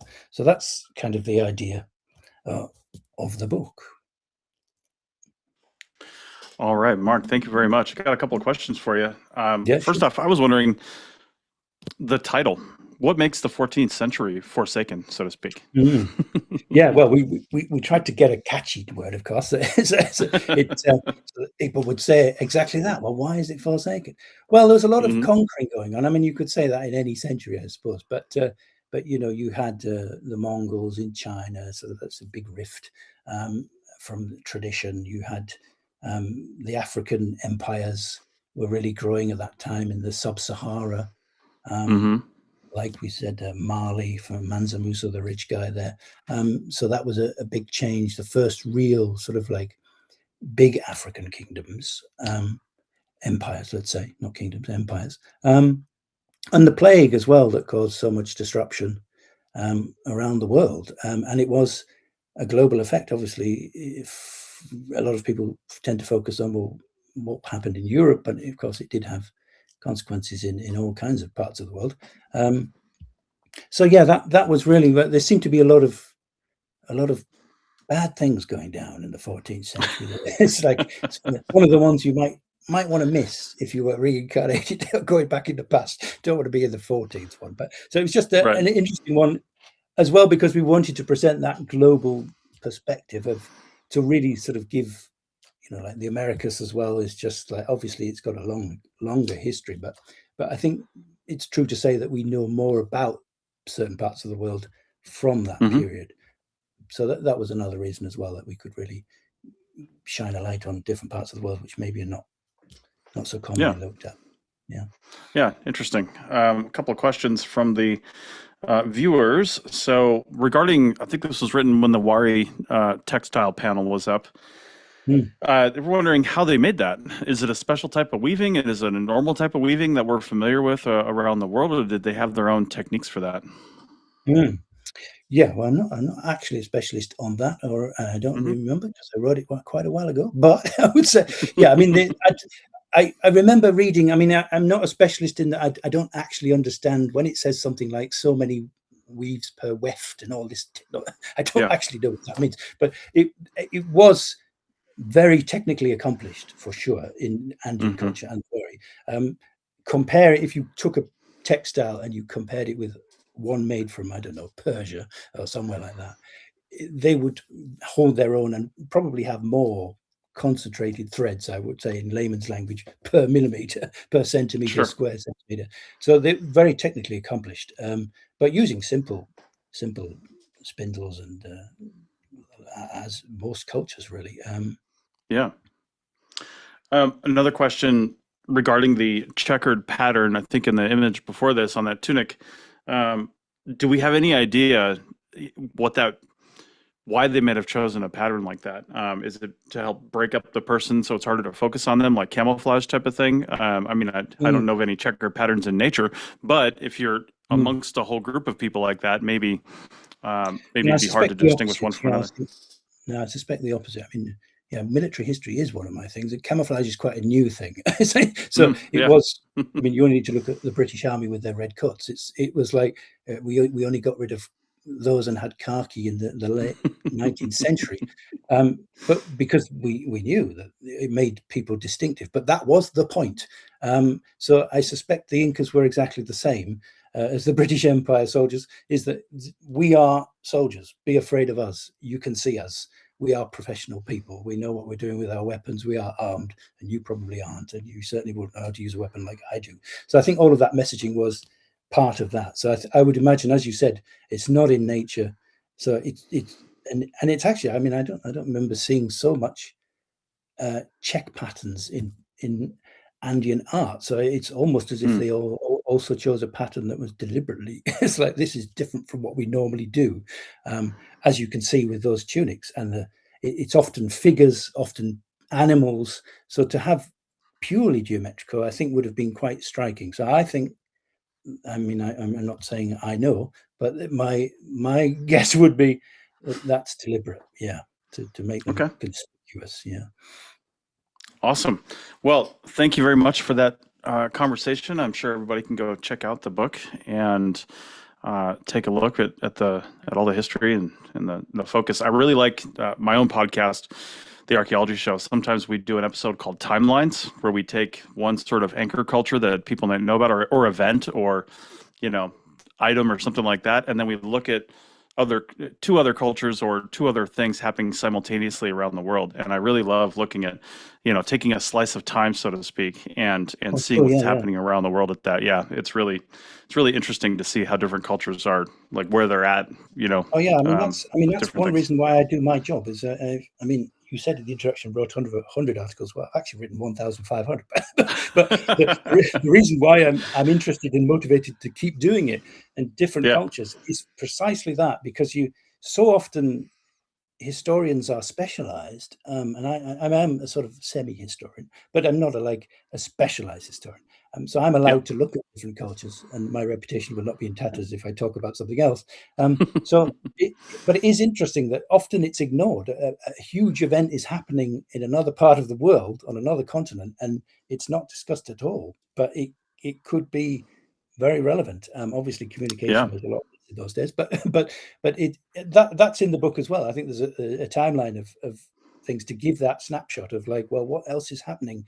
I didn't know that was happening then. You don't imagine, because you often study it in isolation, you don't imagine that these things are contemporary. And yeah, things like the plague, which affects other parts of the world, which you wouldn't imagine, or gold, like in the sub-Saharan cultures, that where this guy Mansa Musa had so much gold and he went on a shopping trip to North Africa, and the price of gold crashed, and then it crashed in Europe. So it was important what this African kingdom was doing to the Genoese traders. It was interconnected. So yeah, it's a big part of the book is that kind of, let's have a look at what's happening everywhere. So yeah. Awesome.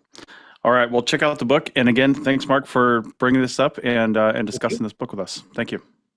Thank you. Okay. Let's let this share end. And then while that's happening, don't forget to RSVP for the social hour. We'll be having that just after the presentations end. But again, you need to grab a separate Zoom link for that if you want to join in. So it's free. You just have to go over to the Save Ancient Studies website and sign up for it. All right, now we're going to start session 6, Power. And this next presentation is going to be from Dr. Christina Monir Ibrahim, and it's called Representations of Servants' Clothes in Coptic Textiles till the 7th century AD. And I'll just give a brief bio here. Sorry, I've got too many screens. There we go.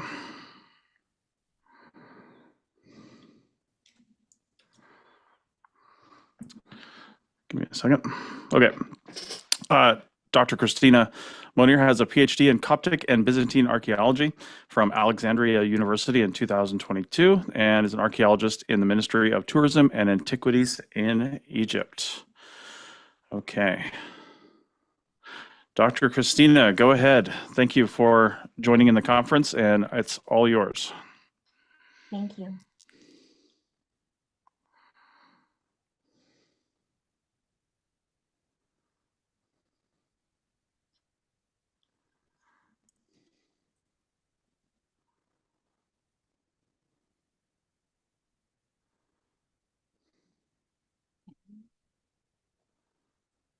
Is it clear now? Yes, we can see it. We can see it yep, there it is. There it is. Good. Hello, everyone. It's really my pleasure to present my research about representation of servant clothes in Coptic textile till the 7th century AD.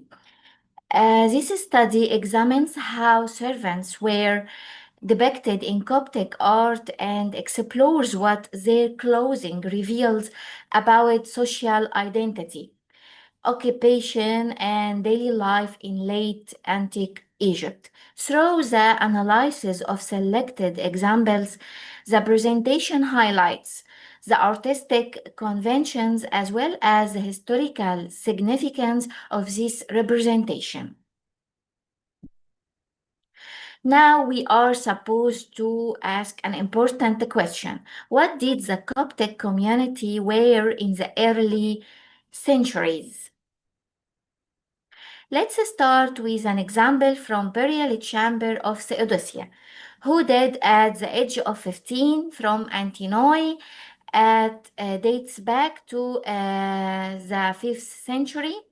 The saint marked by inscription as Agios Kalotos wears a white chiton with black stripes and a white himation, unusually rich clothes worn by a saint, perhaps because he was a doctor.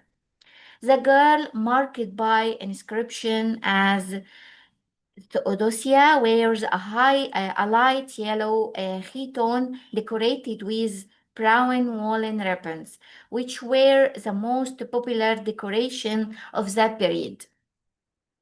These include two liner ribbons ending in two medallions under the chest, two decorative squares on the bottom of the chiton, and embellishments on the sleeves. Also wearing light brown himation and a transparent head covering that reveals her arranged hairstyle and is appropriate for her young age. The Blessed Virgin Mary, marked by the inscription as Agia Maria, where the chiton and himation are made of the same dark brown fabric, and without decoration except for a yellow ribbon. It should be noted that the edge of the himation cloak covering the Virgin Mary's head shows a white headband underneath it. Likewise, gravestones are rich source of information to tell us about the proper appearance of women and men. Despite the different ways of wrapping the himation cloak, it is present on most tombstones because it served as an official image of the deceased. In textiles, the examples were most diverse due to the variety of depicted subjects, which allowed for the depicting of different styles of society clothing. But what about the servants' clothing? We all know that the ancient Egyptian artist was interested in depicting servants in various household activities. But how were servants depicted in Coptic art and why? In Coptic art, depicting of servants were limited to the curtains of guest room and dining rooms. In this example from the 5th century AD, on a linen curtain embroidered with wool, we see how the waver presents a depiction of a sumptuous room in a palace, with a massive ornate columns and a servant preparing to draw back the curtain in anticipation of the guest's arrival. This topic on the curtain tells us that the house was very simple. Architecturally simple with no columns or arches, economically simple with no servants, and if there were servants, their attire certainly wouldn't be like that of the emperor's servants, such as this embroidered and decorated robe. This time, the example is closer to reality. The columns aren't massive, and the servant's clothing is more realistic, as he wears the well-known Coptic tunic. The richness of the colors is evident. Tunic is green and decorated with orange. The belt is red. Shoes are blue and also decorated with orange. All colors meant evoke joy. Unfortunately, we lost sight of the curtain. But what was the servant holding in his hand? In another similar example, might answer that. As usual, between the two columns, this time supporting a gable, stands a waiting servant. In the middle, holding a large key, perhaps the key of the food storage room, in his right hand, because his left hand he holds half a watermelon, as if he had just brought it and was about to offer it to the guests. As for the servant's attire, the tunic is yellow, the belt and the trim are black, the socks are green, and shoes are orange. This type of curtains continued into the 4th, 5th, until 7th centuries, as if it were fashionable for that era. It was noting here that this trend depicting the waiting servant also existed in Greece, but just in style of fresco, only wall painting. Here the wall painting depicted a servant holding a plate of figs. Another hypothesis arises. Did the depiction of waiting servant come as a way to replace the idea of having servant in the house in reality? Or is there a religious symbolism in the depiction of waiting servant? From Luke 12, like servants who are waiting their master. Another sentence, servants whose master finds them awoke and ready when he returns. come at midnight or even later. Must be ready. Come at an hour when you are not expecting him. Is a faithful and wise servant. He is the one that his master will put in charge to run the household and give the other servants their share of the food at the proper time. How happy that servant is if his master find him doing this when he comes home.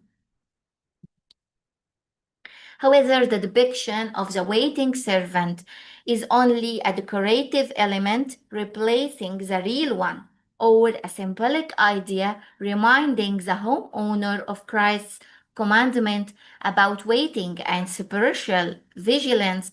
The image itself gives us an idea of servants' clothing. There is no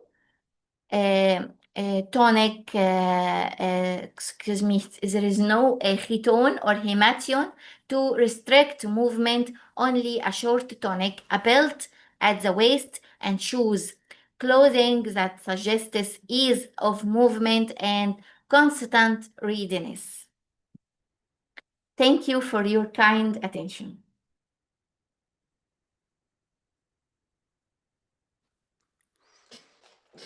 Okay. All right. So thank you for that. That was very entertaining, very educational, actually. I was really interested in the reasons for depicting servants, because I was actually thinking of that question, like, why do we have so many depictions of servants?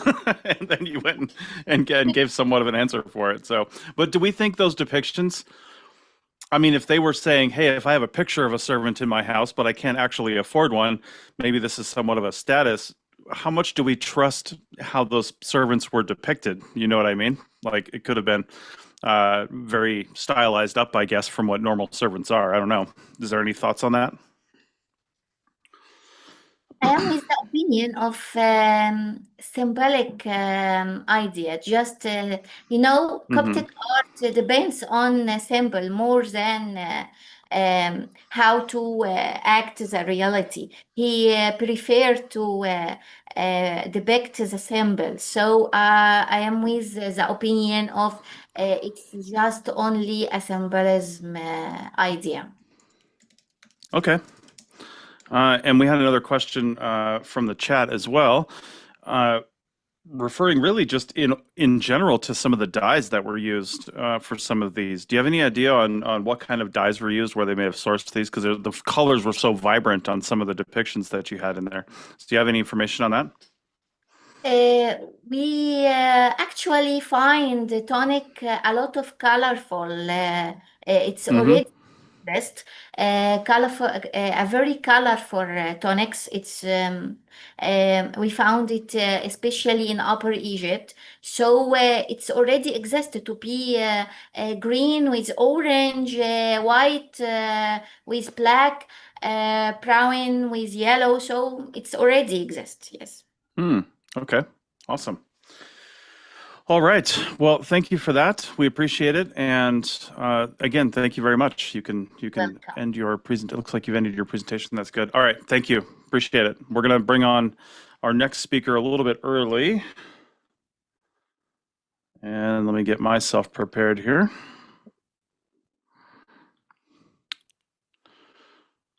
Okay. So this next one is from Lucas Tamargo, and it's called Dressing the Tyrant, the Semiotics of Emperor Gaius Caligula's Attire. This should be interesting. All right, so Lucas Tamargo is a pre-doctoral researcher in ancient world studies at the Universidad Autónoma de Madrid and a graduate of the inter-university master's degree in history and science of antiquity. I'm not going to read the Spanish version of that because I'll get it wrong, but offered jointly by the UAM and the Universidad Complutense de Madrid. Sorry about that. He writes his thesis about Emperor Caligula's figure, both in the ancient historiography and between 18th and 21st centuries. His areas of research include the process of Hellenization in Rome, the conception and expression of power in late Republican and early Imperial Rome, and the historiography and reception of antiquity. And while I'm getting sorted here and we're bringing Lucas up, I will remind you, if you want to join in the social hour, go to Save Ancient Studies website and RSVP for that, because you do need a special Zoom link for that. So just going to keep reminding people of that as we're nearing the end of our presentations. We've got a few more to go. Okay, Lucas, how's it going? Hi, one moment. I will try to discover how to put my presentation on. Okay, perfect.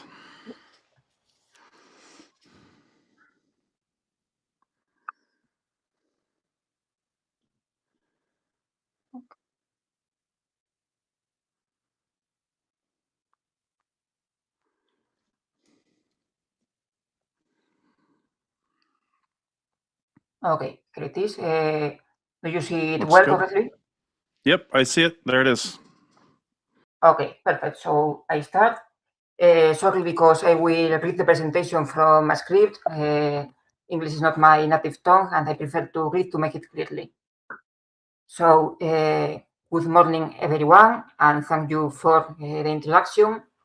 Over the next 15 minutes, I would like to show how the ancient literary tradition uses Caligula's clothing as a deliberate rhetorical device, a coded language through which the sources construct and reinforce his image as a tyrant. Let me begin with a brief introduction to my subject. Gaius, whom we know by his nickname Caligula, reigned as emperor from March of the year 37 to January of the year 41 of our era. Our knowledge of his reign depends of all on 4 authors: Suetonius, Cassius Dio, Philo of Alexandria, and Flavius Josephus, with more incidental contributions from Seneca, Tacitus, and Pliny. Caligula is generally regarded as the first of the so-called Mad Caesars. His authoritarian style of rule broke with the consensus established under Augustus, and this, I would argue, goes a long way towards explaining both the hostility of our sources and his premature death. Indeed, he was the first emperor to be assassinated, and given that Rome had only 3 emperors by that point, this fact alone tells us a great deal about the fragility of the new imperial system. To analyze the passages devoted to Gaius' clothing, I have found it essential to draw on the work of 2 sociologists, George Simmel and Curtis Veblen. From Simmel's Philosophy of Fashion, published in 1905, I take the idea that fashion performs 2 functions simultaneously: cohesion and differentiation.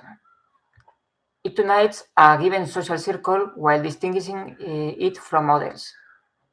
Within this framework, foreign products acquire particular prestige, since their unfamiliar origin provides both inaccessibility and a self-identity marker for the elite that consumes them.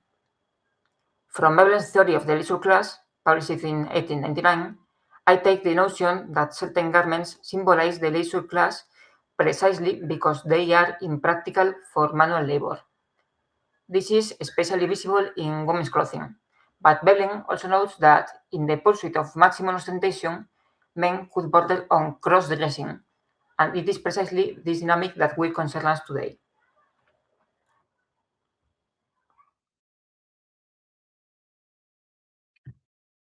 Our richest depiction comes from Suetonius, who offers what amounts to an inventory of the emperor's wardrobe.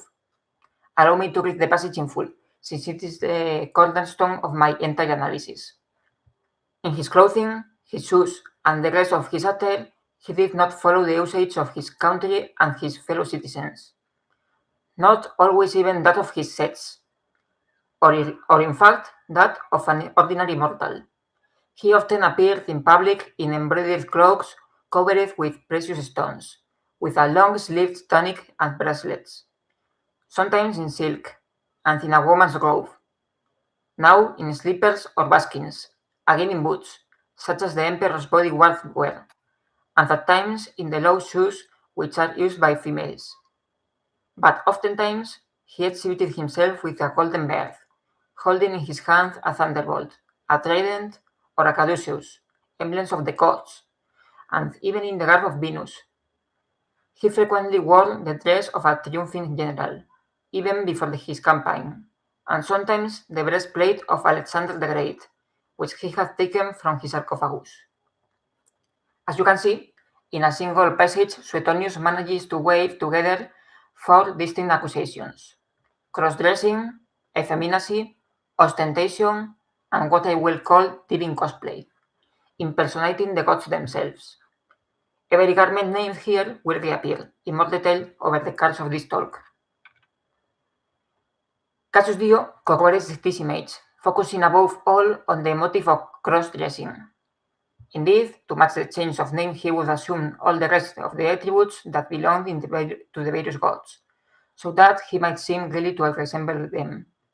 Now, he would be seen as a woman holding a wine bowl and thyrsus, and again he would appear as a man equipped with a club and lion skin, like Hercules, or perhaps a helmet and shield.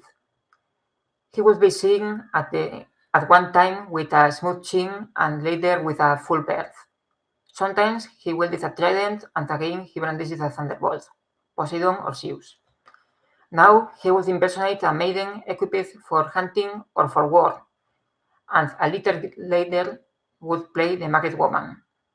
Thus, by varying the style of his dress and by the use of accessories and wigs, he achieved accuracy in many diverse parts, and he was eager to appear to be anything greater than a human being or an emperor. Notice how Dio closes the passage. Caligula, he says, wishes to appear anything but a human being and an emperor. That closing line will matter a great deal when we reach my conclusions. These 2 testimonies, Suetonius and Dio, already give us the essential coordinates of the problem: a wardrobe that constantly slides between genders, between human and living, and between Roman and foreign. In this image, we can see a scene from the famous 1976 series I, Claudius, in which the emperor is depicted wearing one of the living costumes mentioned in the sources, dressed entirely in gold, including his beard, identifying himself with Zeus, Jupiter, and his sister Drusilla with Hera. In addition to illustrating the descriptions found in the sources, this image helps us highlighting how these depictions were received in the collective imagination. Flavius Josephus, and as we will see shortly, Seneca as well, insist on these same charge of cross-dressing, and they do so with a very particular rhetorical purpose: to underline the irony of an emperor who mocked the effeminacy of Cassius Charea, the very officer who would later assassinate him. Now, although he had sometimes put on women's clothes and had been wrapped in some embroidered garments belonging to them, and done a great many other things, in order to make the company mistake him for a woman, yet did he, by way of reproach, object the like womanish behavior to Charea.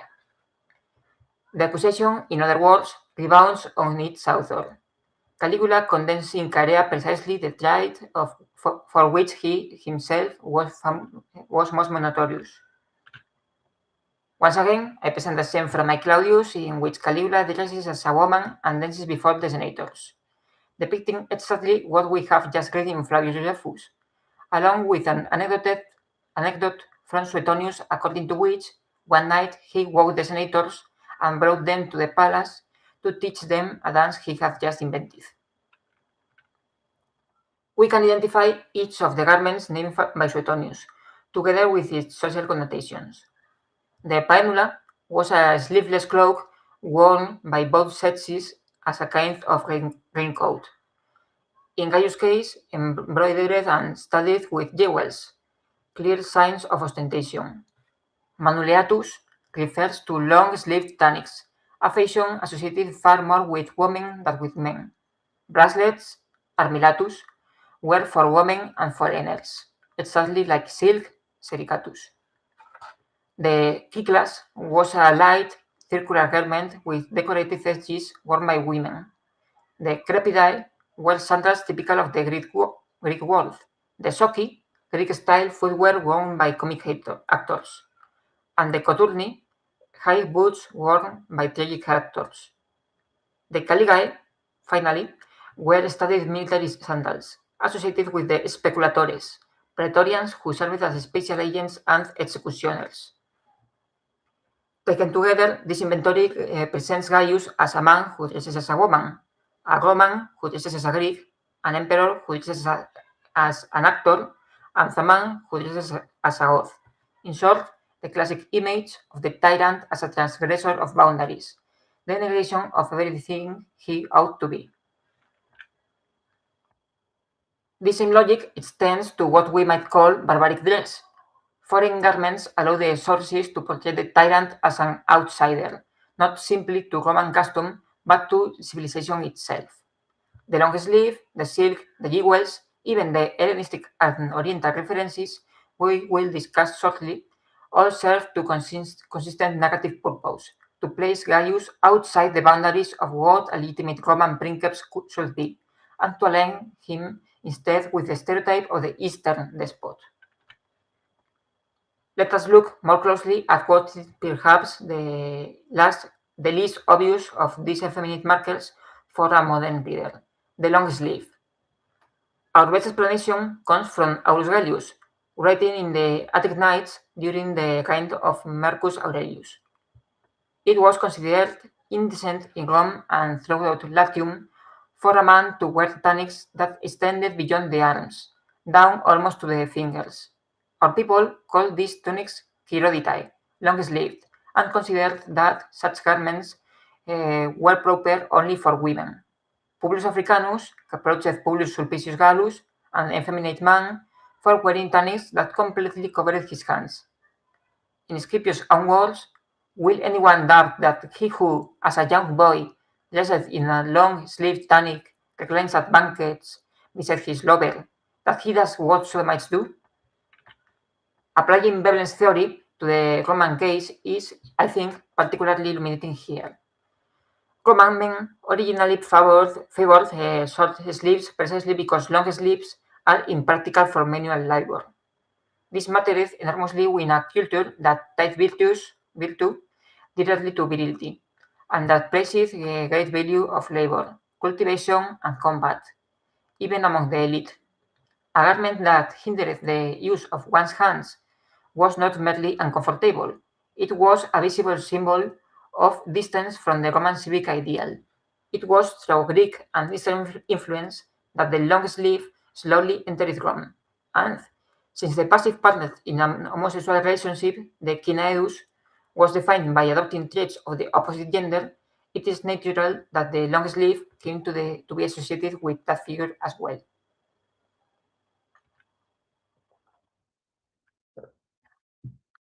Silk presents a particularly interesting case. It reached Rome via the Silk Road at enormous cost and functioned as the ultimate symbol of ostentation. Because of its transparency, it was considered indecent, typically worn by women, and criticized even when women wore it. Seneca the Elder puts it bluntly, I see there raiments of silk, if that can be called raiment, which provides no covering for the body, nor even the one's modesty, whereby no woman can honestly swear that he is not naked. This semi-transparency turned silk into a marker not only of effeminacy but of indecency, so much so that the Senate banned its use by men in the year 16 under Tiberius. Yet, from Gaius' own perspective, wearing silk was coherent with his representational program. Its high cost displayed economic power, and its Eastern origin matched the Hellenistic style of the rest of his wardrobe. Here, then, we are dealing less with cross-dressing than with the expression of power through dress, for Simmel, with effeminacy emerging for Veblen as a side effect of maximal ostentation. The triumphal garb takes us into a different register altogether, not effeminacy, but the usurpation of an honor reserved to very specific, exceptional occasions. On Caesar, Cassius Dio says, first, then, they vowed that he should always ride, even in the city itself, wearing the triumphal dress, and should sit in his chair of state everywhere except at the games. The same for Augustus. This is precisely the honor that has been granted to Julius Caesar. For Gaius to wear the triumphal dress on a daily basis, and even before any actual military campaign, was to appropriate an exceptional distinction and turn it into an ordinary habit. Another instance of that same logic of transgression we have been tracing throughout this talk. Finally, I would like to close this survey of specific garments with what is, in my view, the most complex case, the breastplate of Alexander the Great, which Gaius reportedly removed from Alexander's own sarcophagus in Alexandria. Says Suetonius, sometimes the breastplate of Alexander the Great, which he had taken from his sarcophagus. Cassius Dio adds further detail, describing the occasion of the famous bridge of boats between Baiae and Puteoli that Gaius made construct. When all was ready, he put on the breastplate of Alexander, or so he claimed, and over it a purple silk chlamys adorned with much gold and many precious stones from India. Moreover, he girt on a sword, took a shield, and donned a garland of oak leaves. This episode brings together everything we have discussed: Oriental luxury in the silk and the Indian gemstones, Hellenistic emulation in the breastplate itself, and monarchic pretension in the deliberate imitatio Alexandri. Whether an emulation of Alexander is read as praise or as condemnation depends, in Roman tradition, on whether the emperor compared to him is judged as good or as a bad scholar. Since our sources have already decided that Gaius belonged to the second category, his admiration for Alexander becomes, in their hands, proof of megalomania rather than of virtue. Let me now draw these threads together. Across all of the passages we have examined, the ancient sources use clothing as a coherent and deliberate strategy to portray Gaius as a tyrant, built around 5 recurring traits. First, effeminate traits and cross-dressing. Second, barbaric garments, which construct the tyrant as an outsider to the Roman community and, by extension, to civilization itself. Third, ostentation, expressed through jewelry and flashy clothing. Fourth, the inappropriate use of military attire, whether the triumphal regalia of Alexander's breastplate. And fifth, megalomania, expressed through what I have called living cosplay. What I hope to have shown in that is that these are not isolated anecdotes, but a single, coherent, semiotic system. Clothing in this test is never merely descriptive, it is argumentative. Each garment functions as a coded sign, and reading that code lets us reconstruct the mechanisms through which Roman authors built the literary image of the tyrant. Thank you very much for your attention. I would be delighted to take any questions. Okay, thank you very much. Yes, we do have a few questions. First off, that whole him wearing Alexander the Great's breastplate, I had no idea about that. That's interesting. Is that just one example you put in here, or were there other examples where he took things from past people's graves, for lack of a better way to say that, and wore them? Yeah, indeed, if you have saw Caligula's 1979 film by Tinto Brass, there is a scene when he wears the breastplate.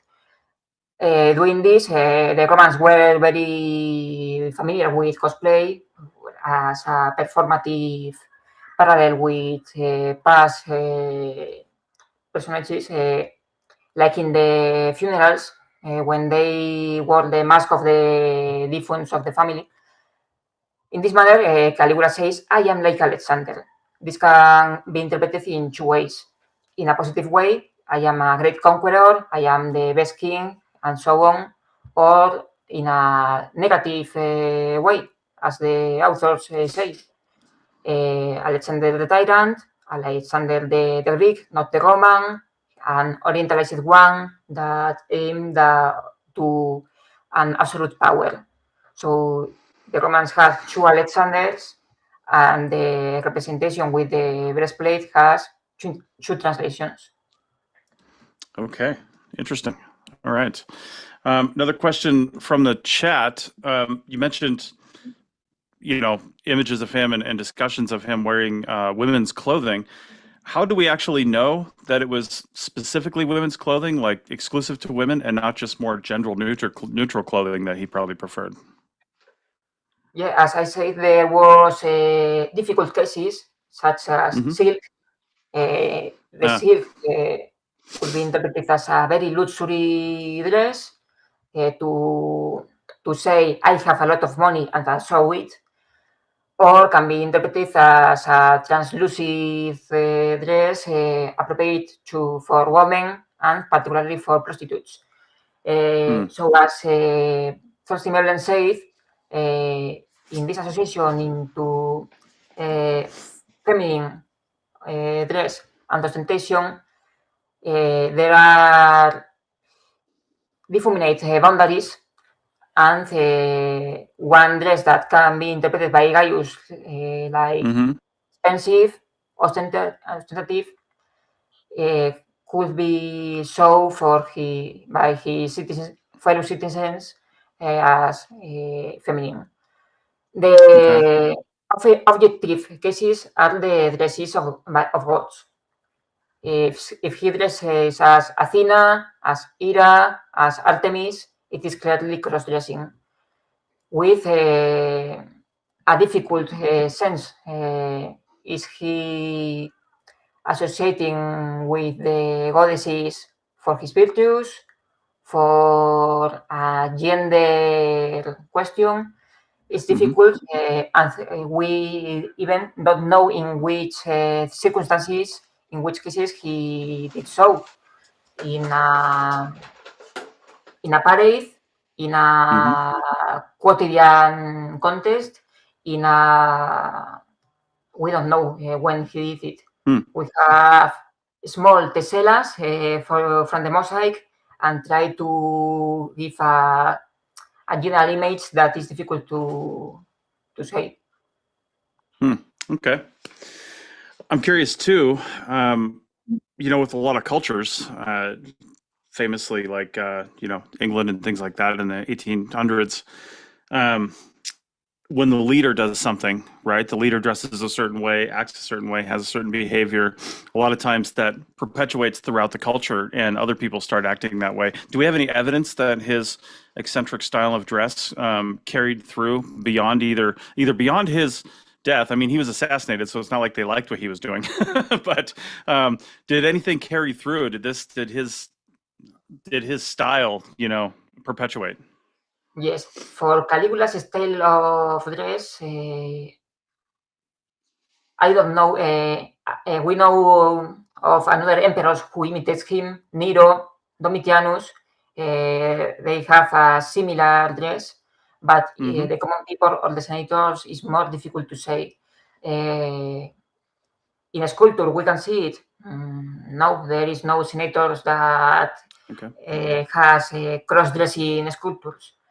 We know that in concrete periods, the senators imitate the hairstyles of the emperor, like we see in the Augustan period with his particular haircut. In the Ulpioarian, in the Antonine period, they imitate the beard. So there are cases. Caligula did a few things that validated things that were forbidden by his predecessors. Two cases. The silk. Tiberius forbids the silk, and Caligula uses it. So he says, now you can. And with the memory of Mark Antony, because Augustus banned the celebration of Actium Victory, the celebration of Antony figure, and Caligula celebrated his birth and the victory. So without changing the law, he validated some acts with his own acts. in an imitative way. Okay, interesting. All right. Well, thank you very much, Lucas. We appreciate your talk here at the conference today. And again, thank you very much.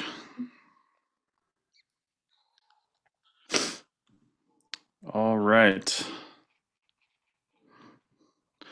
So we are a little bit ahead of schedule. We're going to move on to our next one. First, I'll remind you in the chat should be a link to take you to the SASA page where you can sign up for the social hour.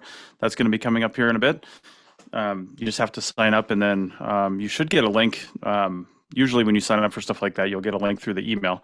But you should get a link for the social hour. It's a Zoom link. So if you don't have Zoom, make sure you go download that, or you can probably just use it online. But that's what it's going to be. And we will have that as soon as the presentations are over. Okay. Just give me 1 second here.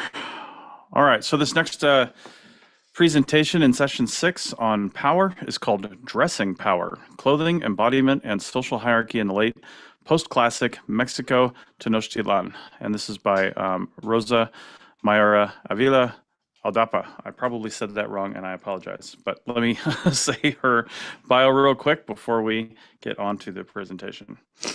Rosa Mayra Avila Aldapa is a historian specializing in ancient Mexico and professor researcher at the Autonomous University of Mexico City.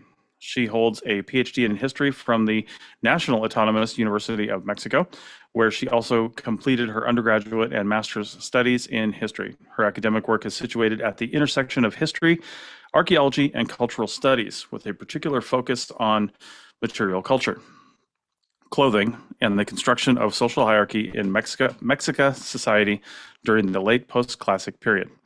Her current research explores the production, circulation, and symbolic significance of luxury objects in Mexico Tenochtitlan, emphasizing the role of artisans and material practices in shaping sociopolitical structures. She is particularly interested in how dress functioned as an embodied and performative system that articulated identity, status, and power. Dr. Avila Aldapa has an extensive academic career spanning over 3 decades, including teaching at undergraduate and graduate levels, research, project leadership, and thesis supervision. She has participated in numerous national and international conferences and has published on culture history, tourism, and education, including her widely used book, Cultural Tourism in Mexico, Scope and Perspectives. Her work also engages with educational research, integrating critical and interdisciplinary approaches into the teaching of history and the training of new scholars in higher education. Okay. Let's see here. All right. Rosa, you are free to present. Thank you for joining us. Thank you.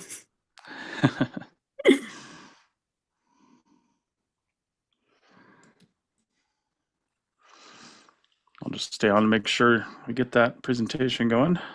Okay. I'm going to share. Okay. All right. Okay, thank you very much.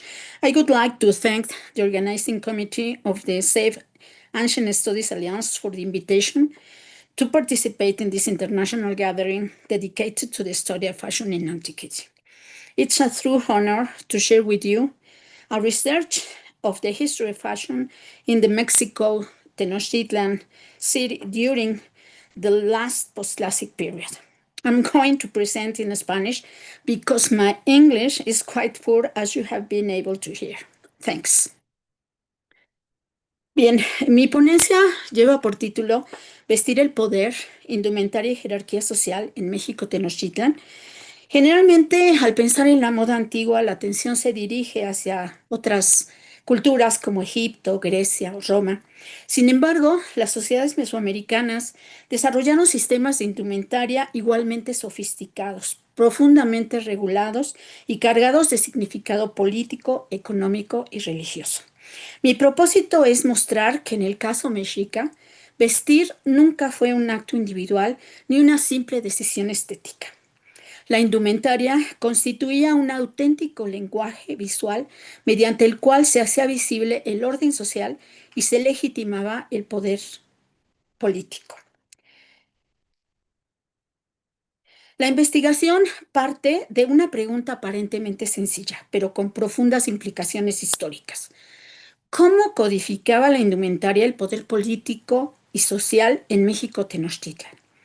Mucho tiempo, la historiografía abordó la indumentaria prehispánica como un tema secundario, casi siempre limitado a describir prendas o identificar elementos decorativos en los códices. Sin embargo, hoy existen nuevas perspectivas. En lugar de preguntarnos únicamente qué vestían los mexicas, debemos preguntarnos qué hacía socialmente esta vestimenta. En otras palabras, cómo contribuía la ropa a construir el orden político. Considero que la indumentaria funcionaba como un auténtico código de poder. Cada material, cada color, cada tipo de fibra, cada adorno y cada diseño comunicaban información específica acerca del rango, el linaje, la función política, el mérito militar o la condición religiosa de quien lo portaba. El cuerpo vestido se convertía así en un documento público.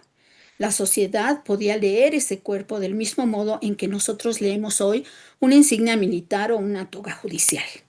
Como puede observarse en esta infografía, el tlatoani, los nobles, los guerreros, los sacerdotes y la gente del pueblo común aparecen claramente vestidos con materiales diversos, accesorios y diseños específicos. La jerarquía no necesitaba explicarse, era visible. Esta imagen representa uno de los momentos más significativos para comprender la dimensión política del vestido, la entronización del tlatoani. En este caso, pues de Moctezuma Xocoyotzin como un ejemplo. La ceremonia de investidura no consistía únicamente en nombrar un nuevo gobernante.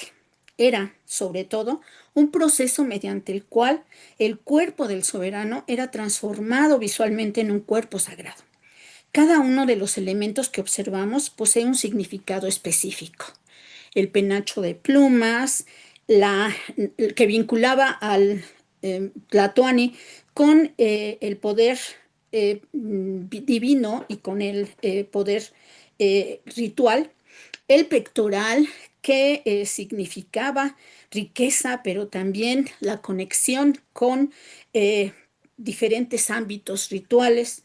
El tilmatli o la manta era probablemente uno de los marcadores más visibles del poder político. Incluso las sandalias tenían un profundo significado social. Diversas fuentes nos indican que solamente determinados personajes podían utilizarlas dentro de la ciudad y dentro del palacio del tlatoani. De este modo, el cuerpo del gobernante se convertía en una síntesis material del universo político mexica. Vestir al tlatoani era, simbólicamente, investir el poder mismo. Para comprender este fenómeno es conveniente situarlo en un contexto histórico. La Ciudad de México Tenochtitlan se fundó aproximadamente en 1325 y en poco menos de 200 años se convirtió en la capital de uno de los sistemas políticos más complejos de Mesoamérica. La formación de la Triple Alianza en 1428 permitió consolidar un vasto sistema tributario. Durante el gobierno de Axayácatl comenzaron a documentarse con mayor claridad las leyes suntuarias que regulaban estrictamente quién podía usar determinados textiles y ornamentos. Bajo Moctezuma II, sin embargo, entre 1502 y 1520, estas normas alcanzaron probablemente su máxima expresión. En este momento de máximo desarrollo es el que constituye nuestro objeto de estudio. Finalmente, la conquista española de 1521 interrumpió este sistema político, aunque muchas de sus tradiciones textiles sobrevivieron durante el periodo colonial y siguen existiendo aún hoy en día. El análisis de la indumentaria exige pues un enfoque necesariamente interdisciplinario. La propuesta que nosotros presentamos articula tres perspectivas complementarias. La primera corresponde a la semiótica del vestir. Retomando las ideas de Roland Barthes, se considera que el vestido funciona como un sistema de signos. Las prendas comunican información social. Por otro lado, la segunda perspectiva procede de la economía política. Los textiles no eran únicamente bienes de consumo, ni los adornos, desde luego. Eran tributos, riqueza acumulable, mecanismos mediante los cuales el Estado organizaba la redistribución de la economía del imperio. Finalmente, a partir de la arqueología y las excavaciones y descubrimientos que se han hecho en el proyecto de Templo Mayor, sabemos que se han recuperado restos textiles, malacates, objetos de plumaria y numerosos ornamentos que confirman la información proporcionada por las fuentes etnohistóricas. Estos tres enfoques nos permitieron comprender que la indumentaria no es un fenómeno aislado, sino que formaba parte de un sistema mucho más amplio en el que convergían economía, religión, política, producción artesanal y representación visual del poder. En la siguiente parte vamos a adentrarnos un poco en las evidencias históricas y arqueológicas que tienen que ver con este tema. La idea central de nuestro estudio puede resumirse en una sola afirmación. Vestir el poder significa hacerlo visible. La indumentaria era más que un conjunto de prendas, constituye una auténtica tecnología política de visibilidad, es decir, un sistema mediante el cual el Estado mexica lograba hacer reconocibles las diferencias sociales en el espacio público. Si observamos este esquema, el concepto de vestir el poder incluye 6 componentes fundamentales. El primero corresponde al Templo Mayor, no solo como espacio religioso, sino como escenario donde el poder se materializaba mediante ceremonias, ofrendas, rituales de investidura. El segundo elemento es la cultura material. Se retoman las propuestas de Apaduray y Hell para señalar que los objetos poseen una dimensión social. Los textiles, las joyas, los penachos no eran bienes pasivos, participaban activamente en la construcción del prestigio y la autoridad. El tercer componente es la indumentaria, integrada justamente por la... permítanme un segundo, por favor, integrada por pues, las materias primas, por los materiales, etcétera, que pues estaban regulados además de manera totalmente legislada, ¿no? Y que además implicaban pues una relación muy estrecha con el estatus de quien lo portaba. Luego están, desde luego, las leyes suntuarias.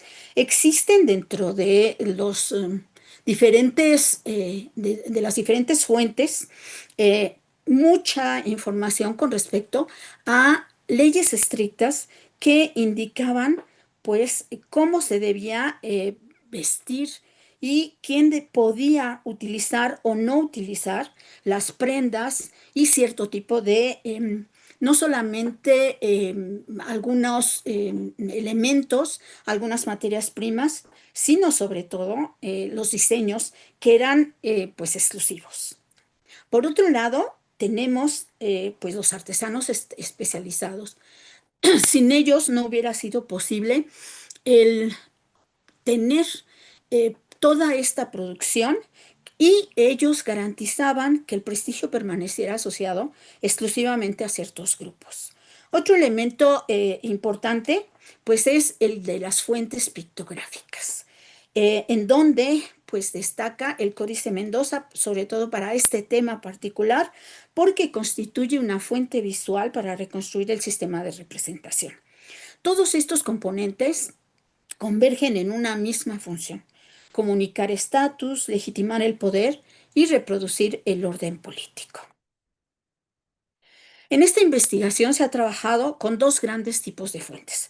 La primera corresponde a las fuentes pictográficas, particularmente el Códice Mendoza, como les he mencionado, elaborado, es cierto, pocas décadas después de la conquista, pero que se basa en información proporcionada por la matrícula de tributos, que es de origen indígena.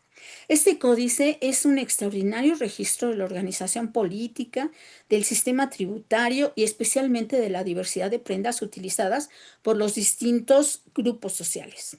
La segunda fuente proviene de la arqueología. Los hallazgos del proyecto del Templo Mayor han permitido recuperar e identificar restos de textiles, fibras de algodón, plumería, malacates, agujas de hueso y numerosos objetos asociados a la producción y el uso de la indumentaria. La importancia de combinar ambas evidencias y pues está en que los códices muestran no solo cómo se representaban las prendas, sino que la arqueología muestra que esos objetos realmente existieron y formaban parte de la vida cotidiana y ceremonial. En otras palabras, la cultura material confirma la información proporcionada por las fuentes visuales. Por otro lado, podemos ver aquí una lámina, parte de una de las láminas del Códice Mendoza, en donde aparecen representados varios guerreros y lejos de tratarse de simples variantes decorativas, cada diseño identificaba una posición específica de los guerreros que podían ir desde la más simple hasta la llamada de los Cuaupipiltin, que implicaban los guerreros de mayor importancia y que habían capturado varios cautivos para justamente para el sacrificio. Y en la siguiente, en la otra imagen, lo que vemos es una representación del Códice Florentino que también presenta pues a estos guerreros nada más que durante el combate. Ambos documentos pues nos ayudan a comprender que la indumentaria y nos muestran que la indumentaria funcionaba como un sistema gráfico de clasificación social. Los códices constituyen testimonios valiosos para comprender la relación entre la vestimenta y el poder político. Sin embargo, esta información visual se ve además complementada por las descripciones que aparecen en otro tipo de fuentes escritas como las obras de Durán o de Sahagún. Ahora bien, la sociedad mexica organizaba el acceso a la indumentaria mediante una estricta jerarquía. Aquí el tlatoani se encontraba pues en la parte superior.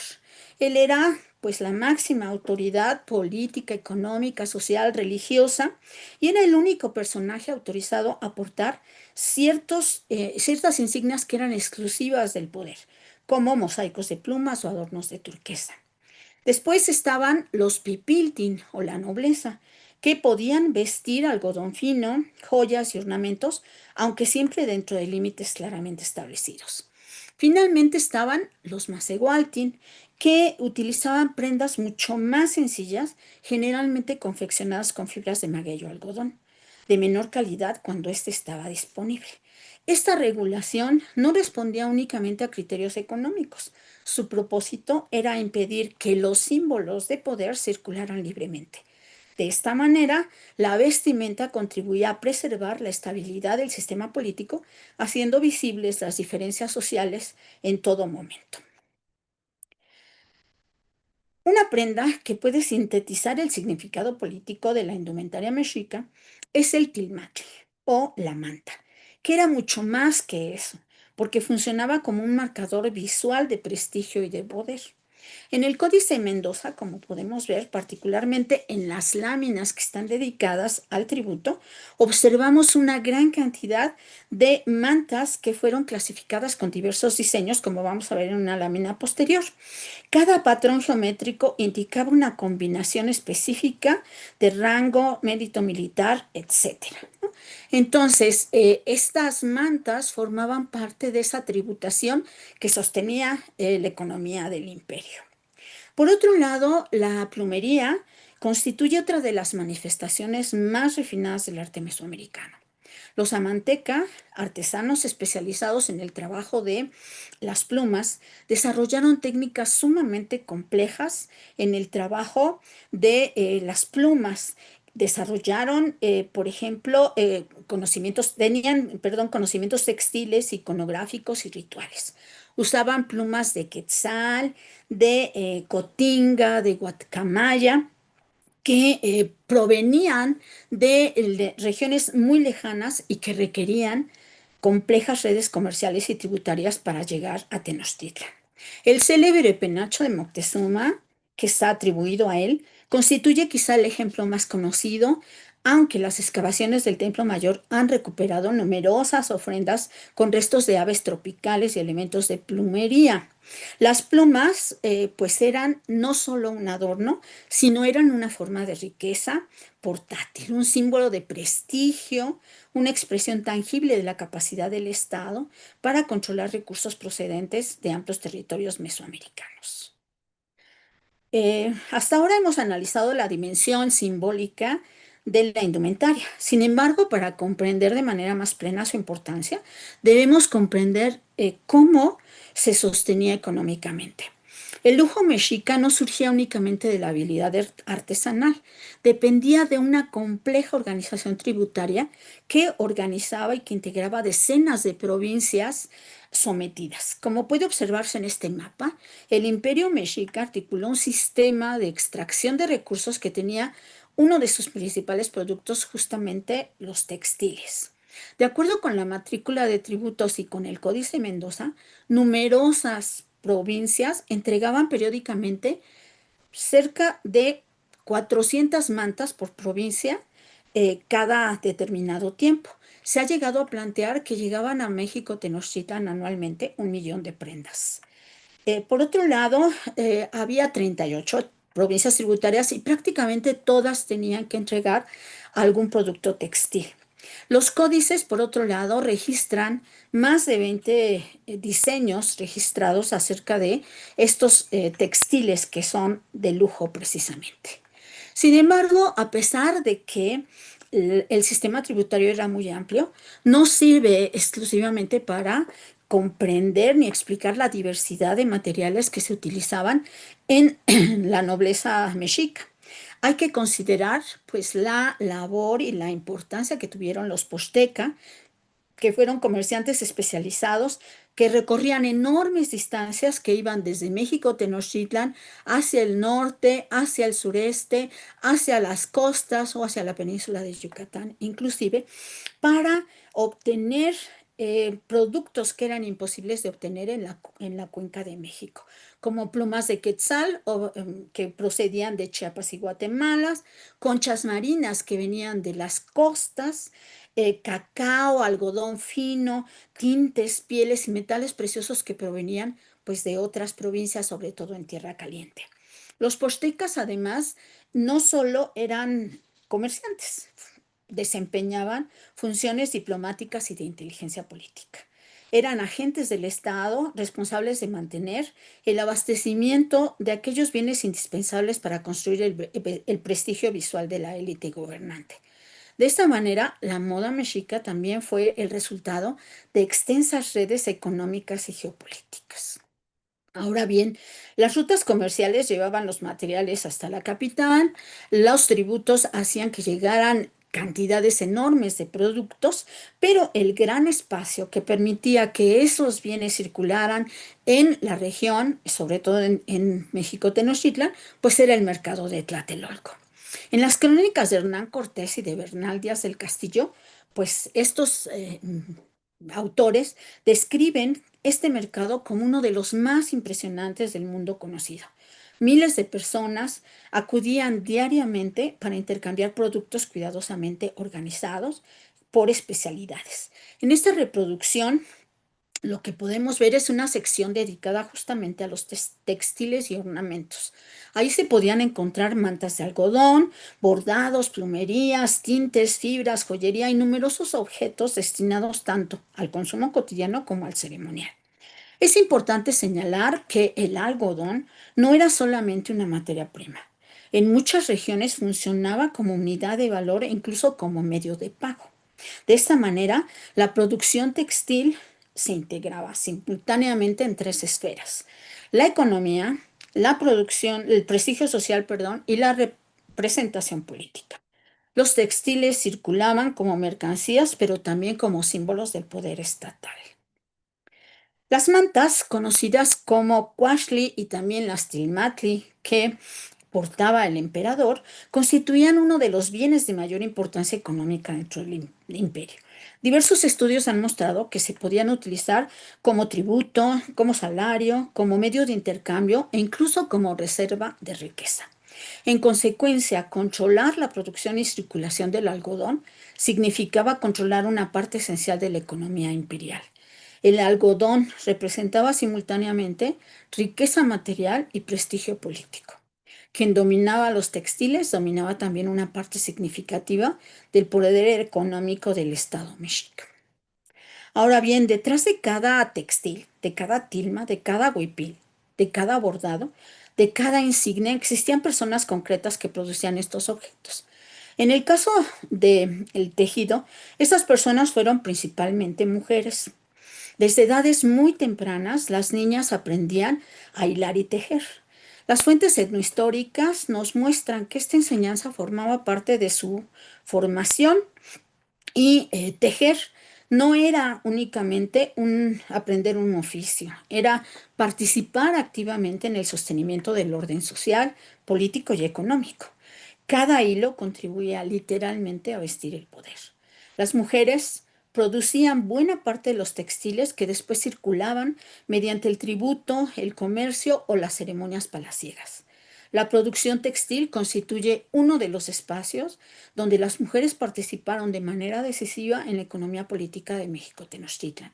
Sin su trabajo cotidiano, el lenguaje visual del poder probablemente no hubiera existido.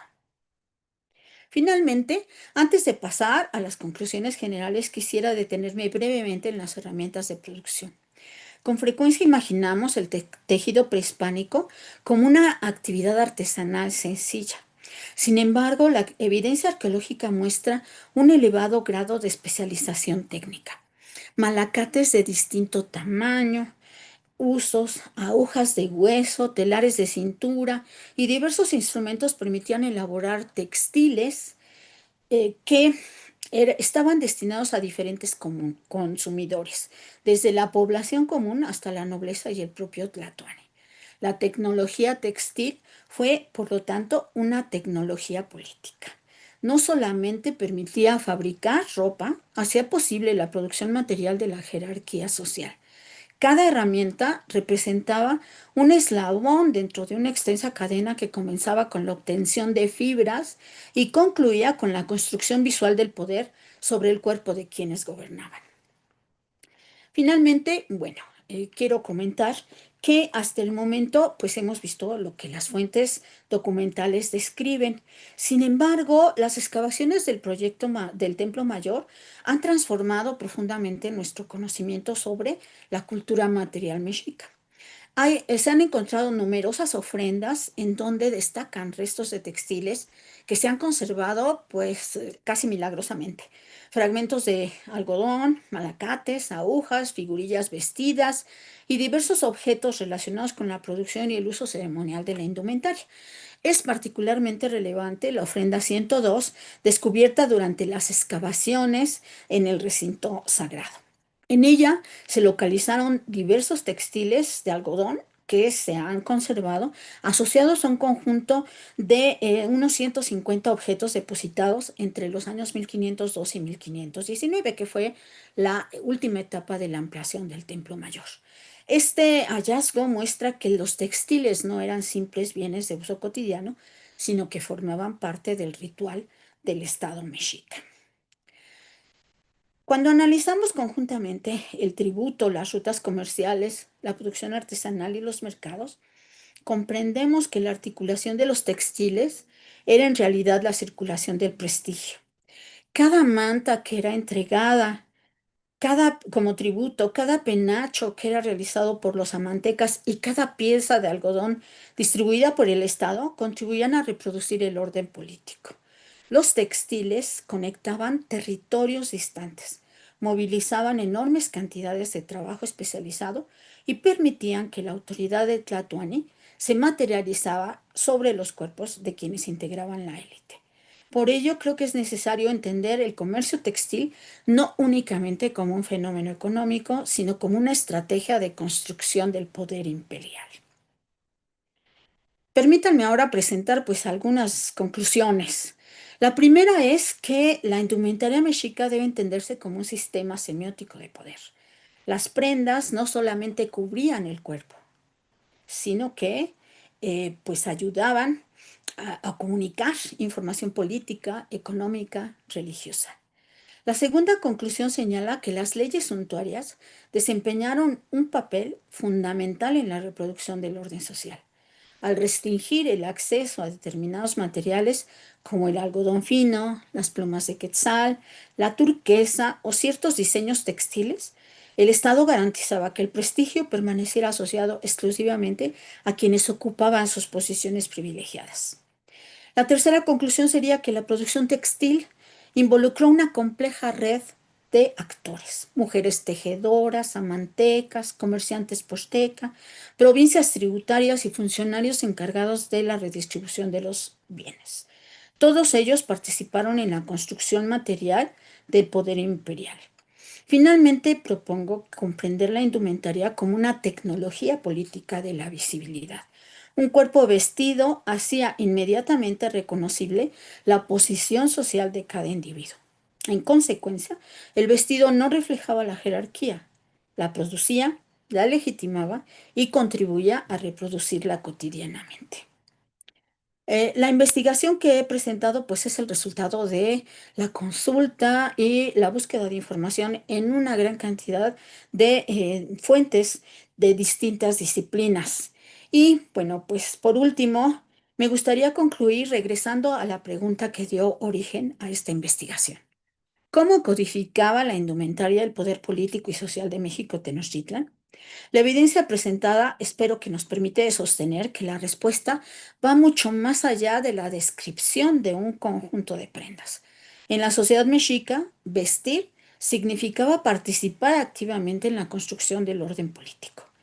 Cada fibra de algodón, cada mosaico de plumas, cada piedra de turquesa y cada diseño tejido sobre un manto constituían signos visibles de una estructura jerárquica cuidadosamente organizada.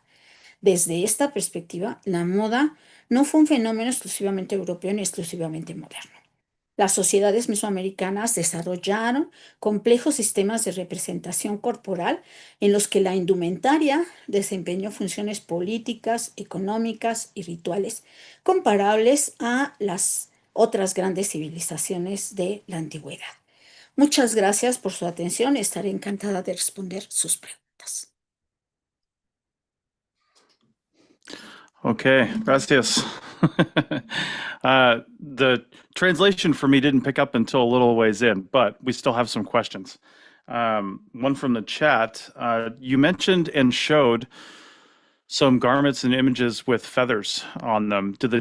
What do the different colored feathers symbolize, or was it just the presence of feathers, or do different colors have different meanings? Bueno, contesto en español. Las plumas, las más importantes o las que tenían mayor valor, pues eran las de las tres aves que mencioné, quetzales, cotingas y cotorras o loros.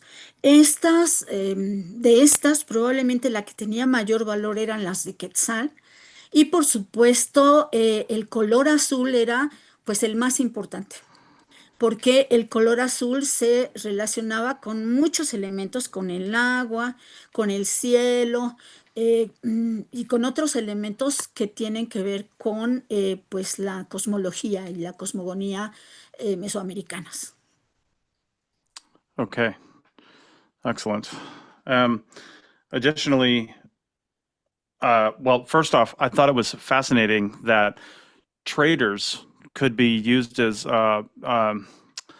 intelligence people and for political reasons too. It seems so natural for people who travel so far and wide to be gatherers of intelligence and representatives of the government, although I don't think I've ever thought of that with other cultures before. That's pretty fascinating. Is that unique to Tenochtitlan and that part of central Mexico, or was that a widely used practice? No, yo creo que eso era algo exclusivo de Tenochtitlan. No conozco que en otras culturas o que otros estados hayan utilizado a los comerciantes como agentes pues como especies de espías que iban informando acerca de lo que iban encontrando. Los comerciantes tenían, pues eran muy especializados en muchas cosas, no solo en las transacciones comerciales. Por ejemplo, sabían hablar diversos idiomas, los idiomas de todas las poblaciones por donde iban pasando, justamente para que no fueran descubiertos de que eran de origen mexica. Muchos pueblos pues eran enemigos de los mexicas y hubieran podido, si los lograban identificar, pues como sucedió además, pues sacrificarlos. De hecho, cuando un comerciante era hecho prisionero o era sacrificado, ese era un motivo de guerra. Wow. Okay. Interesting. One last question from me. You mentioned, and I don't think the translation came through very well, but the blankets worn by used by the emperor, you said they were so highly regarded they could be used as wages or tribute or something like that. I'm curious, just a thought that came to my head. If they're used as almost currency, could the blankets be chopped up, like broken up and cut up, and then still used, or was it the blanket as a whole that held value? If they cut it up or damaged it, it had no value anymore. No, en algunas ocasiones, bueno, tienen un valor en sí mismos, a veces funcionan como equivalentes económicos, pero las que utiliza el emperador son exclusivas del emperador. Nadie más puede ni siquiera tocarlas, ¿no?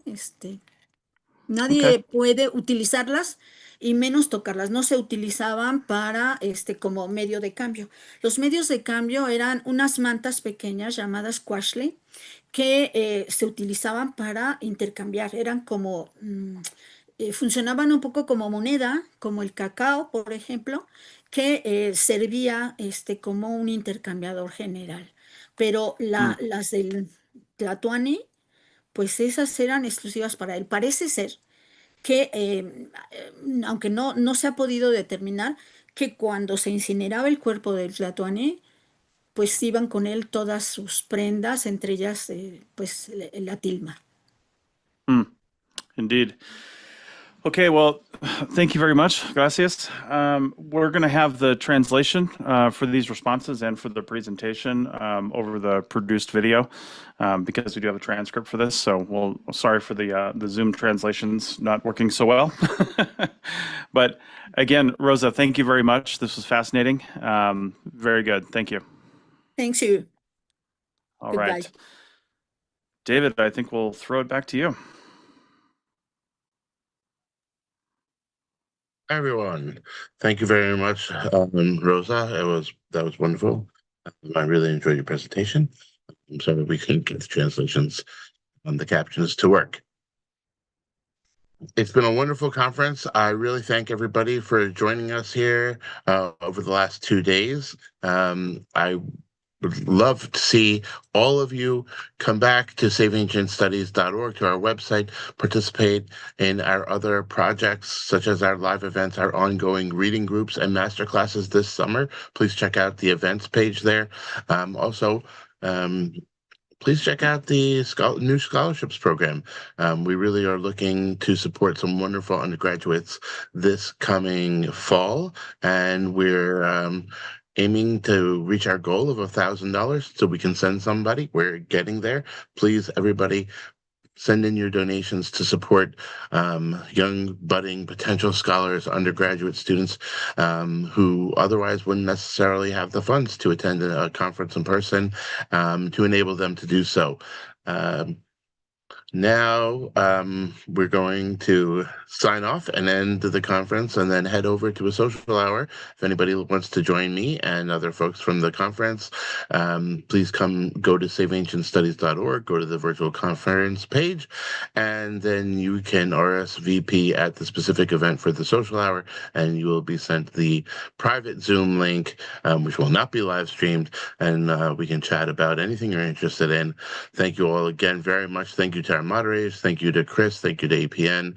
And thank you to the wonderful virtual conference team at SASA, who put in all of this hard work to make this all possible today.